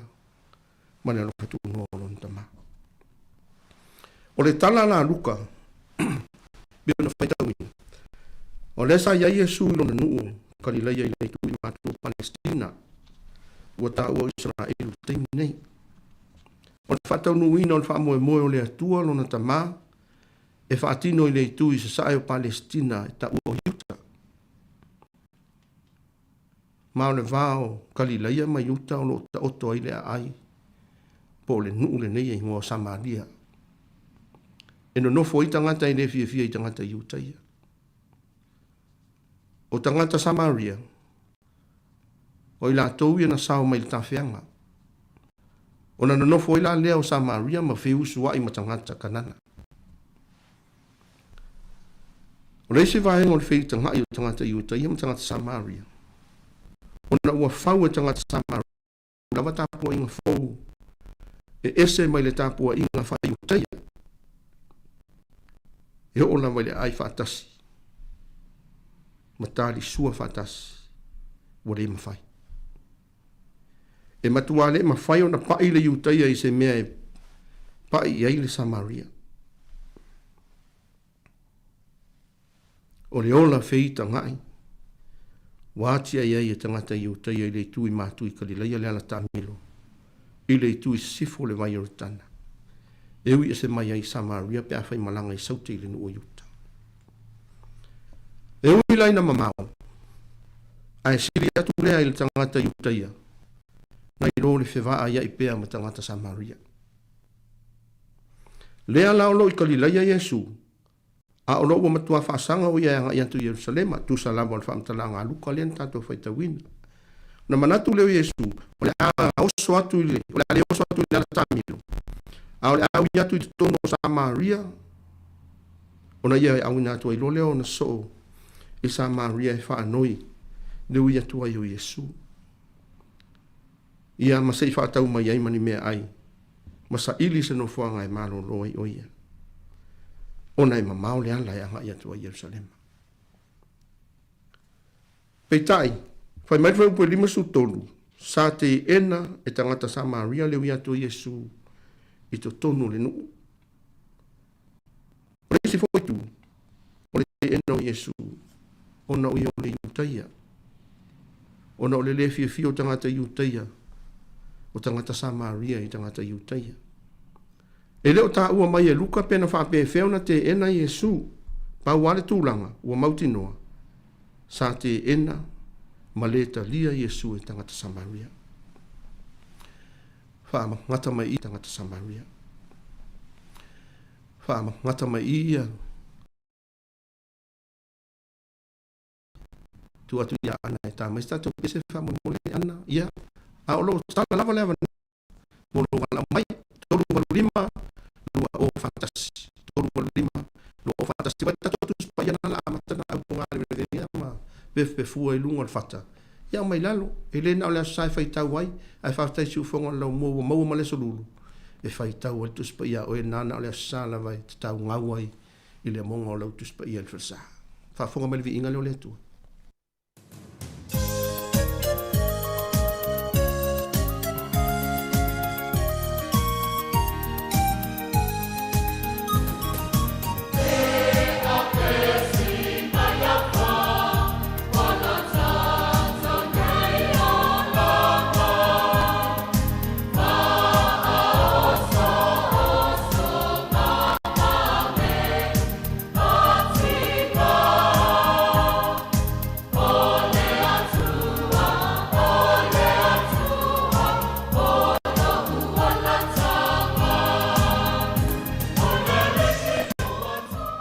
ia fatalo fatu wala au sa ustani tu fa wa tu tato inga le tala fala ia wala vauna fatalo fatu lo stunga talo fala vitina ia le wa ta wa be ina fu ta matango fi ni tayo ia wala val tato bola fi au ona mole tu malon fi ando ia o te fastai tele a le wo malama ma o fa longo atu ilo fa malama ina mai fo yo president to ina mai ia ai paule mea o te fia au mai fa u pe limas fulumat fa ia o ta mo fa ia e selangona fo itol pai mai o lo ona so ya ko mai yo ani ona la fa mai de li ia o so langona ia matau dia o le vaenga lena na o tu so uni tangata yo au ona la tu te fa wa winner fina ngalo le tu ya ko po mai wani a le fai mai deli i pe ete fina ngalo pe ete fina ngalo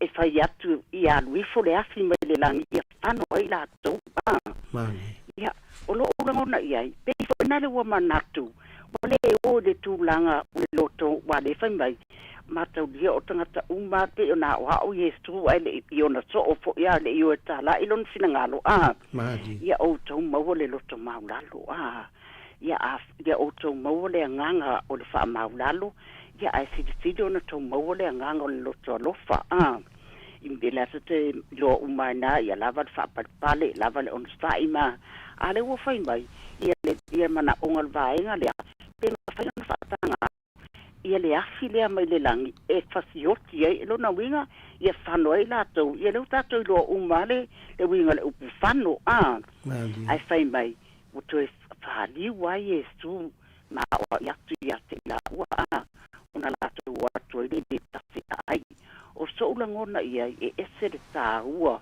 o nei e ta wa uma fai ia upu pe ona e ta wa mai le just pa ia le a fionga le tua e ta wa uma fai upu matulanga uma ai pe o so la ngona le wa batu o lona winga a fai o tangata wa e fia muli matali tonu ile atua au e ba ai fo le tu ta sia lo roto ile atua a fai ba te o nga wenga le fai ya asu mata mai na ba so mafua ia se ia o mai fo le ne ia se ia o la vale sa o so la ngona ia tu mauro fatu tua ile tua ia a fai tu mauro fatu tua ile tua ile ai a se me tupu po le ale tele o tala po le ar fai mai o se anga le la unga mai ile o mana ya ia wa le winga na ta to fo na le tangata singa lulu e mo fai upu mui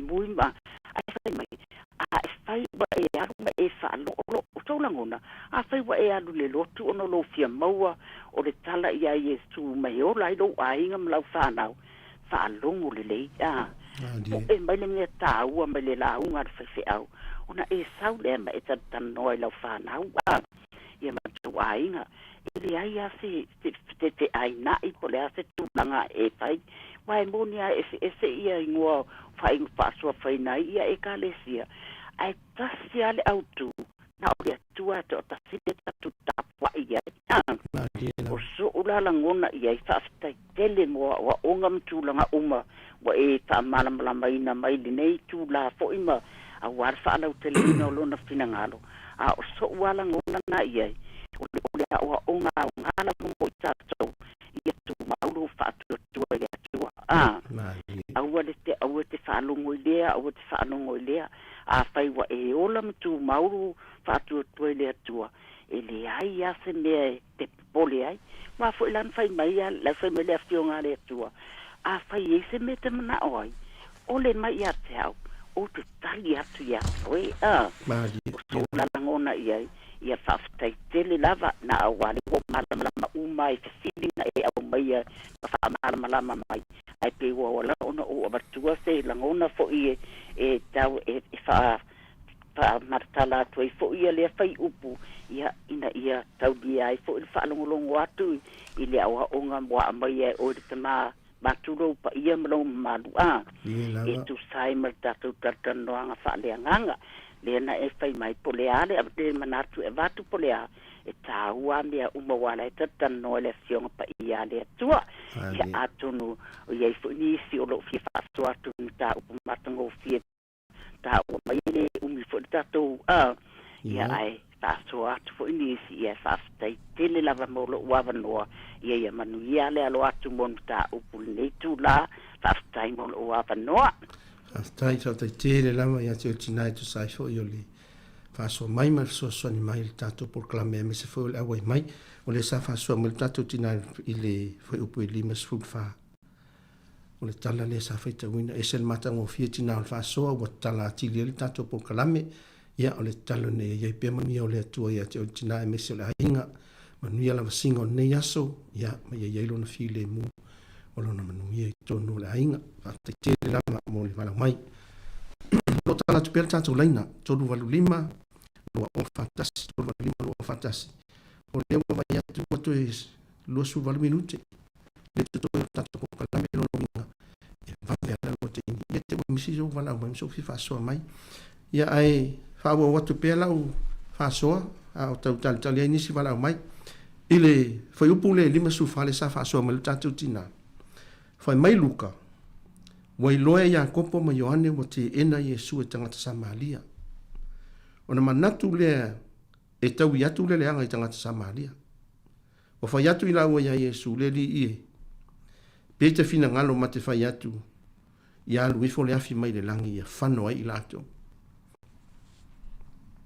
le winga ka kele ale o kako e maua e to a tele o tatou e o fo ia ta o fifi au mama to le o fai lotu e ia tai me maua i langona ia e matalona lu i mai tangata ia ia a matalo fo ona pupuna i fo lunga ni toto mau lunga ma toto fi tau i masui ia a fe mai Yesu fa meta le Yesu lua te le lo le nganga o lo fai mai ai a wa le tali o tangata i le sau me fa o matia ma fa fanoina le ona tata ai fa sauina ia fa o laina i lato fa yatu Yesu ia i lau lua te le lo le nganga o lo fai mai ai o ia lo atangia mai ai le tato au fa fo o le upu e au noa ma le nganga o le atua e pe ia se su me palo tangitangi le se ola o iai o le tangata ia au noa ma le nganga o le atua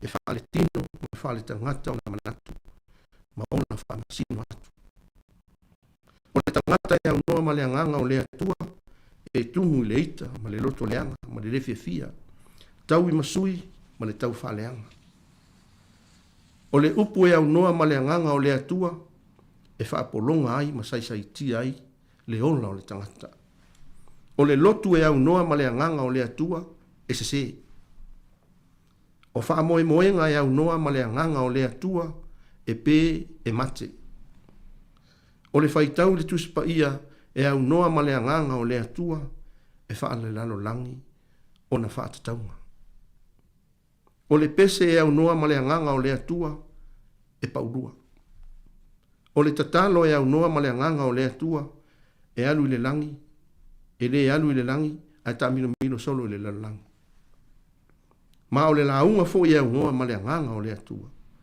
e le la ngona ina i tangata mai pe ia o te tangitasi o le taina o le longo o le oti o le nganga o le atua sa fatu muri a Yesu sa fa ia Yesu ia Jakopo ma Ioane a wa o le ata li o le tangata e le isau e fa umatia le ola o tangata ai ia fa sao ina i lato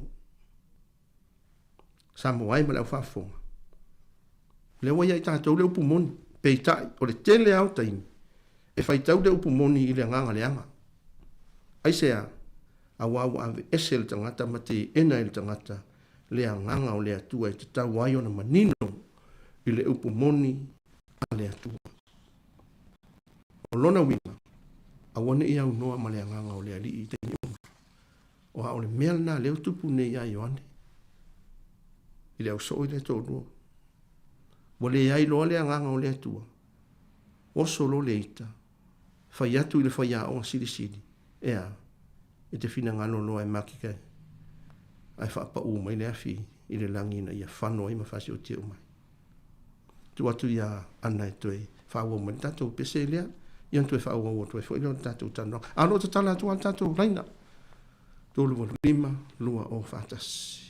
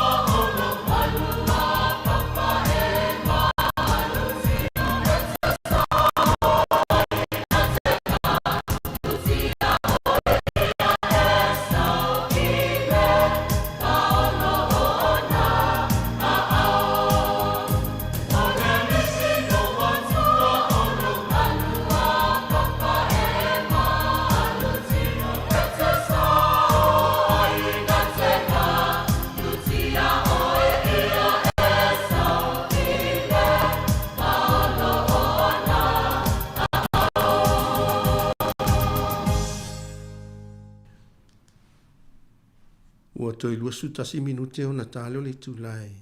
Se fulu ma le lua, i ona whao mafoi leo le tatu por kalame ma le ni au nanga. A le si ufonga o le la mo whale nganga mo le llama. Te whakawhatu, te whatu ia. Salo a iona o le malu lu. Suia ingo le tau. Ia ua tau le ieni si wala mo le tatu. Ia e la whao pia le tatu. Ha soa. Mantua o le sa tala noa tu le amtanga. O le mele tupu ia Yesui o te ena e tangata. E oina i lea te ena. Ai le itau ia Yesu se tu leanga le te ena o ia Samaria. E le i fi nau fo ima i lātou. E le i fau Yesu se leanga ia i lātou. E le ai lava se ngai o inga leanga na whaia Yesu. I le ai o se leanga na fau Yesu. Ua wha manatu mai ai la ia i tātou nisi a vaenga. O lo ila ia i tātou nisi a vaenga, o lo au mai le tana lea. O le maa losi ma le whatua tua o Yesu, maa naia lea sa le tina le whasole o whatua tua. O le maa losi ma le whatua tua o Yesu, na whaalu lea sa i lingo le file mu, ai le o le taui masui. Ua mala malama le Yesu i mata upo i whatatau le ono sai, ma le whapalipali. Ua malama lama le Yesu matalia Yesu e le tali tonu uma tangata le tantu nunga e tasi. E le tutusa uma manatu malangona o tangata. Malama lama le Yesu e le muli uma tangata i se ala e tasi. Po o se ta i ala e tasi i mea o lo ola ai le lalolangi. Peitai. Sa maua ai e Yesu le alofa na ia wha atonu ma awa o atuai i le vai o lona au soo ma le pongi sao lo o lai tangata Samaria. Sa ia lava papale pea, ma ia ono sai pea. Sa ia maua le poto e wha foi ai, taimi e te enai o ia e tangata. Ua mawhaia Yesu ana wha sa tauro ti ngā, o lona te ena, ma lona leta lia e tangata. Ina ia mawhaia ona fisoaswani o ia, e wha ali atu ma ta watu le malo le atua, ie sa lato te ena o ia. Sa te ena Yesu e tangata Samaria. ona o loo taafifili pea ma mumu sasao le afi o le ita ma le loto taui masui i tagata ma ua pule ai le tiʻapolo ua saisai mafifi le malosi o manatu faasatani lea la ua fua mai lo latou teena o iesu ma o lo latou teena lava lea o le finagalo o le atua ma le faaolataga a le atua mo i latou o le isi vaegatau silafia leleia iesu lona agaʻi atu i le sa taulu o le ala lea o le taulaʻi o lana vaai i ierusalema ma e lē mafai ona ia tuu ai pea faapea samaria ae tatau ona ui atu ai ma ave i ai le faaolataga auā o le faamoemoe lea o lona afio mai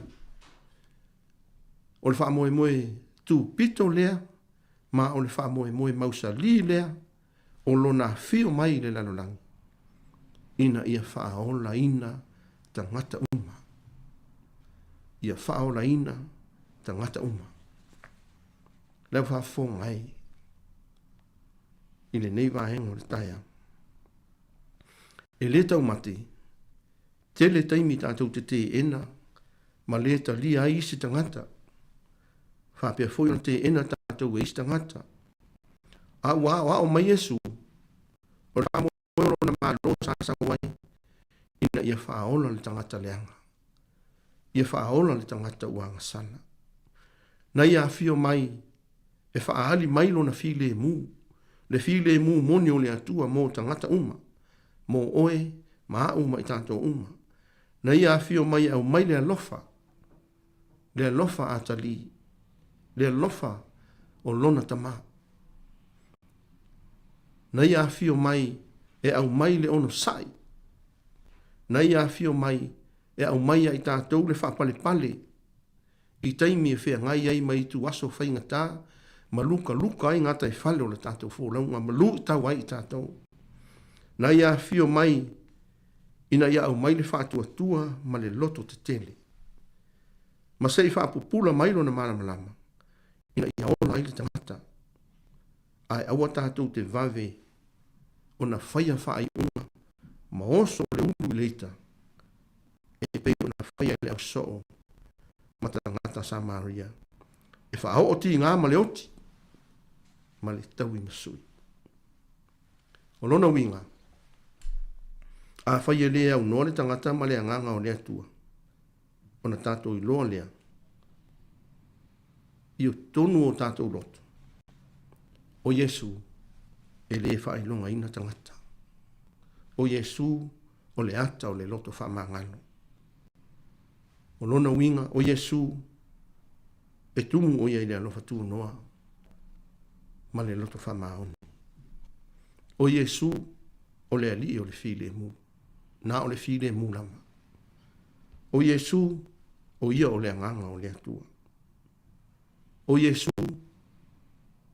o ia lava o le atua o iesu o ia o loo faaola ma loo foʻi faaola e leʻi tau iatu iesu le leaga i le leaga ae fai mai luka ona latou o atu lea i le tasi a ai ma agaʻi atu loa i ierusalema sosoo ai makalevalia o le tasi ala e ui a ina teena o ia ae sa mano mālō pea le ala e taunuu ai i ierusalema mo le faataunuuina o le finagalo o lona tamā ia tuatu lava no le ia ana mo seisi tatou pese ia masalo tatou pese mulimuli lea ia ma faauma atu ai lo mo tatou polokalami ia pe a fai lava ua leai a seisi atu e valaau mai pe ai ona o le maru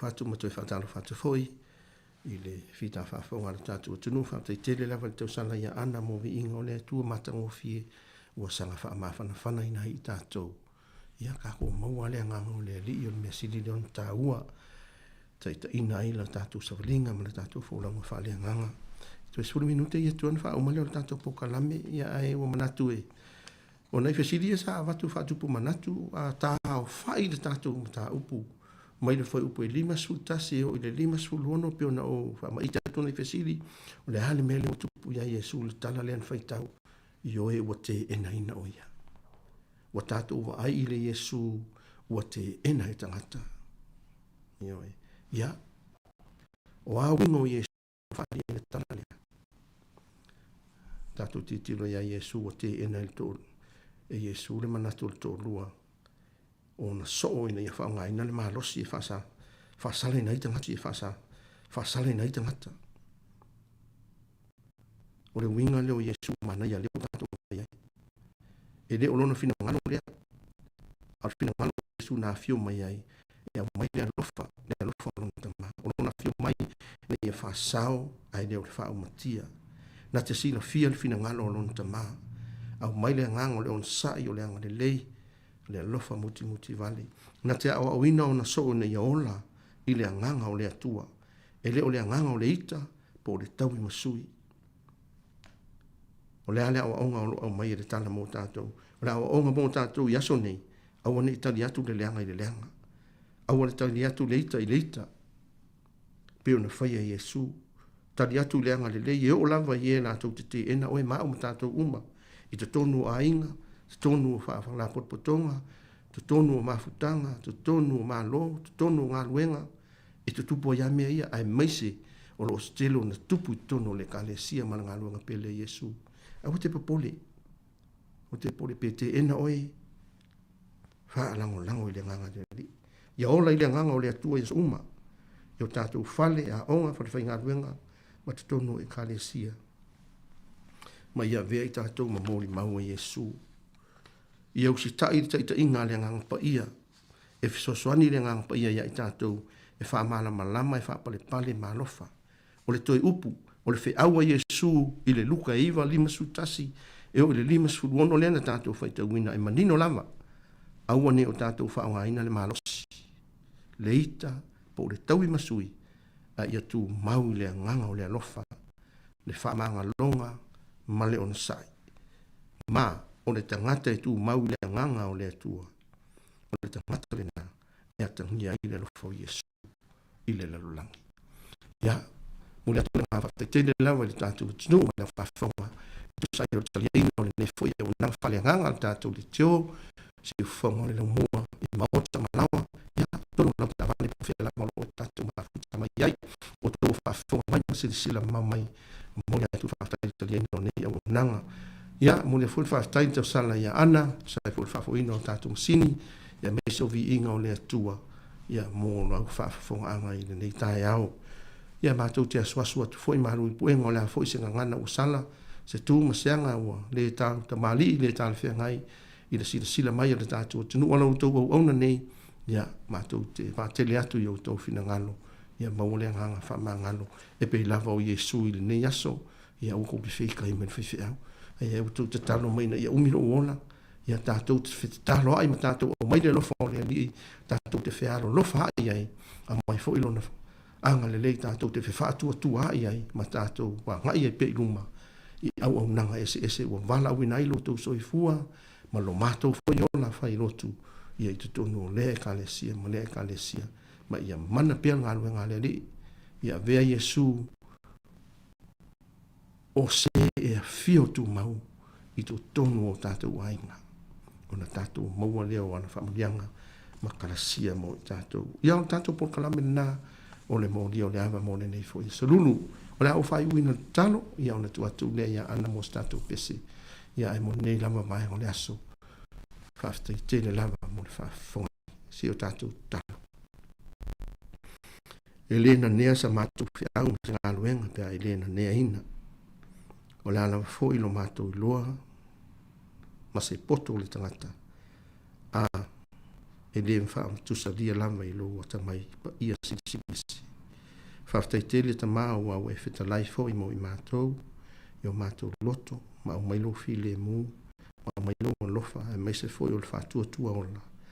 Mātou te whaalongo e pēa e ala i au fiong pa ia, ma o a o mai e pēa i ate i mātou, o wane mātou savalingo le whāmoe moe ma le whātua tua, i lo ma lo i le langi u, ma o a o mai e pēa i ate i mātou. I lo ma lo. Whaatai le nganga. So i mai a mātou whasoa. Mātou talo na i ato whatu mona ina la upu.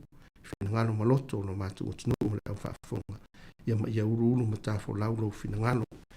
Mati e so i fua ma mātou o na whaale nganga. Talo le o nanga si ufonga la mua i tu lato whai o le nei aso.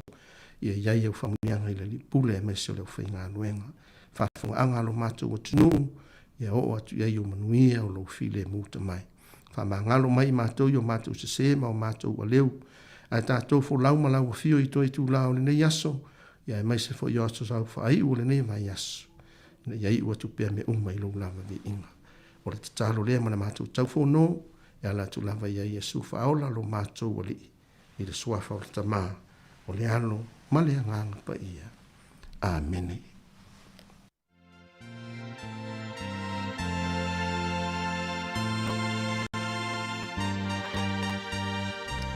Ia nau whaafonga sa moa le tātou porkalamen mo leo le ava, ia vea u whai masu le u whai ngaluenga, ia ma le au whaafonga si u whonga lau mua, mo le toi leanga whaaftai lau sunga le li ifsosoani wa weli tui tolo waa, ia mo le tāpena ina o tātou porkalamen matango fie, fo i pele atua lo, so i fua lau li lei, ia walo fia ngai ai mangaluenga le atua, ia whaapea fo i le tautua ina, lau tautua i tutonu o le kapelanisia Samoa i Wellingtoni.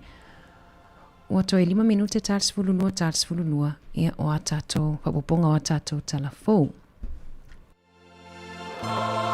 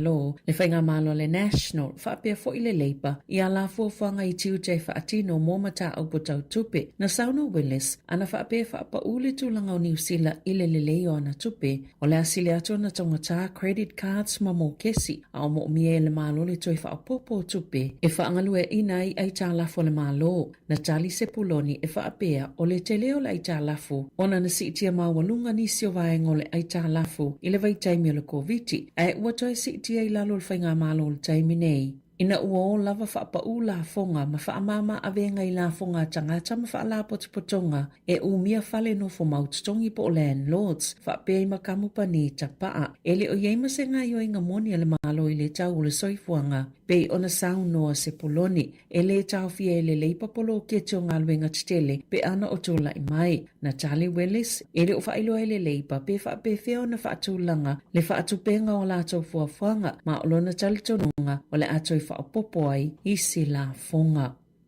O se unungali ina tau whaie ave i lunga o se no whaafi au kilani se tololi po se uta o oloa na ngā hoia mai se supermarketi e whaapena mawhaio na tau fia a ele i o oile no whaafi o le te ala i titule se fulu le tae au le asonga fua na wala au ina i leo leo e o atule no whanga au tua no whaafi i po ke kohe. Ina o tau fia tangata whai ngā luenga i leo ina le saunga le mō se ali i ma se tamaita ina tau mawhai e o i lunga se no whaafi ma se tololi e tumui o loa ngā oi. Na tau mawhai le tau le e na nā le tololi tutono le whale ui ina o tau nu atu leo leo pei ona i loa i lunga masini po e ata mō le saunga le mō. E nisi lava o su enga na ilo ai o le tau lea fo i lea na sa ilia i se isi fo inga i o inga o ngai se fale o loa i papakura i le vai aso taluai.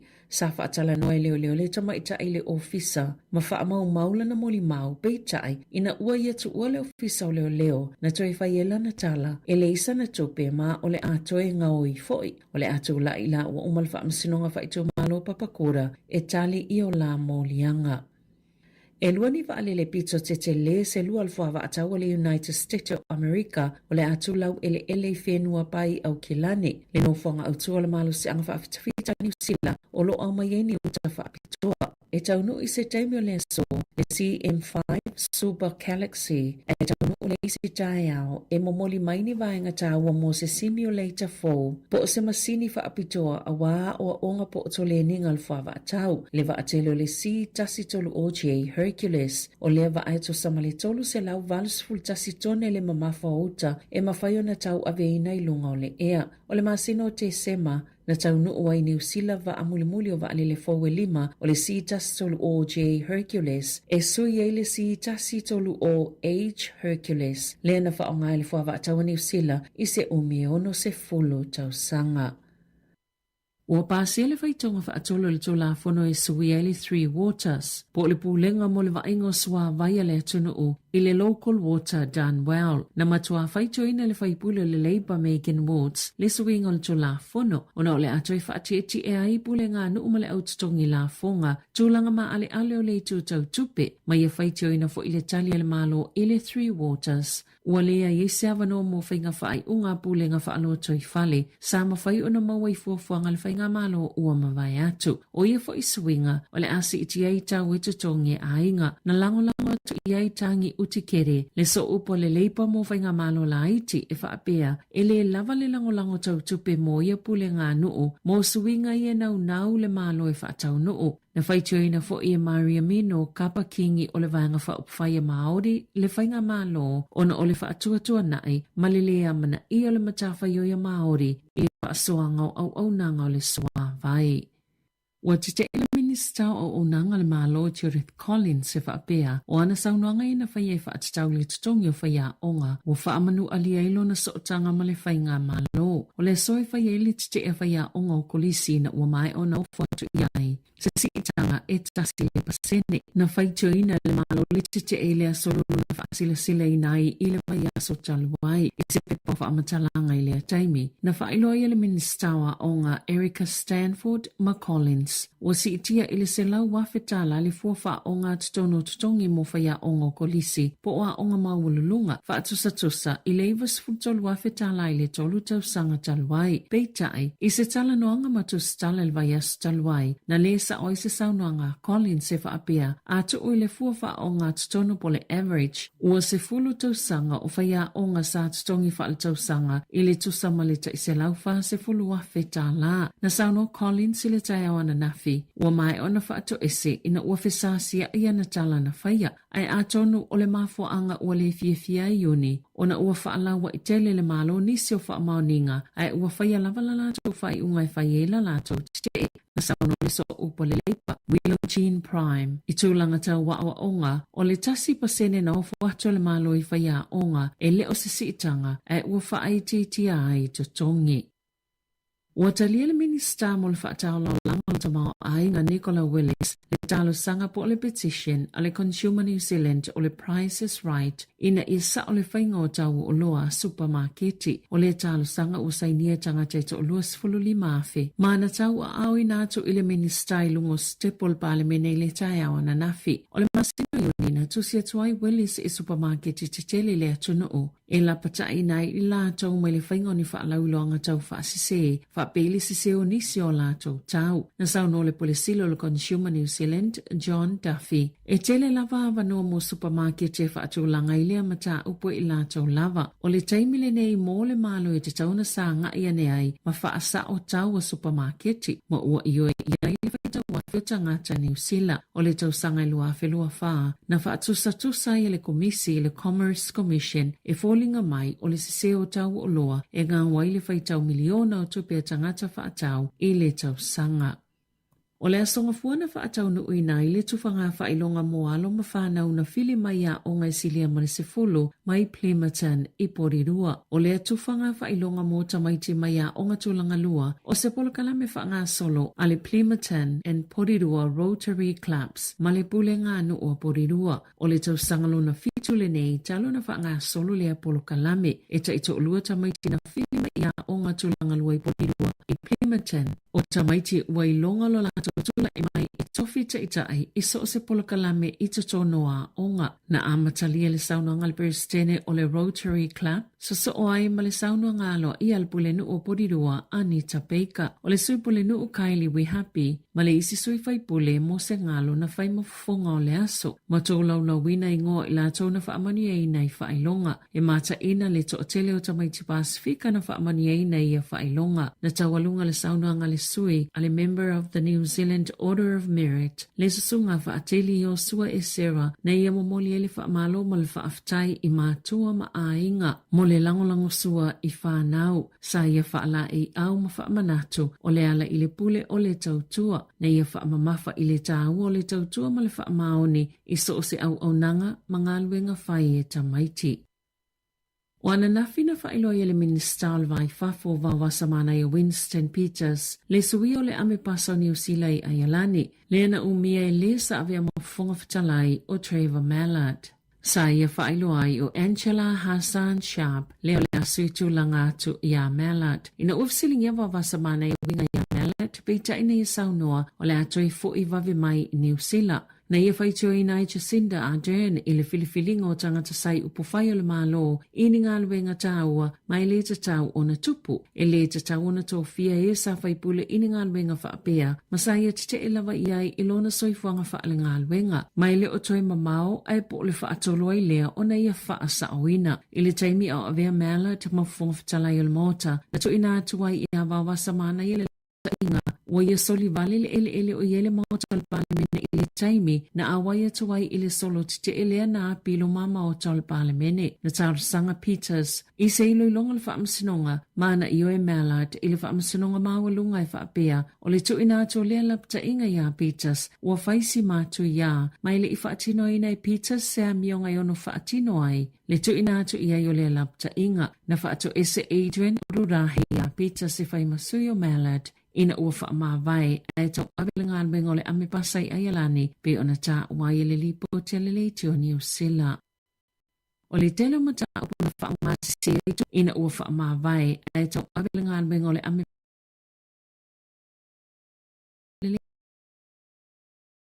o le tele mata i tangato le tunu i le taimela ni mai ma o lu le tula fa tu tuaina o ia polo kalame be ona sa no se ta so fa to fa mata uptau i la fonga na fa alia le office la fonga i le solua na fa salaina se tinai o kilani tau sanga i lua i le falpuipui ona o fainga tau fa se la fonga e se fulu valu molianga o Caitlin Briar Ashby e au fiele fa ongango ni pepo fa matalanga malona fa moe mo waini fa monianga mai la fonga toi fa foi e au fiai foi GST fa ta se mani tu al sanga se lua pol kalame fsosoani o le COVID se fuluiva. E tolu ni te unga tupena amata Ashby fa onga ini ngua pepelo mai e fa atumuina pepelo fo ini pepo la fonga moni tangata ese se to o se fulu male fa e lata ile tolu se fulu fitua feta alana tutongi ia na te unga tupe mai polo kalame le COVID o le amatanga le masina nei na fa alia ilo ofisa la fonga e to o se fulu fa tangata no lato molia ina ma fa asalaina na ta o fo ile MSD o lato so enga na mawhaina fa asalaina le to o fast fulu ono tangata ai to o fast fulu iwa o lo fa nga solo pea lato mata upo le fa amasinonga o le amatanga le masina nei na fa asalaina ai ile lata ile fitu tau sanga le fale pui se tau situsi ona o se whainga tau wha se tasi te se mole fitu miliona tā la o tupe fesosoani mole COVID. I ta alonga, o to avalu ya Whitney Saunes, ta maita ine te polo New Zealand, e sengi atu e Australia la lato ta amilusanga ni te polo, ma ua saini fo ilea ta maita ile awale Giants i sini. O le asonga fuana aviali ta maita i Karen Berger, ma Jane lona limo le Silver Ferns e New Zealand, e tu ina atu ile fa tanganga e ta alo ile lua filua ono. Ele Suncorp Super Netball League, ina ua tala le mwe New Zealand na tu la fono. O le kapetene le Pulse o Kelly Jackson, whapea Maddie Corden, ma Kate Heffernan, o le ata alu i Australia, ai o le tausanga luna lua leo le tongi polo Chris Enweke, i le alawa ta amilusanga. O le tausanga asau le ata aloi fo i te paia Selby Rickett, whapea ma Jane Watson i Australia, o le ata ua Amelia Wren e kena si o le awale Magic a Waikato, ai le o mai lopo le Alicia na fuafuanga pe tai wa manatu nisi e ono malanga fo i e ta alo i Australia. Tala fo ia maile si ufonga le laumoa mo le nei awa ule.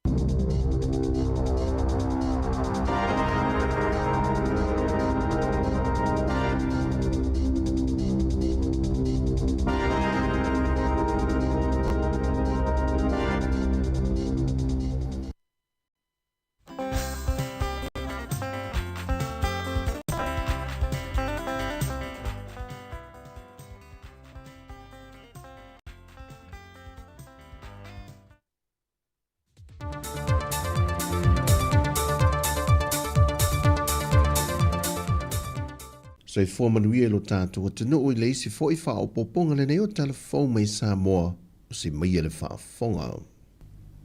Wa wha i lofa ala wei tele se whina ngalo le tikta i o le vanga wha pufai al wha tua tui le tua Samoa o tasi. Wa ia manatuai, wa solia e le whainga malo wha a wau. Ta i ala ma whainga wha a vai a se malo tausi mo malo wha demokrasi. E ala ni wha i unga le kāpenete le vai aso o tua nai, na o latu to e whaia ini tō whinga wha a wau. E nisi o wha urungo mtanga ruenga pe o le whionga pe stano mea simi, mo le isi tōru tau sanga wha office sili e le mtanga ruenga le vai whafo. Ma leo tāli i lua salani e wha awa waile tō whinga wha office sili e le ofiso numero wha mawina. O ia tō whinga wa fisiring ia le te tai o le wha tua tuile tu sambo o tasi le whionga le pāni mi tausi, e soli tu la fono, le whātau tei e le kāpene tau ia mta whaioi e lalo o le whainga malo tausi. Wa whātau nuina matatala aloe na se tasio moe mitinga a le komiti whātonu ma le pūlengo le tinei mū, mo le si itia ma whālau te leina lena awo nanga mo sa mo atoa. E le vai so ne wasua tia ele mo le fausia ina o se tasio la fōa le tinei mū ia ana. Le olo whātau ina se tasio whanua na lisi mai le pūlenga o malai wā lele. E le sau noanga au tua le whionga le tamai tai pāle mia tausi, fia mena au mi mata awha, na ia whātā ua i nai le wha wau peo ati nae, mangalueng te tele le malo, e iai le poloketi ni al tine mum fa avlave tupu fa fosei, mo le fa awa wina lan tau tua le tali atua i so se fa avlave tupu fa fosei le tua le moto o polu. E a fuatu le atua ana, fa solo mai e le anga i atu i sa amtau mawhalatai, fa pia fo i le anga i le tu malo le fanga, ma fale a se lama sa fata, mai o le ati na o lo fa tupe ina la vai le tato malo. Ina ia mawhai e le pōlenga o na whaawau, ma ngā whatauri maina e le au whaingaruenga, ma mea whaingaruenga tāle whengai. O na tali atu i so se bala au o le amana umia, e so se tangata o le nei tu o le tunu. I se tūlanga bawe, ma saonga le mu, ina ia mawhai o na lawea iai se soifua, ia ma whasawina mea tō tino wa fia. Le fionga te maitai pāle mea tauso le atunu, fia me Naomi Mataafa. Ua amata le vai aso nei o na whaanga solo su e ngai luma o le whaamasi nonga mawa lunga. Le Matao polo tua i ai le tamaitai tusi solo lawi loa i apapali i sia whikel. E lona fasio tielo le tamaitai polo fesa i asinawa i ana Caroline Capet i le tausanga umawai. E 5 mōri anga lo whaasanga i apapali e au fiel fasio tangata wha moina. Fasio tangata pa i valea ma le whao 5. Ato ai ma le umia leo a upenga matautia. E whamoni mau whaatulanga mole nei wa yaso. E pe ana mole mau e se tasi o li leo i ata na pueina. E le tebi nao lato duai tau nua tua i le fale vai vaseutan tupo il fale vilave. Ato ai ma le vaenga matautia i ata. Na pueina i le tino maliu al tamai tai polo fesa le tebi na mau atuai. O au penga matautia na mōri mawina i leo, o le ngata o le sa mala ai o se tamai naifi. Mai a o whaia mōri maua lea li i leo, na vaia le tutulu le tamai tai tu solo i apapali. Mai na tau fie mo nei minute le whaamasinonga, e tu atu le ava noa le loia, e tala noa toa i le o lo mo lia. O le ua amata na whaatala noina ma whaia o onga, e whaamana malama i o tātou tangata le visa whaapitoa le malo au se tānia le ua whaalau ilo mai. Le wanga waa i tangata le Pasifika e o fiemisa moe tālo sanga iai, ma o i lato umai manui ai, o le a mo le avanoi le ngata e malanga i lena tālo sanga, ai ua whapena fwoi nanga wa amalun ainga atoa, e malanga whaatasi mau i au se tānia. O le vaenga mō ia o onga sa whatu teia le lava hotel le songi, e whaamanino i vanga mō mua le visa Pacific Engagement Visa. Mai pe on sila fia o le tausanga mō mua nei o whaatasi i sa moa, e le visa whaapitoa le nei au se tālia tāru o le whaalawi lo mai, lea e se lauki ma se fulua hawa no tuina mai molo tātou atu no.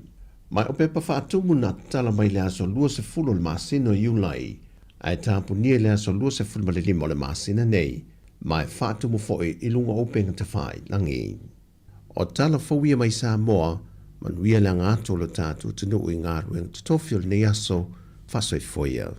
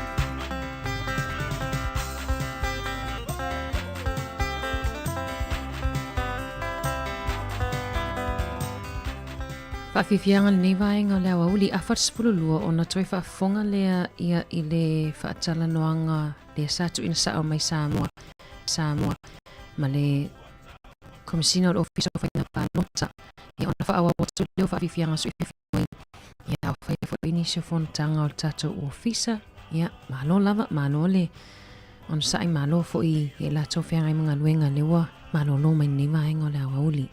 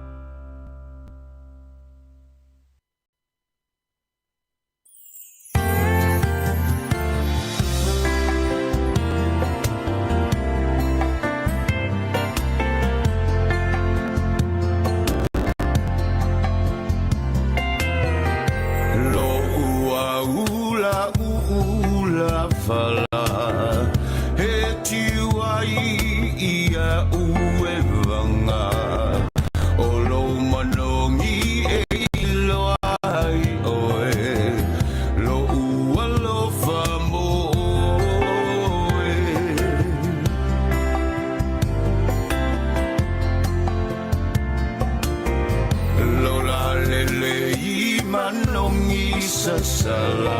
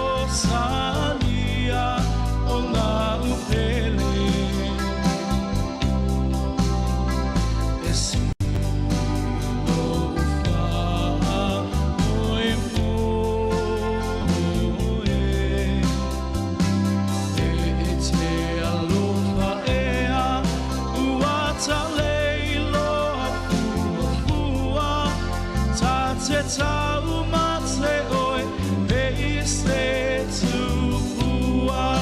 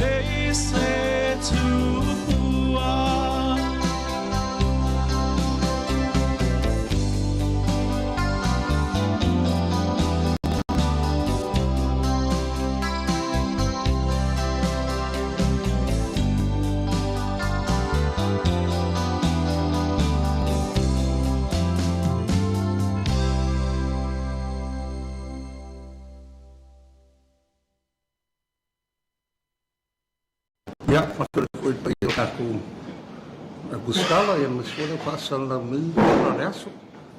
Nau silvi inga mafaftai le tua. Ya, ibi aluna na le. Kai maruko sulfu na le. Yo ka fira ko ka ko fakarwa masani. O kelngongol ska ko fakarwa ngare ko fai ni. Ora sukonga ngal Tripoli. Ya, ola akingo o ko ngai mako. Neren mako fisa ko ngai mako. Ya kaku silo inga ya sululo rasfo e kai masanya kasufu ni ke la vai mama ngi ya de la fio ko ngai mak la ke minga lo ngai yo official pre-polling ya ai mo pelo wa mongo ka ku ke ka wa ko ima faso ole kulanga update nga wenga fo ole tonga wenga fo lo official Silvia ya kofi o vai aso o mavai le ka sulu le ka punga lo ia ile ko e fa u ko su ka va pika yange ya ke ka sulu ele ko su ka va o to fa u tua yo lo swafa ya longinga ya lo ka va ma su ka va ya sa ka ringa fo yo le ko msinga ya mi se fo ia Pe lava silafia se lau iwa kasi sui kauwa sa whaunga lako ia mea wha sui kauwa na whainga pāloka. Ia uka pungi kei me whauai se lau iwa kasi. Umange kako whamsungonga. Ia le sawhai ngei. Ia ua ele whi whamsungonga koe whau i kua le si sui e kasi. I le vang whau whai al fast. Ia ring koe rosa lau iwa sfulu. Kuinga mai ungo whamsungonga le nga whai las whaleile. Le ua whaleo ngai sui kau vai lua o whaleaka. Ngumena lua. E leupa o merkako ngumena se lau. Valu. Se lau vasu valu. Whakase la mo le se whai ngā paroka ale kumaro whaleaka le lua. O ngā kasi sui kau vale i ai kei mingei. Ia. Le alai ngunga le se paroka. Le upa o merkako ngumena se lau valu fiku. O le ngumena ngā o whaipule o la whapengang whakingo. Hoi kako whai ngā whiwhiringa i kumaro e 5 si whiwhoi 5 kasi kumaro. Paroka le tunu ulos ful sawa i kol kasi ngei. Ia le rau le se paroka whaleaka. Ia longo winga koe kol ful lai kumaro. E whai lako paroka i ngei. Ia mare luos ful ma sawa. O le aso tona i lava. Le umawai lenga i le kāwha le whiawhi lenga pungi ai le whau winga kāsanga. Ai lako ufo ia kāsanga mo le paroka mua. Mo si whia kako loutou mamalu e siria la kike marima fe la ko nga kalsanga. Pe ka ia nga le afe mon kupu la ko le nga kalia e le official komisina o ngole si vai nga ako e le nga ba e tu sai ma le tu la fono. A fa la wa I think o mang fai do ia ila tu na me nga ia fa tingoela ko fa nga paroka o le paroka nga pre-polling. I kako paroka momua e kasi ale fale paroka e kongo i kumalo uma e 5. Nga kasi ale fale paroka e anga i umai la ko fo yo ngai kumalo a ila kako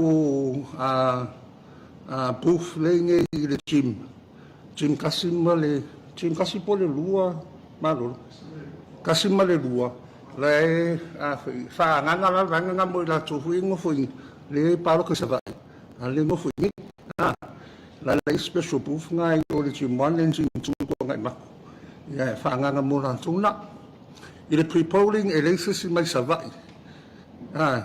e mo fu sa va ya palo ko mai ngai so e le sanga kan ka sa mai e wole fa la special booth sa va i mo pre-polling so Bolmena mal silfiel malu le tunu. Po fe la varari ku malu la ke yai. E yel fal paroka ngang fai do aku. E la fio anga mali ngofoanga o fati ngole paroka momo la solulu. Ole aso ngofongei le ngai vai aso ako lo fati ngoia o nga akako pre-polling officials. Polling officials. Mako ho ia fixa lau ia polling officials ia e fia mai la tu se va go mala o nga akako ka fai palo que se vai le o nga kele le afe mon kupu 5 se lau le fai le nga maka me le sungfu o nga le o fa ki ngol fa nga masini fa nga fa ki ngol nga wenga ia ale fa ki ngol nga wenga ina ia mal le fa nga wenga fa ki ngol nga wenga o le so akola ni le fa ki ngoia o nga le ba so ki ni mo la ku ya o ko kele fo la o si va nga le ya o ngai o ga nga fi palo ko se va o mo le o nga sa fa mo la tu le ngo fi se va ya fi palo ko se va o le so mo va sa fa fi lo inga ma fa lo kusio sui kalva le sko ngai e o mo fo ile nga fo ya o nga sa Patino mo la ko fu ia fai lo kusi po la vanga va ia paroka scrutineers ia le lo ka ko la ko al fo paki ngol ka ko fai nga paroka o le aso sangi aso lu fulfa mo si fia ka su le uli ia wa ka e fa nga kai ia fa ko singapore ia su ka va ma mang fa upu fai ia e fo nga ka inga lo fisa yo ku ke minga yo wa be suma la ko lo papa fa la wi lo o lalo ia wale fu imangi te pa o fa pi fa lo ia ka vale ia me mai ia fa la lo vai ke minga ka ping ping ai ka ku ma ka fa nga pa ko lo ngi nga bole ia si fa ko su ne ko fa ia pa ke a lo su lo sa so yo la ka mi fa no ka ko pre-polling ia ma ka ko pa lo ka ke le la su le o le aso ngafua le sange nga ile ofisa sa vai e fa ku le operating center mo sa vai I o ile ngofang fa le Don Bosco le holo Don Bosco ila so ngafua bo operate mai le center nga mo sa vai wa umala ia manga o ngasu kava ia pu scrutineers fo lai sa vai nga I umal operating center fe CDI fa penga for operating center ni le pe langa I tu le ho su ka va ya ma fa lo ku su I manga onga ese ya ma me fi sidim fi mal ku so ma tu la fono ya pe o ngai update na le nga wenga ro fatingo wala ba ka penga ka ko ofisa I fatingo nga wenga wa ko fo ka ku me fa nga wenga ya ko ya ka ku ka vale ya le ke ngai e un mal va so ngi ya wa mau ku mai se kulanga o ka ku ka mali I le komiki le nga fa mai ngo ka mali la lo ka inga le ofisi le ofisi tupe ya lo fatingo ya lo polo o fa ka ku komiki le e vai ka ku ka mali ya isu me polo nga ku langa ke lo ngai la fo ngai ke lo ngai mau fo ska ku update la so fo ya okay le so fo mo lo mai lili ya pe nga ya fo yo update na ka ngal wenga le ke mi mo si fi fo ka ko kuskala ma fa sala ya la mo fo le ko pe ka ku si o ka ku la pa loka ya already uma ka ku lo ko ya lo la ka lai kam fa ngi ya ka ku lo la ka o ma nga print uma lo fo ye single space lo la nga o mo lo la nga fa nga pa loka lo la fa nga le abul mal le tunu lo la ka lo la nga fa nga le ofisa per mo silfia e la so per fa nga pa loka e lo la sa fa mal ofisa lo la ngoa ma le lo la le ngo ma le ka confirm mai ya tangata yo ma ai de ngaka na e mo confirm ka ka le ngo fo ma tap e mo ka bu ku ya ai confirm ka ka le le polling Clark le au tafa ai ma bali lo na lima ya manga ilo ile AEO e suelang pe palo kan fa kala ku le pe palo kan sulang fa pena fa ki mo pe palo ya tolo o kulanga nga wake up nga no ofisa bali ase me o ako ko ya ko ya ko ka bali ya ile se me polio ka bali ya le ke ka bali ni samo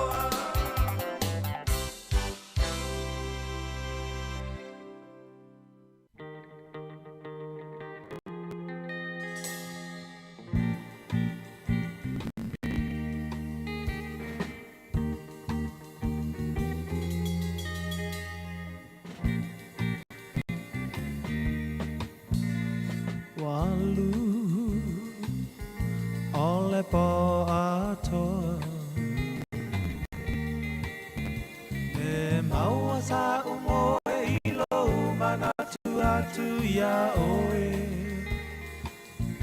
ua e tu ua ai ua sili atu se tasilo manatu Ia lewa la tal mi mai el tato tu ngon tasi ono tesimal tasi fa momo le tu ua e tu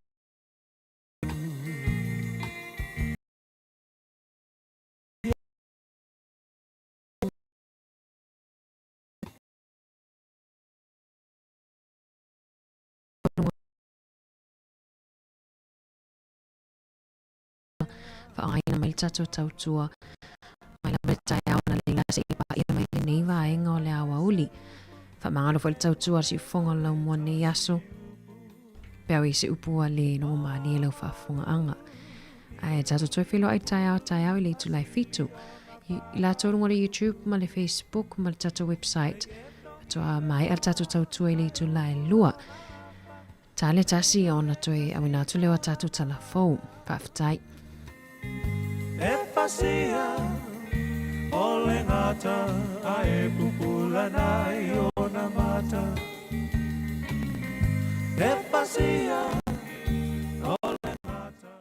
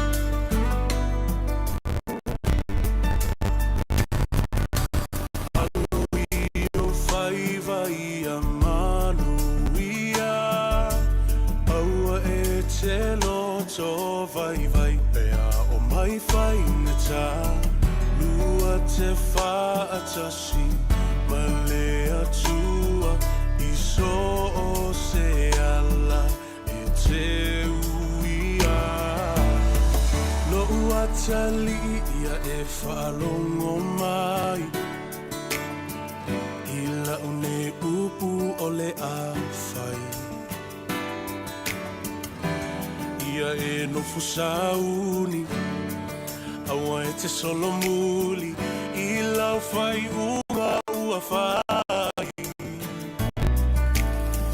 o le lalo langi nei e tumu I mea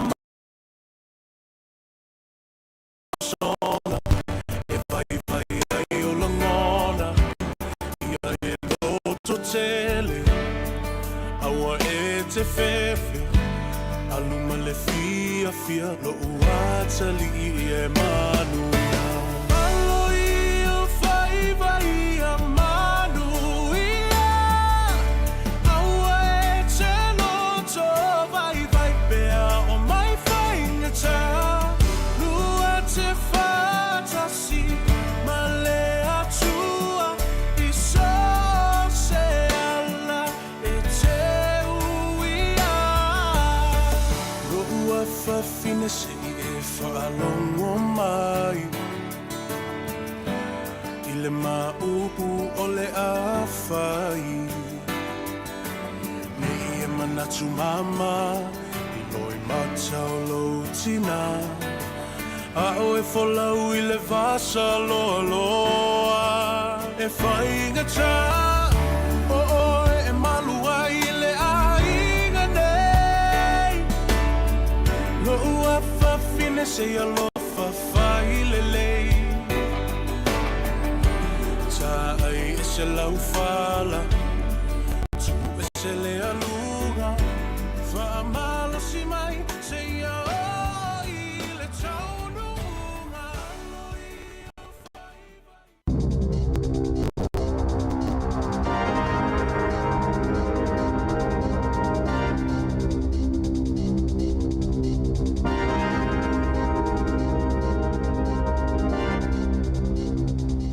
Te whaatala tol whaapoponga, tala whau malisi o whonga le lau mua, mō le nei au auli. Ua whaitoina i le leipa le whainga malo i le whai o se ngā yoinga i le tau o le soifuanga peitai na sauno le minista o tupe e le se fuafuanga le itua ngai sa awai le minista o tupe Nicola Willis ma Carmel Sepuloni i se whaafinau le Morning Report a le leite o New Zealand i le tae awana le la. Ua whaatu mawina le malolo na tūlanga maualunga i le AA+ o le credit rating mana whaafetaia e le la a le Fitch le e whai e whaatulanga malo si anga tau tupe a malo le whai malo le National e fo i le leipa i ala fuafuanga i tiu te whaatino mō mata au po tau tupe na Sauno Willis ana whaape whaapa ule tūlanga o New Zealand i le leo ana tupe o le asile ato na tongata credit cards ma mō kesi a o mo mie le malo le toi whaapopo tupe e whaangalue inai ai talafo le malo na tali Sepuloni e whaapea o le te leo le ai talafo ona na si tia mawalunga ni sio vaengo le ai talafo i le vai taimi o le COVID ai ua toi si tia i lalo le whainga malo le taimi nei. Ina ua o lava whaapa u la fonga ma whaamama avenga i la fonga tangata ma whaala potipotonga e umia fale no fo maututongi po landlords whaapea i makamupa ni tapaa. Ele o yeima se ngā yoinga moni ale malo i le tau le soifuanga pei ona saunoa Sepuloni e le tau fia e le leipa polo kia teo ngā luenga titele pe ana o tola i mai. Na Charlie Willis ele o whaailoa le leipa pe whaape fea ona whaatulanga le whaatupenga o la tau fuafuanga ma olona talitonunga o le atoi whaapopo ai i si la fonga.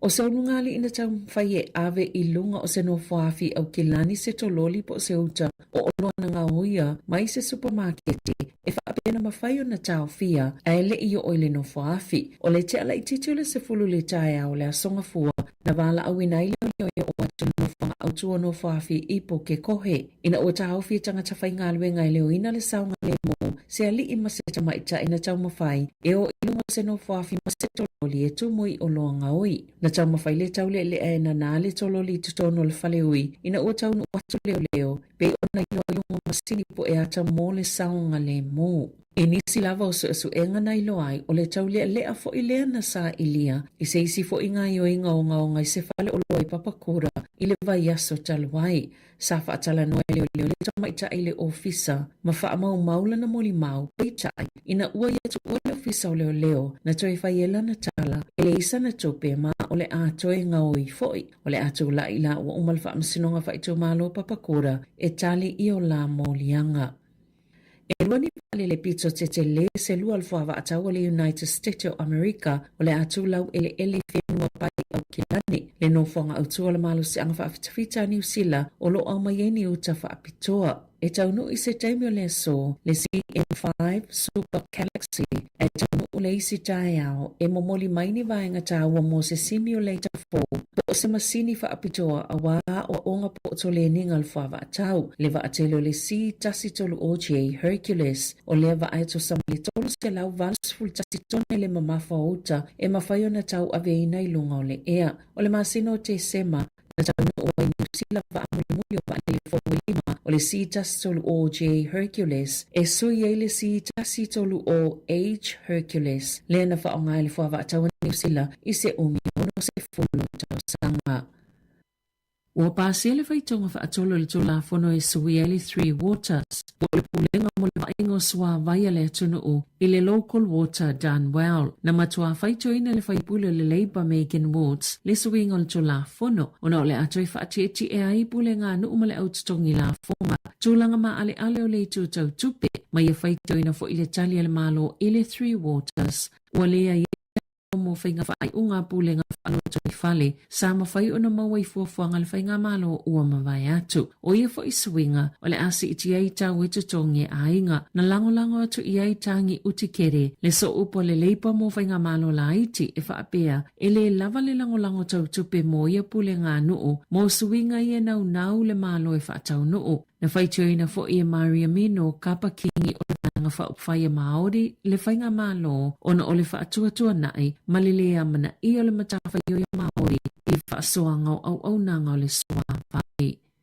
Ua te ele minista o unanga le malo Judith Collins se whaapea o ana saunoanga ina whaia i whaatitau le tutongi o whaia onga o whaamanu alia ilo na sootanga ma le whainga malo. O le soe whaia ili te e whaia onga o kolisi na ua mai o na ofo atu iai. Se siitanga e tasi le pasene na whaitio ina le malo le te e lea solulu na whaasila sila inai i le whaia so taluai i se pepa o whaamatala i le taimi na whailoa Ministawa onga Erica Stanford McCollins o si tia i se lau wawhetala le fofa onga tutongi mo whaia onga kolisi po oa onga maulunga whaatusa i le iwas futolu wawhetala i le tolu tau sanga taluai peitai i se tala noanga matus tala le vaias taluai na le sa oi se saunoanga Collins se whaapea a tu oi le fuafa onga tutono po le average ua se fulu tau sanga o whaia onga sa tutongi wha le tau sanga i le tusamalita i se lau wha se fulu wawheta la na sauno Collins i le tai awana nafi ua mai ona whaato ese ina ua whesasia i le tala na whaia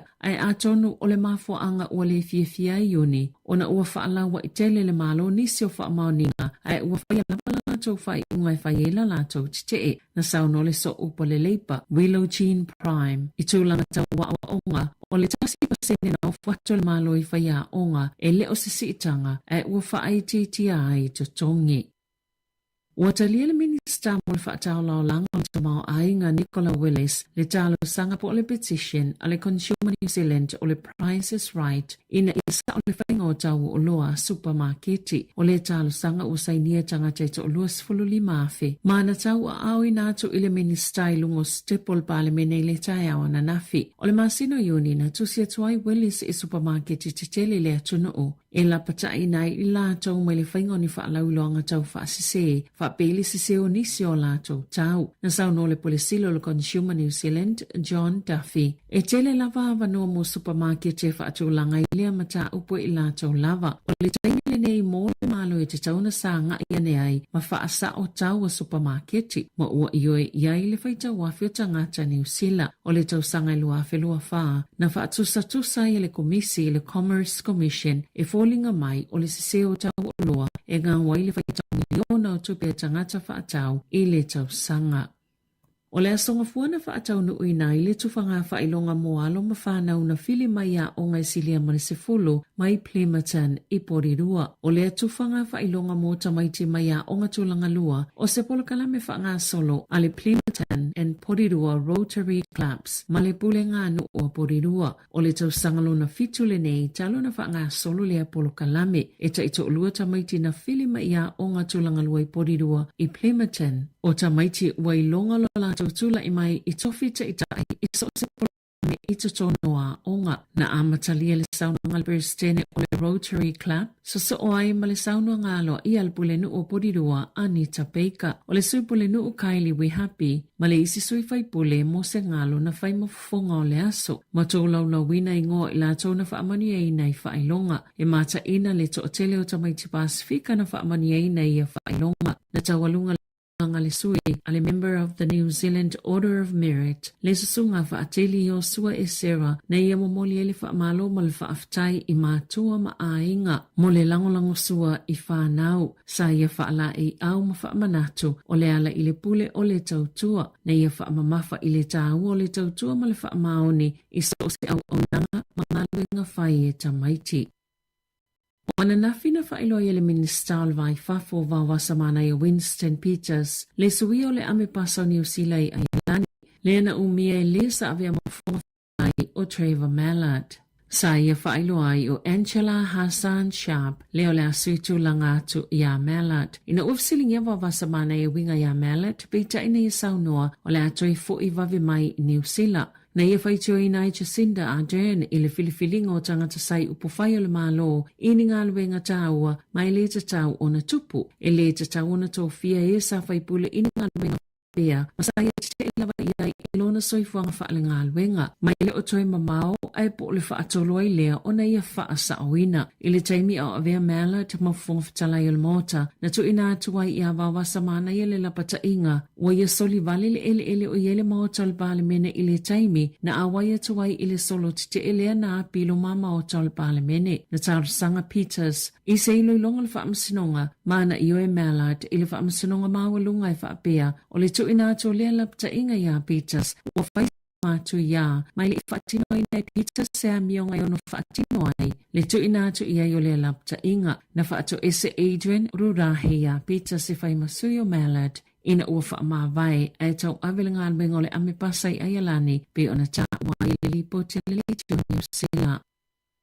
O le telo mata upuna whaonga sisi ai tupe sa sosoani ai tangato le atunuu. I le taimela COVID-19 wātangia mai le mawalunga le tula whaatuatuaina o ia polo kalame. Pei ona sauno se tasi o whaitau whai mata upatau i la fonga. Na whaalia le ofisa la fonga i asolua. Na whaasalaina se tinai o ni tau sanai lua le whalepui. Ona o whaina tau whaasese i la fonga. E se fulu walu mulianga o Caitlin Briar Ashby e au fiele whaongango ni pepo whaamatalanga. Malona whaamoe mawaini whaamonianga mai la fonga toi whaafoi e au fiei foi GST whaatase mani tusi tālu sanga se lua polkalame fsosoani o le COVID se fulu wiva. E tolu ni te o ngā tupena amatai Ashby whaongaini ngua pepelo mai e whaatumuina pepelo fo ini pepo la fonga moni tangata ese se to se fulu male e lata i tolu se fulfitua whetalana tutongi i ana te o ngā tupe mai polo kalame lo COVID. O le amatanga le masina nei na whaalia ilo ofisa o la fonga e to os fulfa tangata no lato moli eina ma whaasalaina na ta ufo ili MSD o lato su engana mawhaina whaasalaina le to o fast fuluono tangata e to o fast fuluiva o lo whaanga solopea lato ma ta upo le whaamasinonga. O le amatanga o le masina nei na whaasalaina i le lata i le fitu tau sanga le whalepui se tau situsi ona o se whainga tau whaase tasi te se mo le fitu miliona tā la o tupe fesosoani mo le COVID. I ta alonga o to avalu ya Whitney Saunes ta maita ine te polo New Zealand e sengi atu e Australia la lato ta amilusanga ni te polo ma ua saini fo ilea ta maita ile awali Giants i sini o le asonga fuana aviali ta maita i Karen Berger ma Jane lona limo le Silver Ferns e New Zealand e tu ina atu i ele whaatanganga e ta alo i le lua whelua ono e le Suncorp Super Netball League ina ua tala le mua New Zealand ana tu la fono. O le kapetene le Pulse o Kelly Jackson, whapea Maddie Corden, ma Kate Heffernan, o le ata alu i Australia, ai o le tausanga luna lua leo le tongi polo Chris Nweke, i le alawa ta amilusanga. O le tausanga asau le ata aloi fo i te paia Selby Rickett, whapea ma Jane Watson i Australia, o le ata ua Amelia Wren e kena si o le awale Magic a Waikato, ai le o mai lopo le ali siana fuafuanga pe tai wa manatu nisi e ono malanga fo i eta alo i Australia. Tala fawia maili si ufonga le laumoa mo le nei awa ule.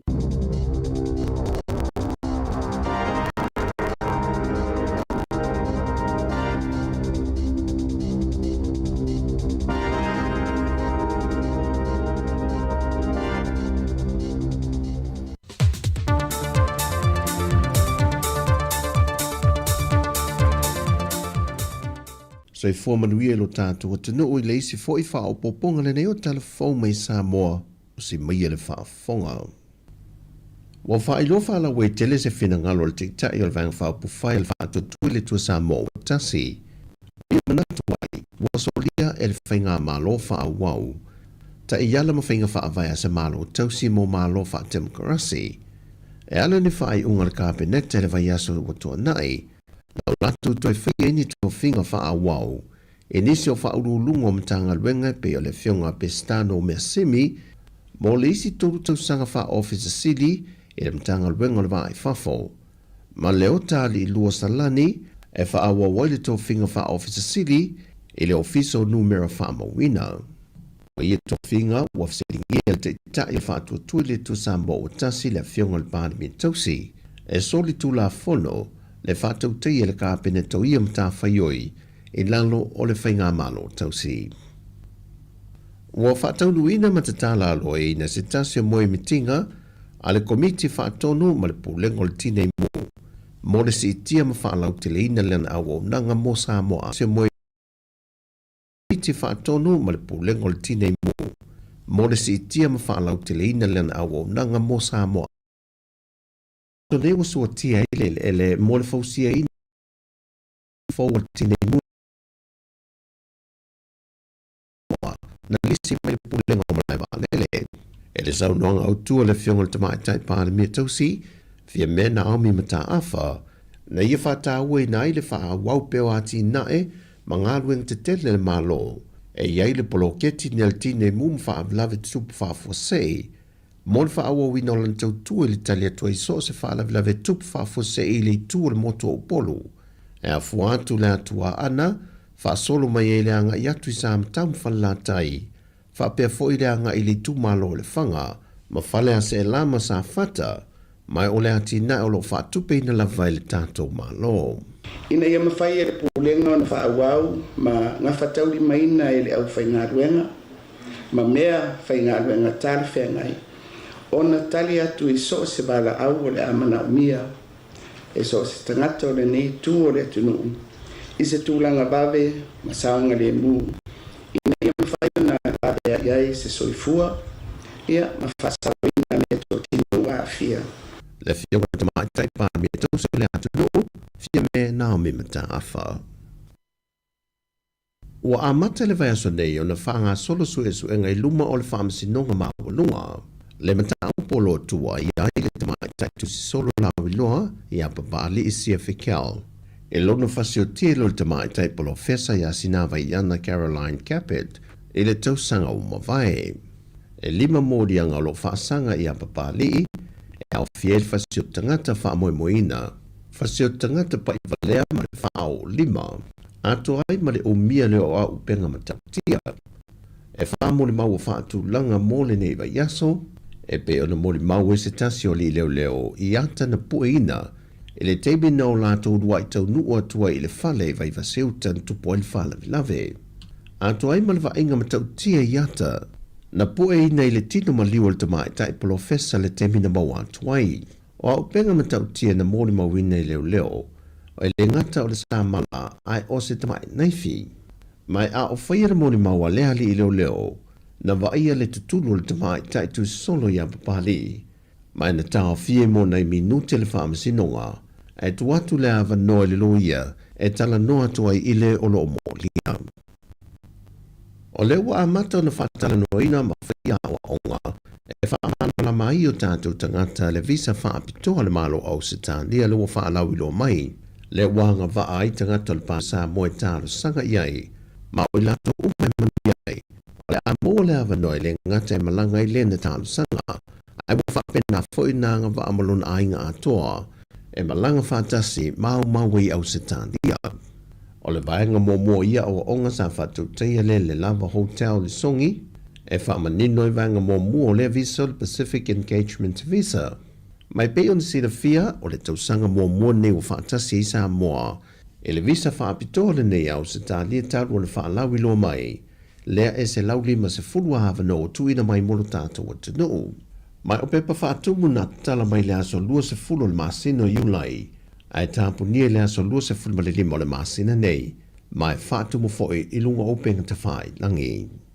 O tala fawia mai sa moa, manuia le ngāto lo tātu tunu i ngāru e tofio le aso whasoi foia.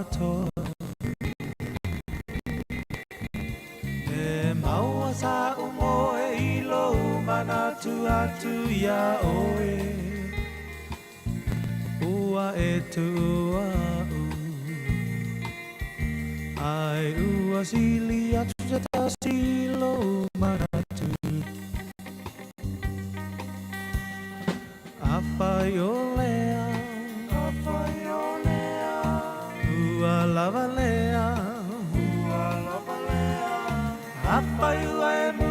sao se fai mai se upu ne te wa pe o le ta si upu mo lulu niu pulu asili ona fa apupu ne e tong i le moa ai upu lona apa ne pe o le ta si moangana e pasia ole ngata ai pupula na iona mata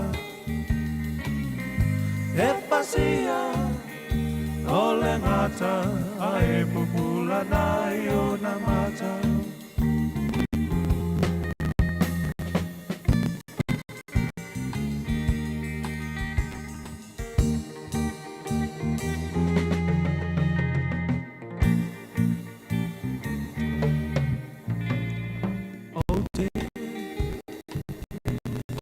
mana tuaina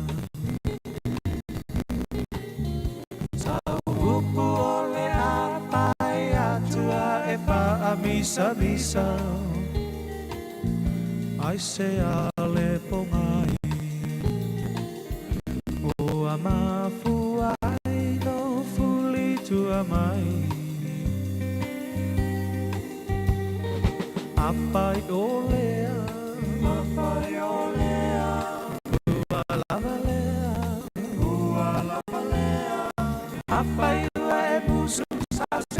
mai se upu ne te wa pe ole ta si upu moa lulu niu pulu asili ona pa pupu ne e tong i le moa ai upu lona pa ne pe ole ta si moangana e pasia ole ngata ai pupula na iona mata e pasia ole ngata ai pupula na iona mata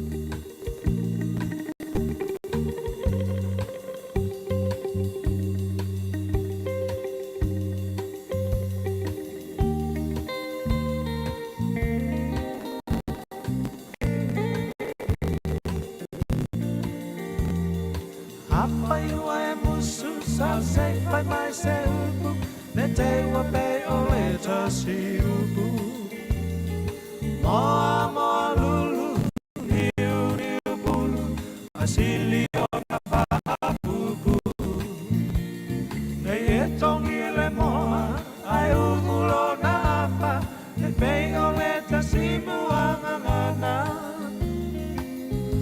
e pasia ole ngata ai pupula na iona mata e pasia ole ngata ai pupula na iona mata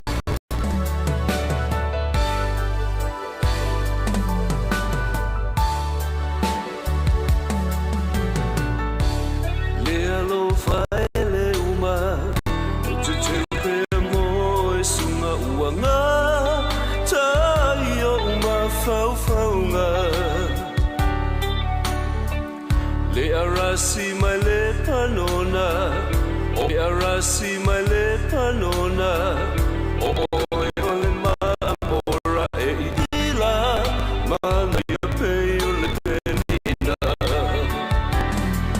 ta ta le fai ta ta fi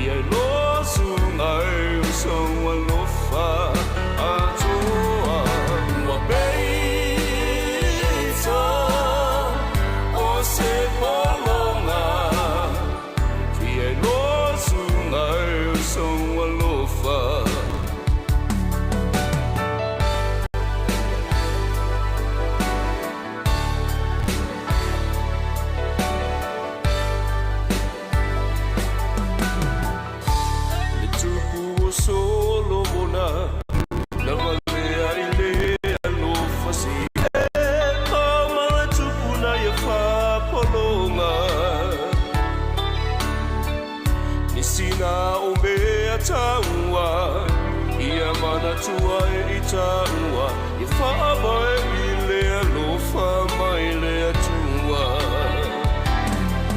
Tatala maia le whai tata Fia losu ai songa lofa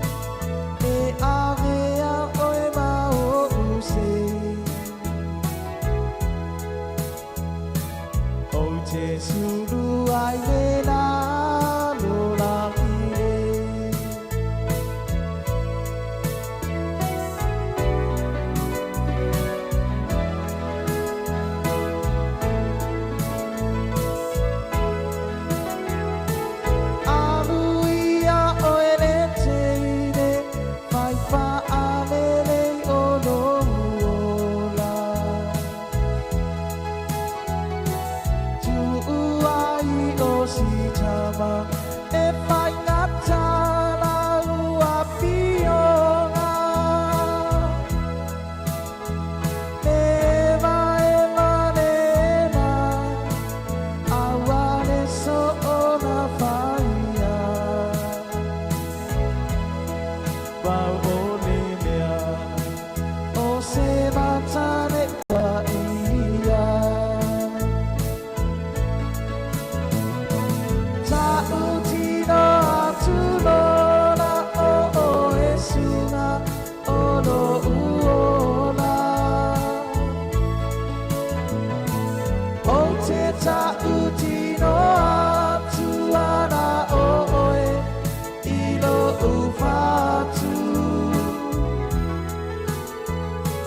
Lo ufa moe moe uata sinava oe E o mai mana o ngalo urotoe E o mai mana o ngalo urotoe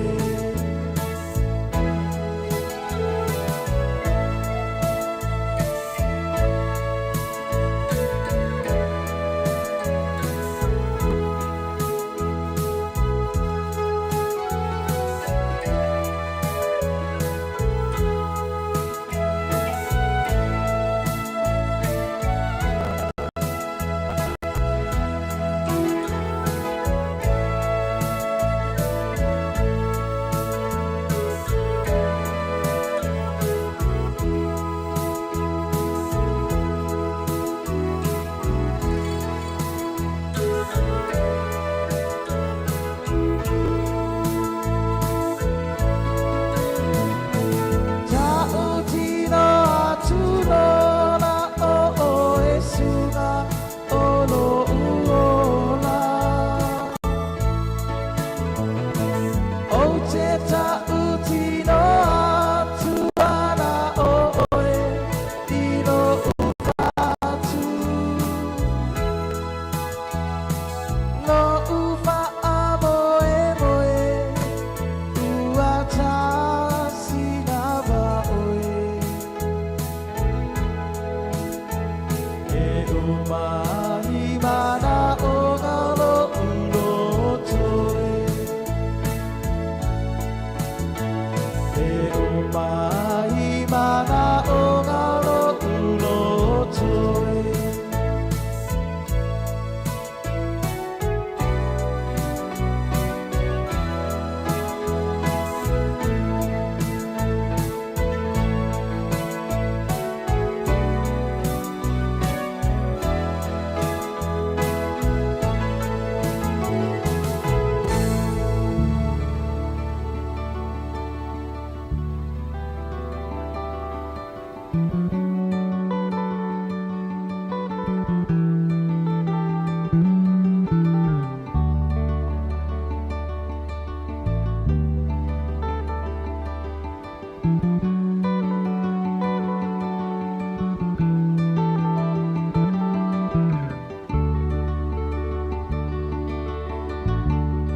E masani ona e au mai a rosa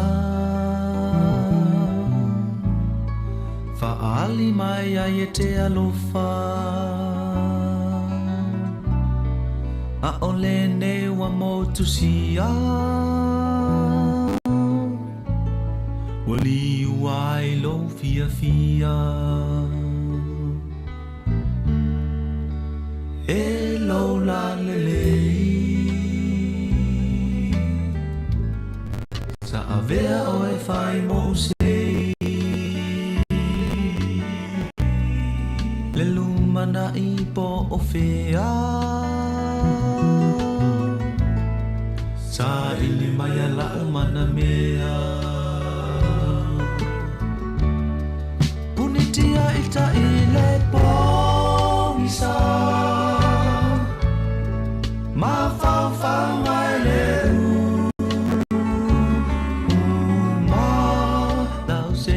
Sei Oriana E so solo e le ngata lava Lili o le vanu Se sala mai se io usongi atu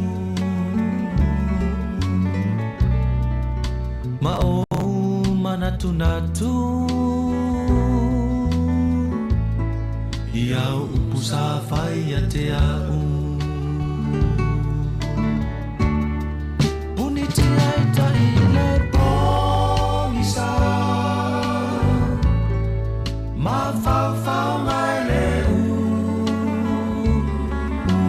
Ma lau sei pua sei oriana Eso solo e le ngata lava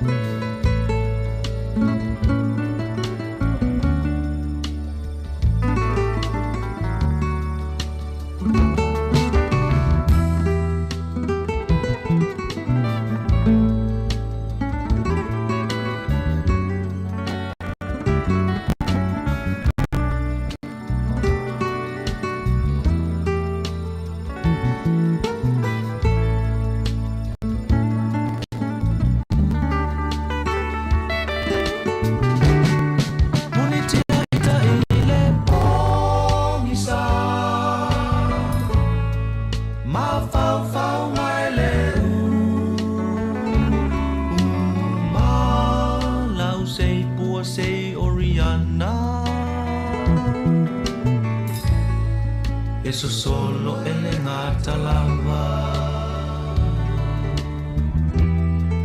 Eso solo e le ngata lava Eso solo e le ngata lava Eso solo e le ngata lava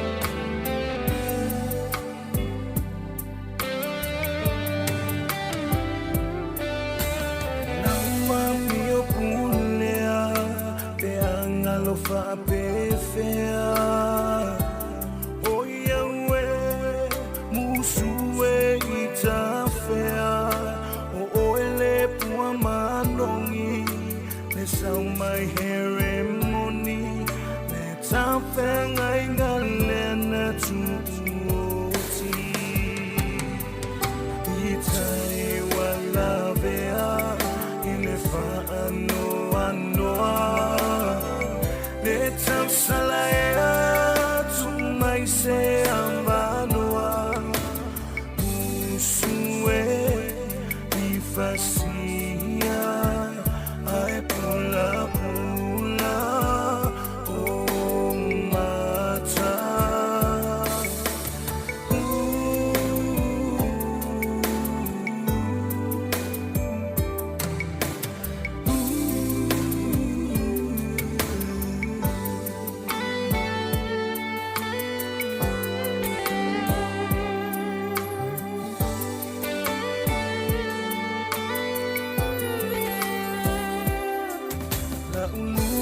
Safa alele wai wana abese bangalea lo fatua malepe alofa nga molio ia oe ia fa solo elenga lo oe ino loto musue iba ai